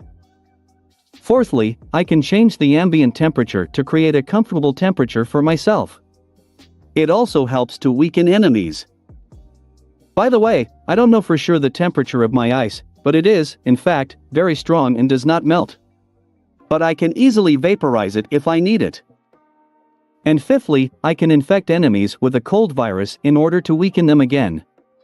That's all I could learn in the field. To find out more, I need my laboratory equipment. Of the weaknesses, I understood only the obvious. High temperatures can kill me. Most likely, if enough force is applied, then I can be broken into pieces of ice, but, in theory, I have to get back together. If give me time. In general, I really liked the newcomer. He is fast, agile and strong. An alien with the power of ice, in my opinion, is just fine. I decided to call him Icepick. In my opinion, it is very suitable. I practiced for another half hour and decided to go back. It's already time for lunch, and I'm hungry. After 10 minutes I arrived at the RV. As I approached, I saw Ashley sitting and breathing heavily. Apparently she trained her cover and fizzled out. "Hey! How's it going with the charms?" I asked, going up to Ashley and gave her a hand to help her up. Good. Even more. As you said, the charm of electrokinesis really did suit me. He is like my own to me. It is very convenient and easy to use. Ashley said as she put her breath in order. What about the charm of telekinesis? Also good. Controlling it is a little more difficult and not so natural, but still convenient. And the feeling of flying is just wonderful. Ashley said with a smile. Just at that moment, Gwen got off the bus. Apparently she heard our voices. Yes, I also liked my charms. Especially the charm of pyrokinesis. There is a lot can do with it. I even learned to fly, just like you in the image of the heat blast. Said the happy Gwen. This is good. Have you finished the book of elementary magic? I asked. Not yet. I decided to read the book of Arcamata first to learn more about charms. I especially needed information about the charms of resurrection. Gwen said, shaking her head. Were there any problems? I asked. I was missing something. But it's all right now. As soon as I read the book, all my doubts disappeared. And now I understand everything. Said contentedly, Gwen. Well done then. With a smile, I said. By the way, about the book. There is nothing in it at all about the charm of luck. Do you know why? Gwen asked curiously. I'll tell you everything later. I said. Okay. Then we went inside. Grandpa finished cooking. Today there seems to be simple pasta. Gwen said. Is it really an ordinary and not an exotic dish? I asked doubtfully. Looks like that. Said Gwen and went into the house. Ashley followed her and I followed Ashley. Gwen was right, there was simple pasta for dinner. But the whole point was in the sauce. I think I could smell the squid ink. Well, it doesn't matter, and I ate not that much. After dinner everyone went about their own business. Grandpa immediately went to bed. Gwen continued reading the book of elementary magic. Ashley was watching a movie on my laptop. I decided to fix the charms on the belts with the girls' costumes. I have set up special pockets that will hide the charms themselves. I think, not the best idea to shine them. You never know what crazy magician wants to pocket charms of bezels. Let them always be with the girls, but no one will know about it. I finished, just as Ashley fell asleep. So we can go out. Gwen, everyone is already asleep. Let's go on a date. I said quietly to Gwen that she was focused on the book. Yes? Is it time already? Come on, of course. Said Gwen and jumped up from the sofa. We quietly got off the bus and headed into the city. Due to the fact that it was already dark, artificial light was turned on in the city. This made the city truly beautiful. First, we walked a bit and looked at the local architecture. When we got hungry, we decided to buy a hot dog. And of course, everything could not do without robbers. Do we really have such a fate? Some two idiots decided to rob an old woman. And they stole her purse. Again, I didn't have to do anything. Gwen threw magic discs in their faces, from which they immediately lost consciousness. And most importantly, everything happened so quickly that no one but me noticed anything. Old woman went to the thieves and took her bag. Then she hit them on the head with the same bag. Strongly, I must say, she was blown away. There will definitely be a concussion. After eating hot dogs, we went for a walk. During the walk, Gwen asked me, "So, why was there nothing in the book of Arcamata about the charms of luck?" I destroyed all information. I honestly said. What? What for? The girl asked uncomprehendingly. And I told her everything. About how I tied the charm to himself and turned it into a tattoo of luck and the rest. Clear. But was it really necessary to destroy the only information about this charm? Gwen asked. It's just in case. But still, I remembered everything. I said. We walked for about an hour and then went back. Halfway to the bus, Gwen said. Ashley found out that we are dating. Yes? How? I asked with interest. She saw us kissing yesterday. Slightly blushing, said Gwen. Clear. And what did you tell her? I asked. Everything. I told the whole truth about our relationship. Gwen said honestly. And about, I started to ask, but I was interrupted. Yes. And about the harem too. Gwen said and rolled her eyes. So what did she say? I asked curiously, hoping for a positive reaction. You don't seem to know? Do you know that she loves you? Once again rolling her eyes, said Gwen. It's not hard to guess. I said truthfully. Well, here it is. I said she needed to talk to you first. And only then decide everything. Gwen said with a shrug. You said right. Well then, I'll talk to her later. I said with a nod. Good. Gwen said without even showing any negative attitude. After that, we did not talk, but only walked to the RV, holding hands. It was a cozy silence. When we got to the bus, we stayed outside and kissed for about 20 minutes. After that, we immediately went to bed. Chapter 34-33. The Forever Knights Castle. June 22, 2010. The next morning, we went to a cafe for breakfast. And of course, it couldn't be that simple. As we walked near the construction site, 2 workers fell from a great height due to a broken cable. Again, I didn't have to do anything. Ashley used the power of her charm and captured the construction workers with telekinesis. The workers calmly landed on the ground, not understanding anything. And again, no one except us understood anything. Ashley is great, she did everything quickly and cleanly. She perfectly understands that I do not like attention. For me, even if no one knows that we exist. Glory is certainly wonderful, for some. But for me, she's only a problem. After rescuing the builders, we went to a cafe and ate. Finally, the most common food. I missed so much. After breakfast, we got back on the bus and drove to our next destination. Grandpa decided to make us another surprise and took us to the aqua park. Vilgax is coming soon, so I decided to rest as much as possible. While there is time.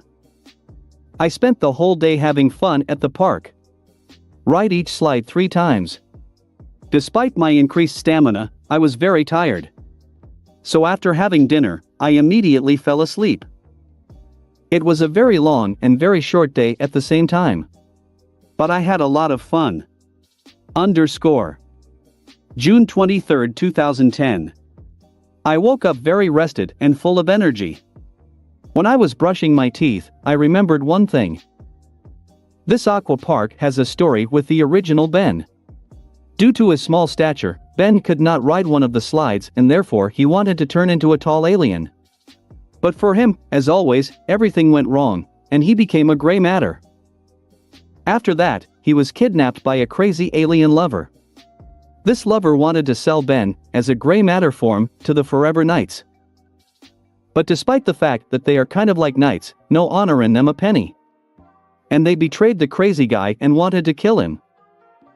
In general, it all ended with Ben destroying the castle of the Forever Knights. He's just not far from here. Why did I remember this? This castle has a good collection of alien technology. I am in such a mood now and I want to do something. It was still early morning, everyone was still asleep. Even Grandpa. Apparently, they were very tired yesterday. So I decided to succumb to my mood and turned into my favorite runner. I ran towards the castle of the Forever Knights. At first, I wanted to do it the old-fashioned way, turn into a ghost freak, get inside and borrow everything I need. But again, my mood today is not the same. I decided to get inside by force. And don't even use the power of the aliens. I realized that this would give me problems. But I will face the Forever Knights in the future. One invasion of their castle won't change anything. First, running closer to the castle, I became myself and put on my suit. After that, I sent a wave of echolocation to the entire castle.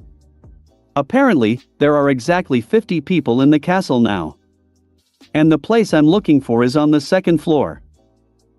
Approaching the main entrance, I hit it with my foot. From the blow, the heavy wooden door was simply knocked out. I think I accidentally shot down a couple of knights. And really knocked down, they are lying under the door. Well, -2. Going inside, I noticed a large number of closed-circuit television cameras. Since I don't want to be filmed, I used a spell.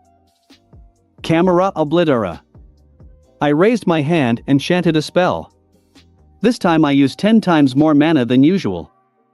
From my hand, 10 blue bubbles came out that covered all the cameras in the corridor. With this, I wanted to check a few things. First, does my magic work in a suit?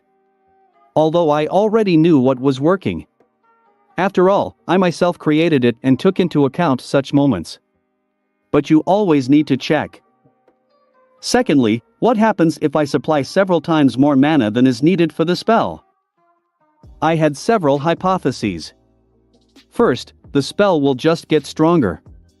Second, nothing will happen, and the extra mana will simply go into the air. And third, the spell is duplicated. As can see, the third hypothesis was correct. I am even very pleased with this. Will not need to cast spells several times in such situations.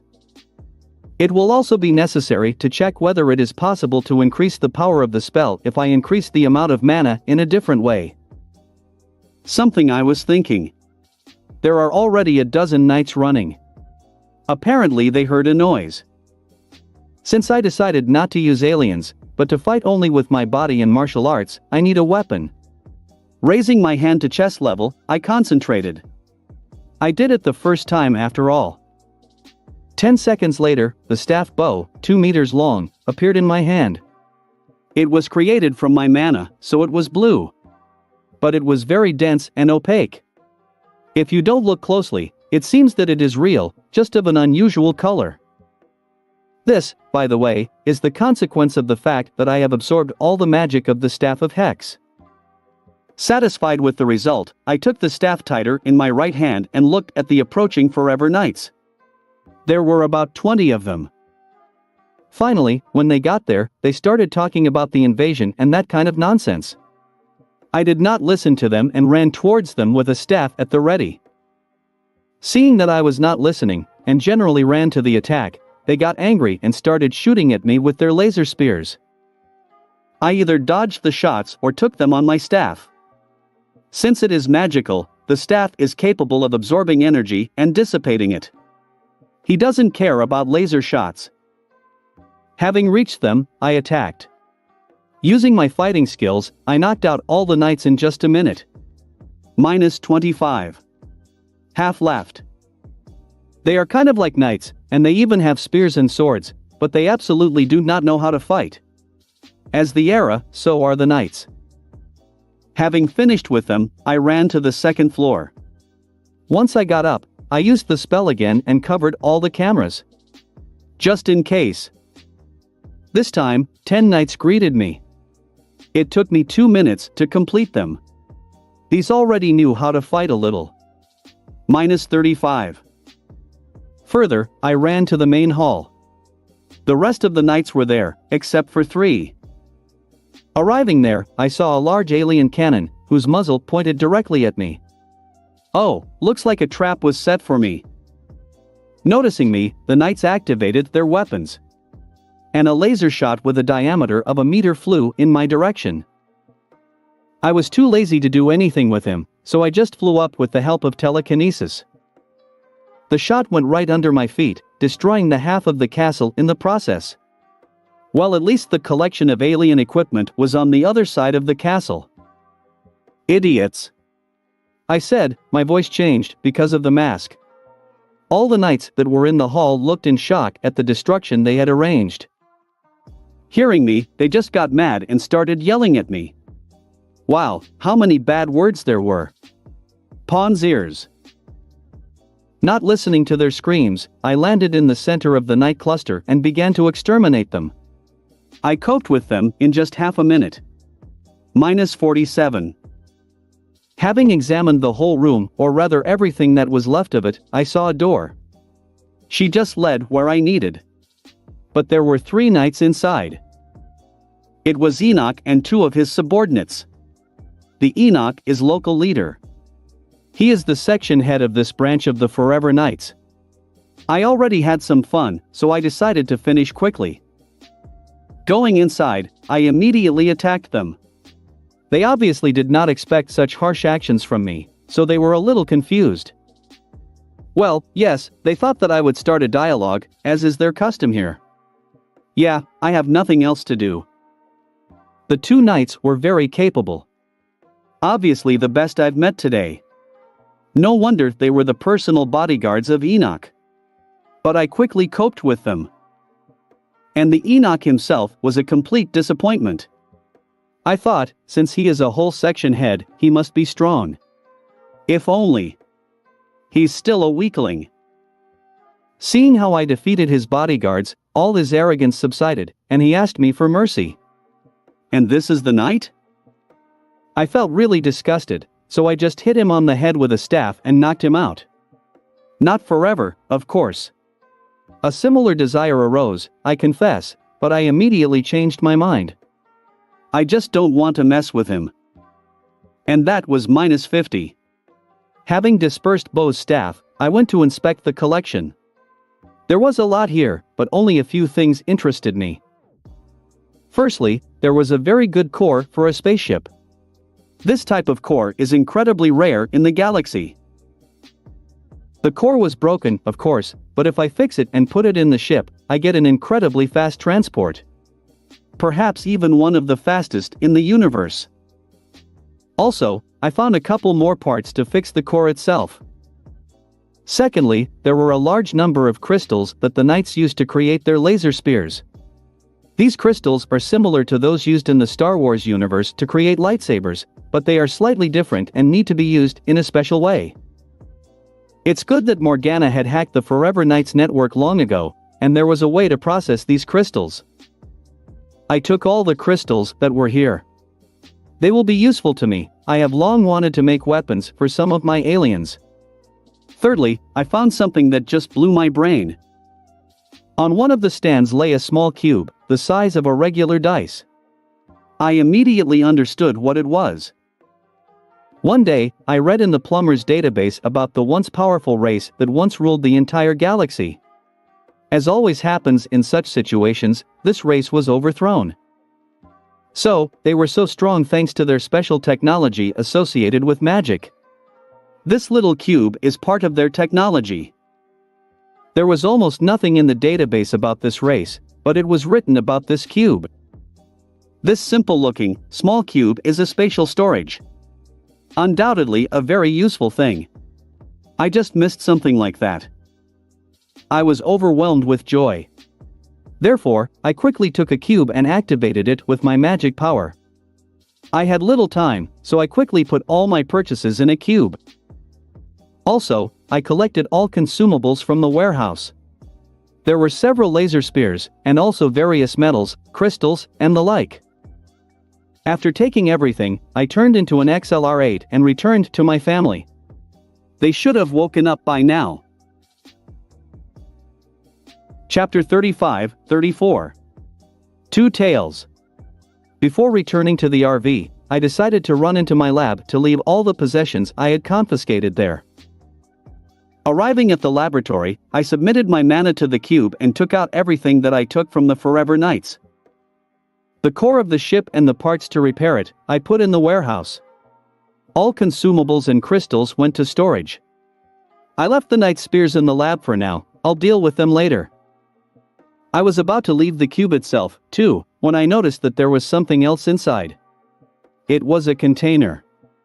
And inside was a DNA sample. As I understand it, this is the DNA of the same extinct race that was once the ruler of the galaxy. This race was called Telemat. They lived on the planet Arunian. This is practically all that is known about them. This cube is produced by this race. I had a great desire to immediately scan this sample with the Omnitrix and get an alien of this race. But I have no time. I have to go. So for now, I left everything in the lab and dashed off to the RV. I arrived just when everyone got up and noticed that I was not. "Good morning," I said, regaining my human form. "Morning. Where have you been?" Max asked me. I ran to the laboratory on a small matter. I lied, not telling about my sortie. Grandpa doesn't like it when I do something illegal, so I decided not to tell anything. "Something happened?" asked Grandpa. "No, everything is okay. In fact, everything is just fine," I said with a wide smile, pleased with my little robbery. "This is good. Let's go have breakfast." Seeing that I was in a good mood, Max said with a smile. Grandpa called Ashley and Gwen, and together we went to the nearest cafe for breakfast. After eating, we returned to the RV and hit the road. We drove for several hours until, at Gwen's request, Grandpa stopped the bus in a desert area. She wanted to practice magic. Ashley also agreed, as she also wanted to practice a little. The mobile home stopped near the forest. Coming out of the transport, Gwen immediately took a small magic grimoire and rode into the depths of the thicket, shaking with impatience. Ashley, too, immediately flew into the forest. She wanted to practice a full cover of stone and wood. "What are you going to do?" Grandpa asked me when we were alone. "I need to get back to the lab. There were unfinished business there." "What are you going to do?" I said and asked about Grandfather's plans. "I wanted to clean the bus and take an inventory." Max said. "Can I help you?" "Quickly," I asked, pointing to my watch. "There is no need. I can handle it myself. You can go about your business," Grandpa said with a smile. "Well, my job is to propose." "Okay, I'll be back in a few hours. Do not be bored," I said, and having turned into XLR8, I ran to the laboratory. Arriving at my cave, the first thing I did was to take a closer look at my new spatial storage. As I said, telemates were powerful thanks to their technomagic artifacts. This was confirmed after I used this storage with my mana. Looking closely at this small cube, I noticed several inscribed runes. The metal from which the cube was made was unknown to me. After feeding some mana into it, I decided to check its capacity. It turned out that there was 4 cubic meters of free space inside. It's not too much, but that's enough for me. Unfortunately, there was nothing else inside. Oh, how I wish there was something else inside besides DNA. For example, another technomagic treasure. Well, what is not, that is not. After checking the entire cube again, I did not find anything else, either inside or outside. But it seemed to me that something was missing. Since this is partly a magical artifact, I decided to do it magically. At first, I just fed the cube with my mana for a few minutes. In the end, nothing interesting happened. After 10 minutes, I still decided to stop this activity, moving on to plan number 2. I cut my hand with a knife and sprinkled my blood on the cube. It's still magic, and without blood nothing works in it. Oddly enough, but my strange logic worked. After absorbing about half a liter of my blood, the cube shone blue. It looks like I fed it with my mana for a reason, and it turned into a futuristic black ring. Taking the ring in my left hand, I put it on the middle finger of my right hand. Once on my finger, the ring tightened and grabbed it tightly. Taking my phone in my right hand, I wished it to disappear. And he disappeared. Wishing for the phone to return, he appeared, right in my hand. Very comfortably. After checking the ring a few more times with other things, I was very pleased with my purchase. Finally, I put all the DNA samples of my aliens inside my new storage. Now they will always be with me. The phone was in the same place. Having finished with the cube, or rather with the ring, I picked up a container with Telemat's DNA, presumably. I'm not stupid enough to scan a sample with Omnitrix right away. You never know what is there. So I took a small piece of DNA and ran a few tests. Thank God everything turned out to be safe. And I even learned a thing or two about this alien. According to the analyses, this alien must be physically weak, even weaker than an ordinary man. But because of my serum, this problem is leveled. I did not read further, I just checked if everything was in order. It won't be interesting that way. I want to find out everything myself. Finally, I scanned the sample with Omnitrix. The Omnitrix flashed yellow and scanned the DNA. After 10 seconds everything was over and the Omnitrix was ready to go. After activating the watch, I scrolled the dial to a new silhouette. The figure at the silhouette was humanoid and its lush coat was clearly visible. He had lop-eared ears on his head. The most, in my opinion, a distinctive feature of the alien were two long tails. Without waiting any longer, I slapped the dial. After a second, I took the form of a new alien and examined myself. I was only a meter tall, and I had two 2-meter tails. It looks like I can control these tails like hands. They can also stretch up to 5 meters. And I still have complete control over them. I had a yellow coat with black spots all over my body. I was dressed in a black and blue overalls. The Omnitrix symbol, as always, was on the chest. And there were claws on the arms and legs. To be honest, I was now very similar to Marsupilami, a fictional character in French comics. Only I was dressed. Having finished examining myself, I decided to test my powers. The physical strength of the two tails, as I decided to call this alien, was really not very impressive. It was only thanks to the serum that I was not a weakling in this form.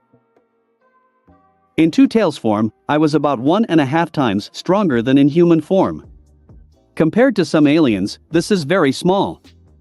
Even a slug is stronger, and yet it consists of a slurry. Still, Two Tails was incredibly agile and fast. And his tails are just terrible power. They are strong, flexible, and stretchable. These tails can be used both as a weapon and as a means of transportation. I especially enjoyed flying with tails like Spider-Man. It was incredible, much more fun than flying with telekinesis. Then I tested the main power of the Two Tails. And this is teleportation. I can teleport to places where I have been at least once and any place in my field of vision. I can also teleport anything that I can pick up. But this is only 2.5 tons of weight. This is an incredible ability. And most importantly, I got rid of the main weakness of this race. To teleport, I used the special energy of this alien, somewhat similar to my mana, but slightly different. It turned out that teleportation is not the ability of Telemats, but a magical technique, but over time, it turned into an instinct. As I understand it, the amount of this energy is related to physical strength. Without the serum, I would be weaker than a common man, but I could still use my teleportation with almost no restrictions. And now I have enough energy to teleport to the other side of the galaxy and return back. And the energy will also remain. Apparently, therefore, the Two Tails race decided to focus on their technomagic. And they used her special magical energy as a basis. But from weaknesses, I only have a dislike for water, like cats. All in all, I was very pleased with my excursion to the Forever Nights. I got not only spatial storage, but an incredibly useful alien as well. And that's not counting everything else that is now in the warehouse. After all the tests, I did some more Tails training. And then I decided to have some fun with teleportation. First, I teleported to my house, then to France, where I once visited with grandfather, and then to all the cities of our summer tour.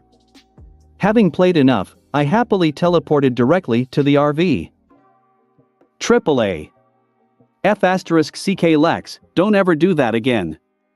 Grandpa shouted, clutching his heart. Looks like I scared him with my sudden appearance. And he recognized me by the symbol of the Omnitrix. Sorry, Grandpa. I did not want. I said in a childish voice, trying to contain my laughter. Is this another new alien? Recovered, Max asked. Yes, and you will never guess who it is. I said in an intriguing voice. Really, and who is it? Asked the grandfather with curiosity. This is Telemat. I proclaimed solemnly. Are you serious? Max asked in shock. Absolutely. This is a real Telemat. I named it Two Tails. I said with a smile. But they became extinct tens of thousands years ago. Many people think they are just a myth. Even the plumbers found out about them by accident. And even then, we only know about their unusual technologies and the name of their race. And it's all. Did Azimus find their DNA and add it to the Omnitrix? Not. I found it. I said and turned into myself. Then I called the phone from my ring. Is it really a spatial cube of telemates? With even greater shock, asked the grandfather. Yes. I found it quite by accident. If I hadn't read the plumber's database, I would never have thought that an ordinary-looking small cube is a high-tech magic artifact. Inside was a sample of Telemat's DNA. I said, showing off the ring. Was there something else inside? Examining my ring, asked Grandpa. Unfortunately, no. I said, shaking my head. Well, you already got a lot. Max said soothingly. You're right about that. Okay, I'll go get the girls, otherwise it's time to have supper. I said and went into the forest. Chapter 36-35. Lord of the Wasps. Using echolocation with my glasses, I found girls. Gwen was only a kilometer from the bus, and Ashley flew away by a full 5. I decided to get Ashley first. Turning into XLR8, I ran to her. At the moment she was sitting on a large boulder and using the full stone cover. Seeing me, Ashley threw off her cover and waved her hand at me. Then she jumped off the stone and ran to me. After canceling the transformation, I asked. Well, how are you? Very good. The stone is easier to work with. Now I can hold the cover for 5 minutes. But if I move, it flies all the time. Well, it's a matter of practice. Don't worry, it will work out in time. What about charms? Encouraging her, I said. Everything is fine here, especially with the charm of electrokinesis. I have practiced a little, but I think I already have enough practice with them. I already manage them well. Said a pleased Ashley. This is good. Well, let's go. Otherwise it will soon get dark. I said. Oh sure. But let's take a walk. I want to take a little walk, Ashley said, blushing. Okay, since you want to walk, let's go on foot. I said and walked towards Gwen. Ashley followed me. We already walked for 5 minutes, but we were still silent. Ashley was clearly eager to say something, but she didn't dare. After another 5 minutes I got tired of it, so I asked. Ashley, is there something you want to tell me? Not. That is, yes. That is, no. Ashley muttered quickly. First, calm down, and then answer. I said. Sighing a couple of times, Ashley calmed down and looked straight at me with determination in her eyes. I love you. Ashley blurted out and closed her eyes in anticipation of an answer. I know. Imitating Han Solo, I said. What? Ashley asked, shocked. I know. It was very easy to understand. And Gwen told me about your conversation. I said with a shrug. And she really loves me.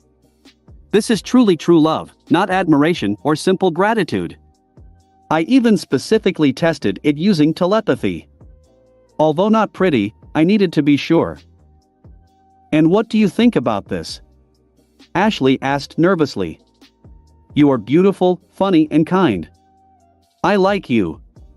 I honestly said. Truth? Ashley asked in shock. Yes. But first I have to tell you something. When I first saw you, I didn't really like you at first. I thought you were the kind of person who uses superpowers only for yourself and never thinks about the consequences. But then, I got to know you better and I have to apologize for thinking so of you, suspecting bad things. Please forgive me. I said sincerely. It really tormented me. At first, I constantly compared Ashley to Kevin. But that was wrong. And now I'm a little ashamed. What do you think of me now? Ashley asked.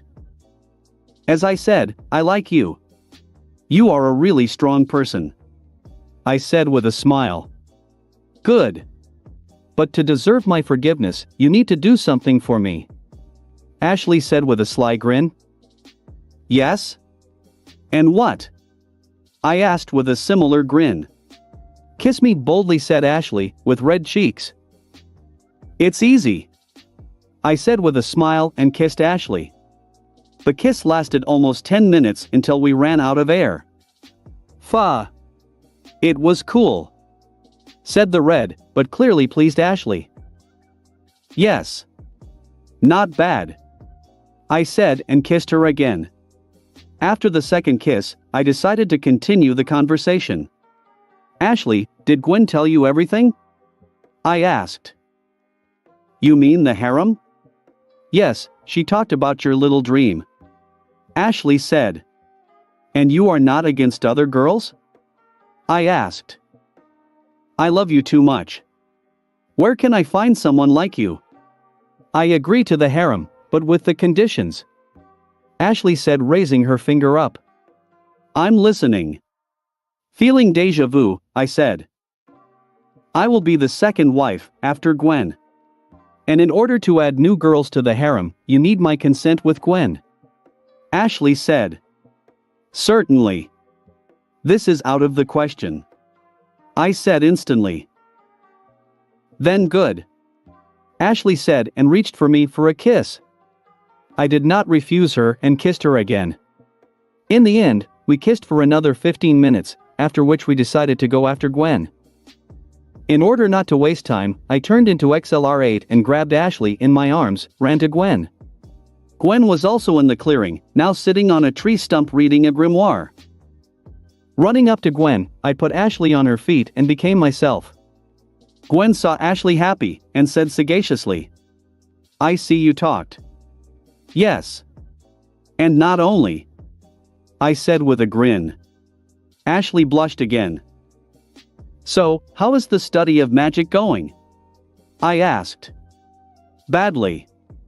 I can't seem to create a spell. Said Gwen, at once saddened. Did you do everything as written in the book? I asked. Yes. My cousin said with a nod.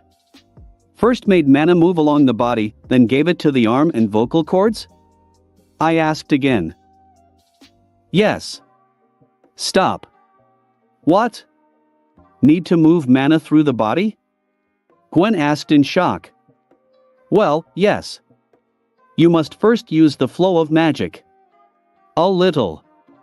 Just for the magic to start working. I said with a nod. But nothing is written about it here. Said Gwen, who stood up abruptly, and pointed her finger at the book. You need to read it carefully. This is written at the very beginning. I said confidently. Hearing me, Gwen immediately began leafing through the grimoire. In a minute she found what she was looking for. Indeed, it is written. And how did I not notice? Gwen said with a frown. Most likely, you deliberately missed it, since there was no interesting information. I said, knowing full well that it was so. Gwen ignored my words and decided to cast the spell. This time, she did everything right and a fog appeared around us. I managed. Happened. said, jumping happily, Gwen. Well done, well done. But that's all for today. It's time for us to leave. Grandpa was already waiting, I said, soothing her. I turned into Two Tails and, grabbing the girls with my tails, teleported to Grandfather. The girls did not even have time to understand anything, as we were there and I became a man again. Coming to her senses, Gwen asked, "A new alien?" "Yes. I'll tell everything during the meal," I said and went to eat. After dinner, everyone went about their business. And I immediately went to bed. Today has been a long day. June 24th, 2010. The next morning, as always, after breakfast, we hit the road. Our next destination was Baltimore, Maryland. In a couple of hours, we were already entering the city. And as always, a robber appeared. This time it was the hijacker. He stole such a good car and was now trying to break away from the police. This would-be driver almost caught our bus. The girls were about to start acting, but I stopped them. I also need to be entertained sometimes, I said and went to the front of the bus. Now the stolen car was driving in front of us, so I could use my new alien. Transformed into Two Tails, I teleported to the adjacent seat, right next to the hijacker. Lucky it was a cabriolet. Seeing me, the driver just went crazy. Not wasting time, I hit him in the head. From this he immediately passed out. Transformed into an upgrade, I soaked into the car and took control of it. Then I calmly parked the convertible and left the bandit to the police. Transformed into the ghost freak, I returned to the RV. My family was not at all surprised at my phantom appearance. They are already used to it. Next, Grandpa went to Chinatown. There he wanted to buy something for dinner. I'm already afraid to imagine what it will be. Coincidentally, there was a parade in honor of some Chinese holiday. Since we weren't busy, we decided to watch the parade itself.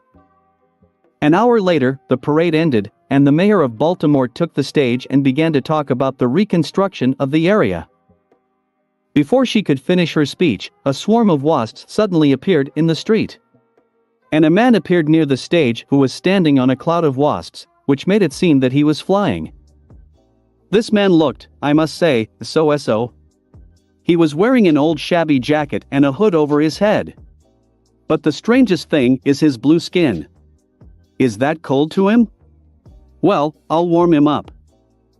He had already started his villainous monologue and tried to kidnap the mayor, but I didn't wait any longer.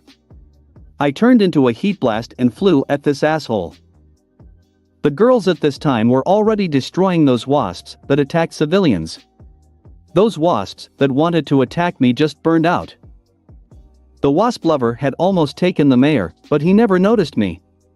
So I just flew past and grabbed his jacket and then flew up. I specifically controlled the fire so as not to harm it. The Lord of the Wasps, of course, tried to fight back, but he did not succeed. And all the wasps that he set on me, again just burned up. When we were at an altitude of 1 kilometer, I decided to stop and take a close look at the intruder. Looking closely, I realized how he controls insects. He is telepathic, but weak. And all his power is to control and talk to insects. I don't know where he got such power. Most likely he's just another mutant. But I know how to deprive him of this strength. He has a special, mental channel for controlling insects. With my telepathy, I shut it down forever. Now he is a simple man. Scary though. Now he will have a headache for 2 months, but that's okay. The consequences of treatment. After finishing with the mutant that had passed out, I flew to the ground. Throwing it at the feet of the police, I flew up again.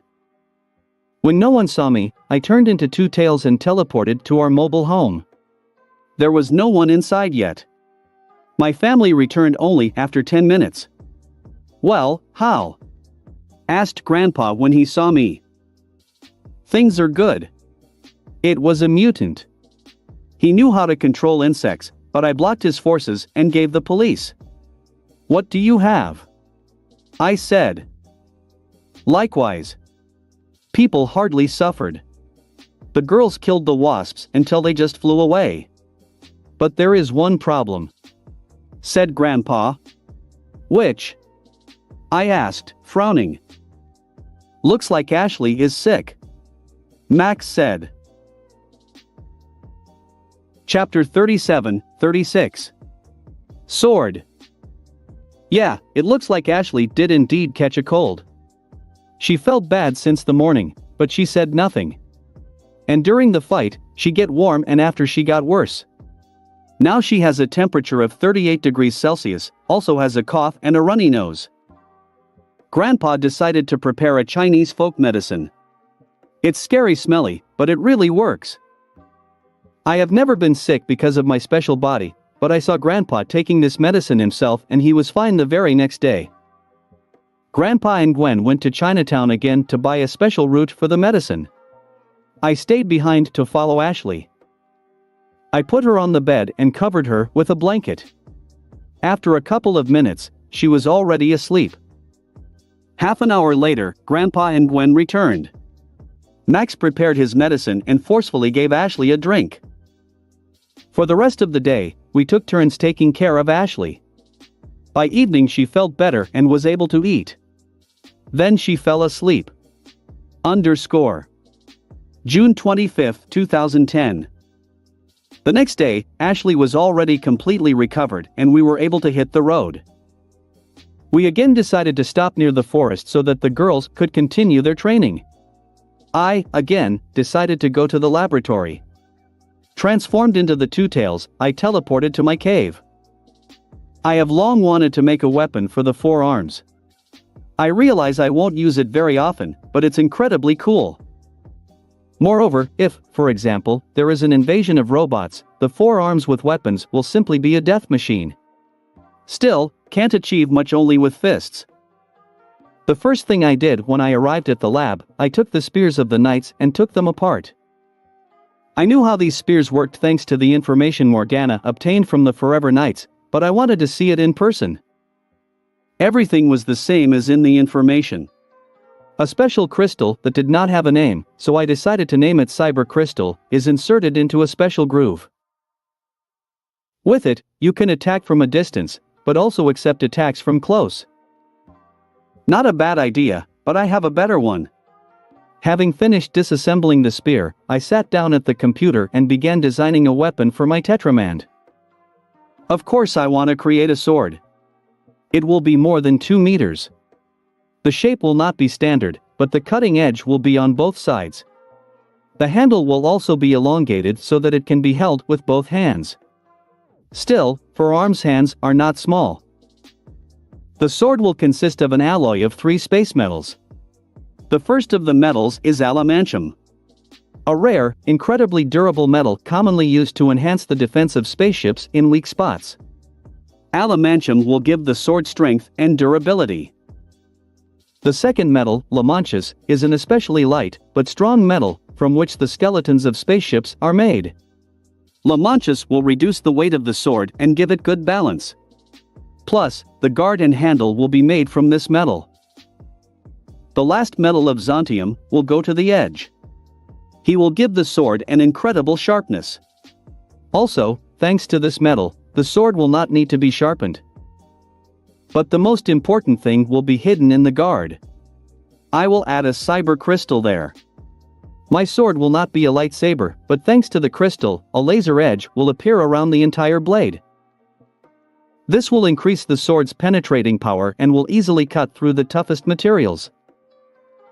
Also, I decided to add one more mechanism. On the pommel, I will install a special device that will return the sword to the bracelet, which I will wear in the form of the forearms. When I finished designing, I went to get all the materials I needed.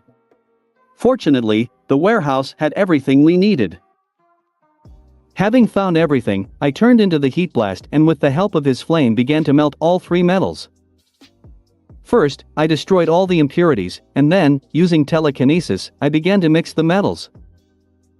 Having completed this stage, I gave the liquid molten metal the shape of my future sword and, finally, squeezed the metal itself using telekinesis. Half an hour later, I brought the sword to perfection. Then, it's time to temper. I did not use oil or water, but a special space slurry that is used in the galaxy. An expensive piece, but I was lucky and there was a whole canister in the warehouse. When I finished hardening the sword, I left it to cool. It's time to make the guard. I made guard with my equipment. It wasn't hard. In the guard itself, I immediately added all the necessary components to create a laser edge. I also added cyber crystal. When the guard was ready, I made a device for returning the sword to the owner, which I attached to the pommel. In order to have something to summon a sword, I also created a bracelet. It will be stored in my space ring, along with the sword. And when I need it, I'll take it out and put it on my arm. By the way, yes, I can summon an alien-shaped ring. The ring changes its shape and usually appears on one of the fingers. If there are no fingers, then the ring becomes a bracelet. Now that everything is ready, it's time to collect the sword. Taking the blade itself, despite the addition of special metal to reduce weight is 350 kilograms, I attached a guard and a pommel. Then I wrapped the handle with leather to make it more comfortable to hold. I had to run to the market for leather. My sword for Tetramand was ready. It weighed 360 kilograms and was 220 centimeters long. For a human it is just a huge sword, but for a four-armed one, just in size. After sending the sword and bracelet to my inventory, I headed to the training ground. Once there, I turned into four arms and summoned my ring, took out my new sword and bracelet. I put the bracelet on the upper first hand, after which I began to train with the sword. Thanks to its four-handedness, the sword just fluttered in my hands and became a deadly weapon. After finishing my warm-up, I activated the lightsaber mode. After pressing the guard, a blue laser edge appeared around the blade. Now he could cut almost anything. After turning off the laser sword mode, I decided to test the work of the bracelet. I threw the sword away and activated the bracelet. The bracelet lit up, and the sword froze in the air and then flew towards me. Turning off the bracelet, I caught the sword and continued my training. It took me several hours to get used to the sword. I can say two things about the sword. It's incredibly cool and comfortable. I am completely satisfied. Having finished with everything, I returned the sword and bracelet back and turned into the Two Tails, teleported to the RV. The girls have just returned. Today they have only slightly improved their skills. We ate and then just rested. June 26 to 29, 2010. The next 3 days were spent preparing for the coming of Vilgax. I knew that he would arrive soon, so I spent all my free time at the training ground. I was finally able to do a full workout with the ice pick. Although I did not learn anything new, except for the temperature of its ice, which turned out to be equal to absolute zero. But at least I'm used to this alien. Also, due to the serum, I am still not very used to increasing the physical strength of some aliens. Therefore, I got used to the increase in strength. The problems were mainly with the Wrath and gray matter. The serum made the Wrath go crazy with his improved senses. When I turned into him, I got a sensory shock. The Wild Mutt had the same problem, but due to his more highly specialized senses, it was easier with him. The gray matter was the biggest problem. When a great strength suddenly appeared in such a small body, it was very difficult to get used to it. I spent the whole day on it. With the rest of the aliens, everything was better, but I still barely made it. And I'm not sure about Krob, I think I'm not yet fully used to him. On the other hand, such training was beneficial, because I met all the aliens, whom I practically did not devote time to before. Also, I climbed into the Omnitrix one more time. Didn't do anything significant, only reduced the transformation time to 1 second. This is all that I could do with the watch and the time available to me. Of course, I did not forget to devote time to magic and was able to improve my control over it a little. Now my constructions are much stronger. Plus, I was able to learn a couple of new tricks. For example, tentacles.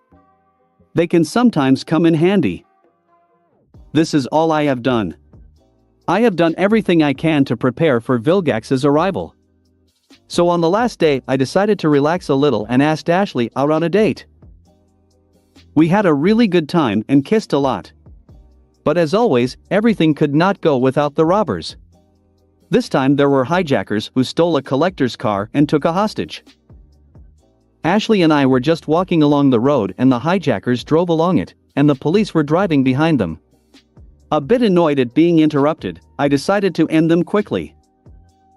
First, I scanned the car, using echolocation, for the location of the thieves and the hostage. Then, having turned into Jet Ray, I flew after the collector's car. Once above her, I turned into 4 arms and drew my sword. In the end, I cut the car exactly in half. The collection vehicle was rear-wheel drive, so it stopped immediately. Taking out the hostage, I carefully set him aside. After that, I rudely took out the robbers and knocked them out in my favorite way, with a blow to the head, and threw them on the asphalt. When I was done, I turned into XLR8 and went back to Ashley. I think I was caught on camera from a helicopter. It's not good, but I had no choice. After returning to Ashley, we walked a little more, and then got back on the bus and immediately went to bed. Tomorrow will be a long day. Our next destination is Mount Rushmore. Chapter 38-37. Vilgax. June 29, 2010.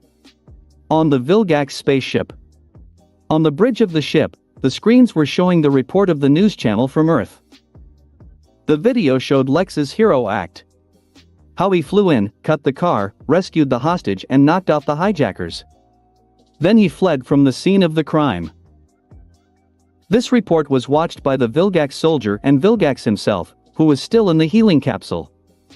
After finishing watching the report, Vilgax said with contempt in his voice, "The power of the Omnitrix is wasted on mindless heroism. Send more robots?" The soldier asked. "Not." Vilgax barked and opened his capsule. A completely healthy Vilgax came out of the capsule. In fact, he is even stronger than before. "I myself begin to solve this problem," said Vilgax pompously. Lex POV. June 30, 2010. At 3 o'clock in the morning, Grandpa woke us up. He said that he had a nightmare in which Vilgax appeared. In a dream, the alien said that he would soon come for us.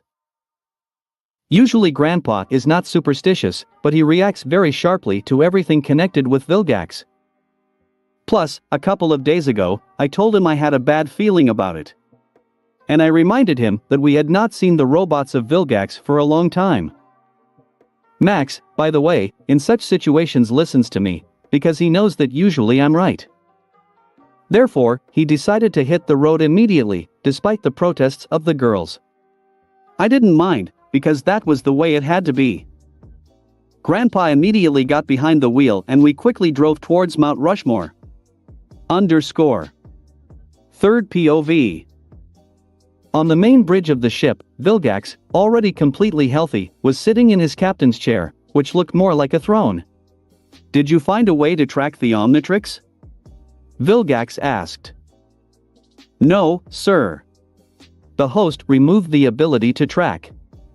Sometimes we can catch his signal, but this happens completely by accident. And at the moment, we cannot find it, replied the head of the research department, who looked like any other Vilgax soldier. "I'll figure it out in a different way," Vilgax said and looked at the monitors.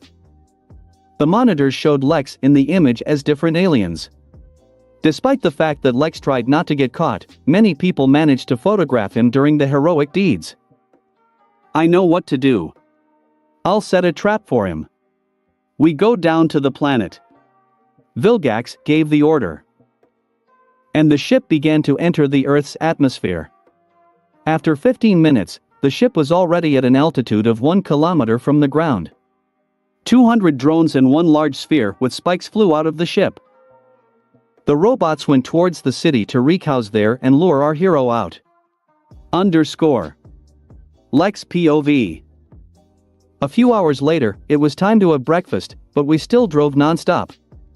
Apparently, grandfather is very much afraid of Vilgax. At the moment, we were going about our business. Gwen was sitting in her laptop, I was reading a book, and Ashley was just messing around.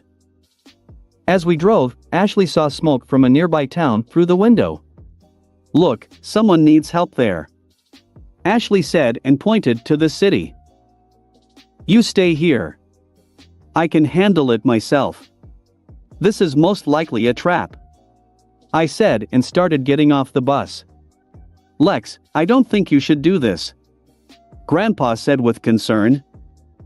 "Don't worry, Grandpa. I can handle. If anything, then immediately teleport to the RV. Until then, go to Mount Rushmore. And be careful. Girls protect Grandpa," I said. "Good. Don't worry about us. We'll be fine," Gwen said with a smile. "Yes. Everything will be just fine. You better be careful," Ashley said with the same smile. Hearing their words, I also smiled and turned into Two Tails, teleported out. After that, I turned into Jet Ray and flew at full speed to the city, in which I was already half a minute later. There were about 200 drones here. And they were clearly different from those to which I was used. These were more powerful and abruptly. The drones are now attacking everything they can see. Without wasting time, I immediately turned into 4 arms and pulled out my sword, activated the lightsaber mode. This will be a great test drive for my sword, and I will be able to warm up a lot. With the help of the sword, I began to destroy the drones. Of course they shot at me, but I always dodged. Thanks to the drones, I got even better at adapting to the sword and getting better and better at handling it. After 2 minutes, the drones ran out. I didn't even sweat. Quickly somehow. At that moment, my newfound spider sense sent a signal to me. After listening to him, I jumped up and dodged the laser grid. After doing a somersault, I landed on the ground and looked over to where the net came from. So there was a huge ball with spikes. After a couple of seconds, the ball split and a cockpit appeared inside it. Opening the door, Vilgax himself climbed out. And most importantly, got out so pathetically. The shadow almost completely covered him, and there was also a lot of smoke. Poser. Vilgax. Something you take long, I said casually, putting my sword on my shoulder. Of course I have already deactivated the laser's saber mode. You know me? The alien asked with notes of surprise. Yes. Grandpa told me about you. You must remember him. His name is Max Tennyson, I said with a shrug. Tennyson? So you are his grandson. This explains a lot. Then you know why I'm here. Restraining anger, Vilgax said. Yes. Yes. You want the Omnitrix. Having received it, you will conquer the entire galaxy and blah blah blah. I said casually. So give it to me, said Vilgax, already clearly enraged. F*CKU. If you want it, take it yourself, I said, and invitingly moved both hands at once. As you wish, said Vilgax and ran at me. The blow was quite simple and I easily dodged it and at the same time pushed Vilgax in the back. I also put the footboard. From this he fell and flew a couple of meters. Vilgax stood up and shouted, "How dare you!" And again he ran at me. And I did the same. Repeatedly. Finally enraged, Vilgax shot lasers at me from his eyes, from which I dodged. And I decided to end it. I ran up to Vilgax and hit him in the face. Then I turned into Two Tails and taking Vilgax with my tails teleported high into the sky to a height of 4 kilometers. Once again becoming 4 arms, I took Vilgax stronger and said, "If you want revenge, I'll be waiting for you at Mount Rushmore." After which, with all the power, I threw him into the ground. He will land somewhere in the field. By the way, I managed to scan his DNA. Oh, how I wanted to end him now, once and for all. But then history is too much to change. And there will be more problems than a living Vilgax will deliver. Yeeg, and I still need it. It will be very useful to me a couple of times. And I cannot miss such a jackpot, just because of my desires. Before I started to fall, I turned into Two Tails again and teleported to the mobile home. There was no one inside, and the bus itself was already under Mount Rushmore. Becoming myself, I left the mobile home and walked towards the armory, where I found the girls and grandfather. "Well, how?" Seeing me, Grandpa asked immediately. "Things are good." As I thought it was a trap. Vilgax himself arrived. But I was able to get rid of him, for a while. True, I made him very angry. So, he's probably already on his way here, with his entire army of robots. I said. "Well, I'm fully prepared to face the old enemy," said the grandfather and took out a huge cannon. "How does he hold her in general? She weighs hell knows how much." "Good. Are you girls ready?" I asked. "Completely/yes," said the girls at the same time, while putting on their costumes. "Well then, let's go," I said, put on a suit and went to the side of the elevator to go up to the very top. There it would be best to accept the battle. When we got up, we could already see the Vilgax ship from which robots began to appear. There were about 500 drones, and about 200 large robots. At the top of the ship was Vilgax himself. Apparently, it was a challenge. "Okay. On you robots, and on me Vilgax," I said, and turning into Jet Ray, I flew to Vilgax. The grandpa and the girls began to destroy the army of robots. When I flew up to Vilgax, I attacked him with a laser from my eyes. Vilgax responded in kind. In this competition on laser beams, Vilgax won. But I just fired a laser from the tail and knocked it down. Then he turned into 4 arms and jumped on Vilgax, thereby piercing the ship's firmware with his body. Once inside, we continued our duel. This time Vilgax showed his skill in hand-to-hand combat, and it was much more difficult for me. I even received some very painful blows. Apparently last time he just underestimated me. Since I was losing, I decided to fill my body with mana. A haze of blue came out of my body, and my physical characteristics increased by almost 30%. After that, I began to win. With the last blow, I broke through the wall with Vilgax's body and we got to the core of the ship. Deciding it was time to end this, I took out my sword and cut off Vilgax's arm. He growled in pain and was distracted. "Hey, Vilgax, I want you to know. Your arm was cut off by a 15-year-old boy," I said and showed my human form. "What?" Vilgax asked, dumbfounded. And while Vilgax was freaking out, I turned into an upgrade and took the form of a robot, after which I fired a volley from all the guns at Vilgax. The shots blew him into the core, after which I fired into the core itself several more times. "Nu," Vilgax shouted when he realized what I wanted to do. "See you," I said, saluting and turning into Two Tails teleported to the family. After I left, a huge explosion occurred in the core, which destroyed the entire ship. Third POV. Vilgax, seeing the hopelessness of the situation, decided to flee. With his remaining hand, he took out the emergency teleportation device and activated it. But because of the explosion that occurred, the device malfunctioned and transferred Vilgax not to his planet, but directly into outer space. Vilgax, holding the stump from his hand, understanding the situation, shouted, "Tennyson!" After a couple of minutes, Vilgax coped with the anger and said, "I'll come back and take revenge on you, boy.